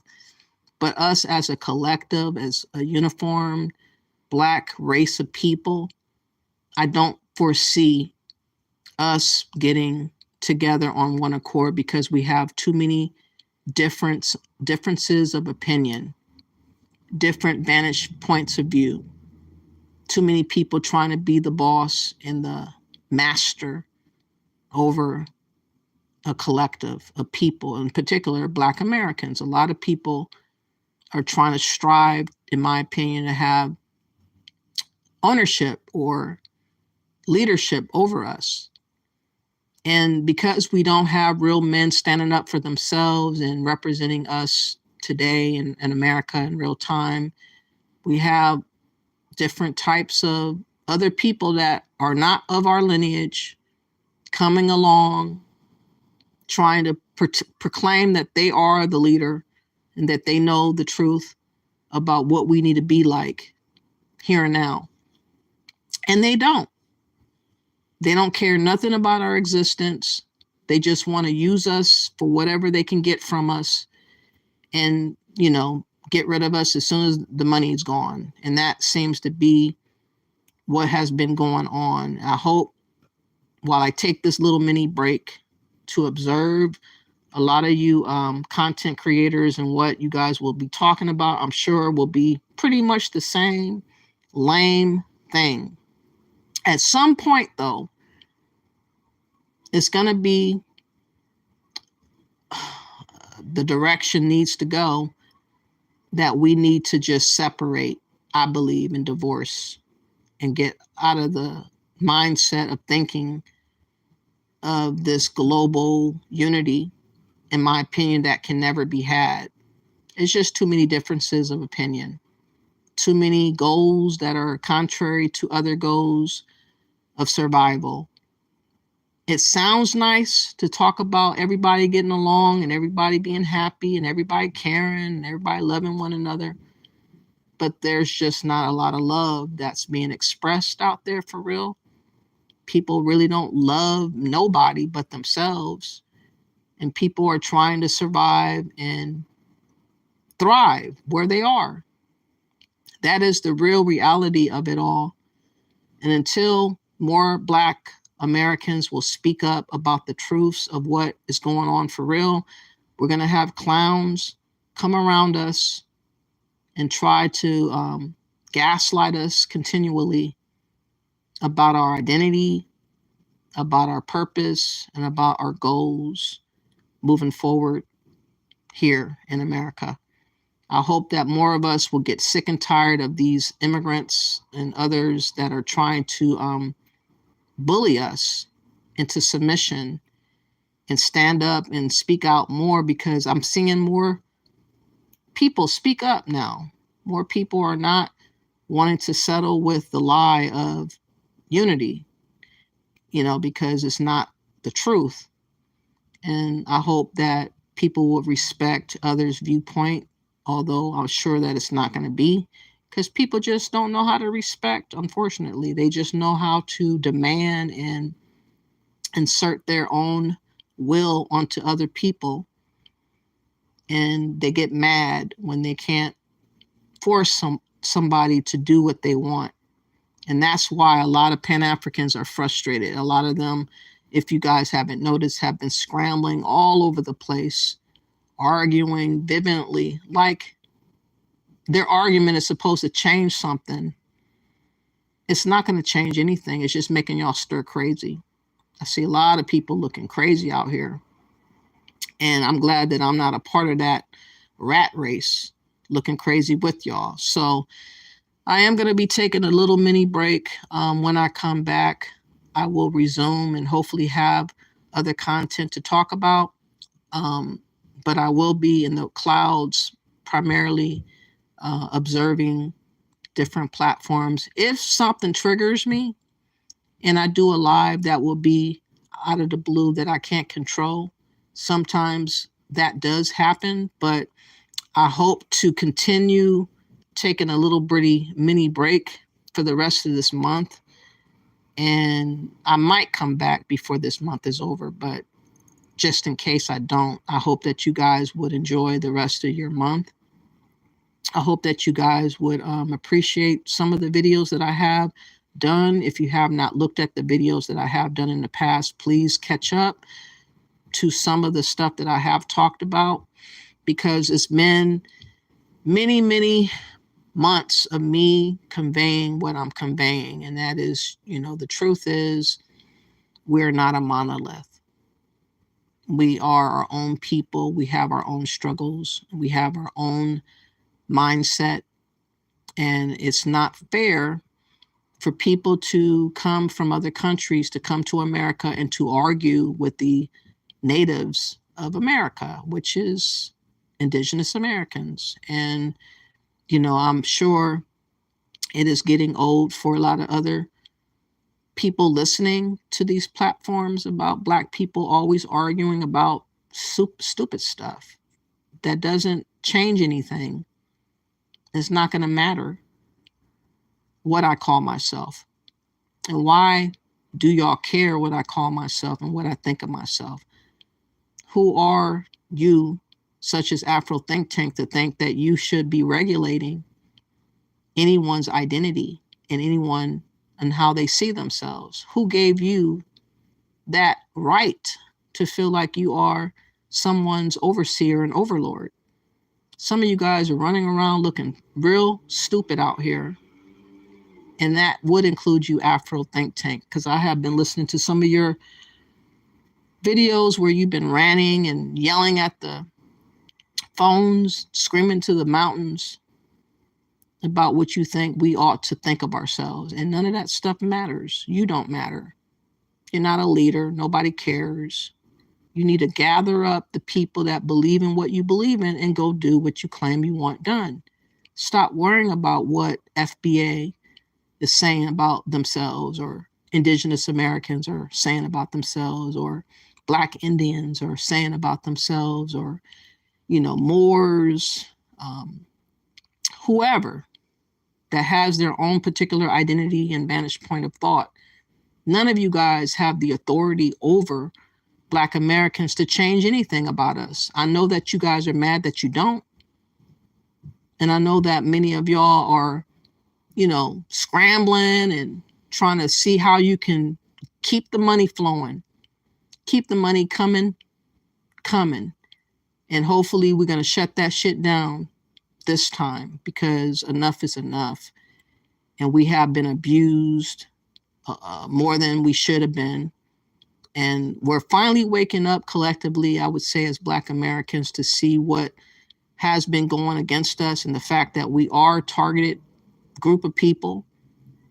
And we should finally get tired of being targeted and turn that shit on other people instead of accepting it. So I hope that you guys would enjoy the rest of the month. And if you guys, I might maybe post a few things here and there as far as, on my post, but I intend to probably stay off for like the rest of this month if I can. So thank y'all for coming through. I really miss y'all. I will be missing y'all. I really hope to have the motivation that I had before I got burnt out.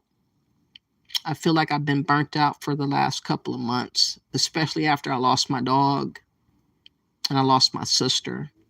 I haven't been able to regroup and regain my my energy. It's been off for a while, so I need to gather myself and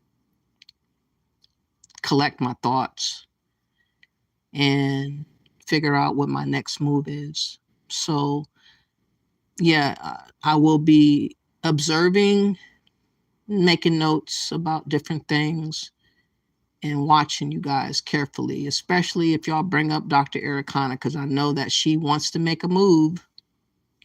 A lot of other Pan-Africans want to make a move because they are salivating about that tax return money coming in, and they want to get that money. A lot of you guys are trying to see how y'all could get that money from us. So it is what it is, and hopefully we will wake up to the reality of what it is and what we're up against. That we have no allies, whether they're Black, whether they are white or whatever. I mean, we have a few people that could be considered allies, but I mean collectively, we really don't have allies collectively like that. We have a few people here and there that really care about our plight. For the most part, most people could care less about us, and a lot of us don't care about us either. So hopefully that will change, but it remains to be seen. So thank y'all for coming through. Let me see if you guys have said any last choice words, and then I'm going to go. I appreciate everybody for being here. It's been a minute. Sorry that I didn't come back sooner, but I was really under the weather, and it has been really strange for me to be live. I just feel like I've been spent. more than usual. And since I don't have the energy like I used to, I needed to take a break. Let me see.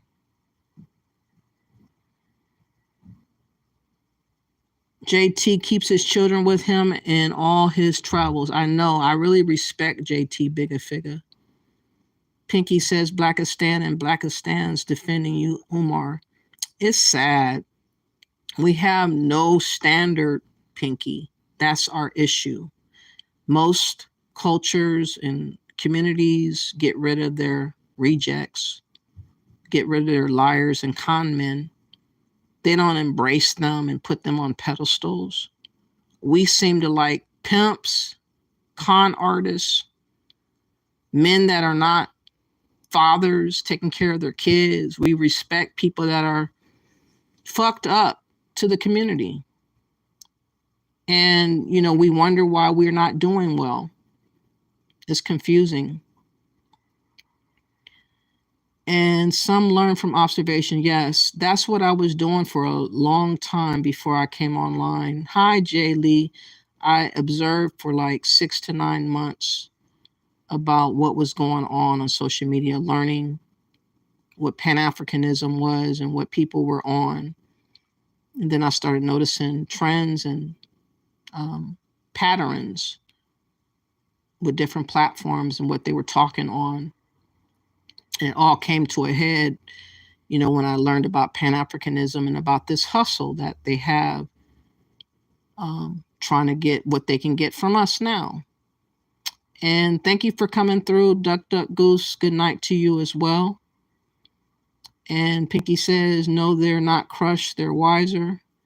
Pinky says, Americans are getting the truth and we are wiser. Yes, take a break. We all need a break from this craziness. Yes, I feel like I've been losing my mind a little bit, especially listening to some of the people that talk on the panels. They don't even make sense. They're so emotional and they can't have a simple conversation with one another and agree to disagree. What happened to just agreeing to disagree and just walking away and saying, you know, you got your opinion, I got mine. Tahaka says, wow, Matt, I missed this live, but it is all good. Much love to the host. Thank you for coming through, Tahaka. Glad to see you. I will be back again. And when I come back, I will be much refreshed and new and have another vigor about myself. I've lost the vigor. I lost the motivation because I'm burnt out. You said Mama Chief Pocahontas is another good channel on YouTube. Okay, Chief Pocahontas, Mama Chief Pocahontas. I'm paying this year again, Pinky says. And Pinky also says if other communities were supporting a person like Umar, they would do it in silence because the others in the community would correct them. What happened to us shaming people that are not of use to us? You know, leaving the likes of Umar in our community, it just shows you how bad off we have been. There is nothing in the world that he has offered our community other than yapping, long-winded yaps about stuff he has not accomplished. But because he talks about Africa and he talks about Pan-Africanism, he gets a pass. And it's so stupid of us to keep allowing that clown to run amok. I hope that we get sick and tired of him and stop supporting him and stop donating to him and just leave these clowns where they are. You said you have been going in 100% for years. It might be time to take a break. Yes, it is time. So I'm just letting y'all know if y'all don't see me. I think before I come back, if I be gone for a while, I'll post when I'm coming back on if I be gone for a while so that you guys will know in advance. But yeah, it's been a long struggle to convey for a long time my message, you know, and I hope that people would just keep in mind what I have been saying and share videos. Shout out again to BSIA for talking about Dr. Ericana because, again, so many other people are scared to talk about her. They're scared to talk about Africans that are scamming out here. And I'm so glad that he had the balls to at least bring her up because she is something that we need to be looking out for. And I'm sure that she is going to be slithering about. Last time I heard, she was supposed to go to Burkina Faso with Americans to get citizenship. I'm not sure if that's still on track, because Burkina Faso was talking about keeping out people from getting access to their country or whatever because of what Trump's been doing. Trump has been talking about, you know, travel bans and restrictions of this and that and the other. And other countries are now trying to retaliate against what Trump is doing. And I believe that that might have some bearing on people that's traveling to Africa, because once those travel bans happen, which we won't know when until they happen, it's going to be a ripple effect, and it's going to affect so many people in their travels. Hopefully, some of these Pan-Africans won't be stranded abroad, but if they are, I definitely will be coming out to do a story about that. So stay tuned. I will be keeping up on Trump's, you know, what he does and whatnot. I guess the latest thing to look out for is the upcoming Supreme Court with the birthright citizenship, and all these mass deportations, I guess, are going to, you know, see how they're going to continue or not continue because of the judges and what they be doing. But I'll be watching. You said, I've been following you in BSIA since 2020. Looks like you two are not afraid to tell the truth no matter who disagrees. Yeah. Yep. That's truthful. And hopefully other people would be interested in what is happening against Black Americans. Again, we are outnumbered. We are up against every other immigrant group. Everybody seems to think that they should be able to tell us what to think and how to be and what to do, whether they are Latinos or Africans or Caribbeans, white people. I mean, a slew, even people that's not even over here in America, has something to say about Americans. And it's really stupid, but that's what's been going on. So anyways, I appreciate everybody for listening. And if I do take a simple break, please excuse me, but please definitely come back.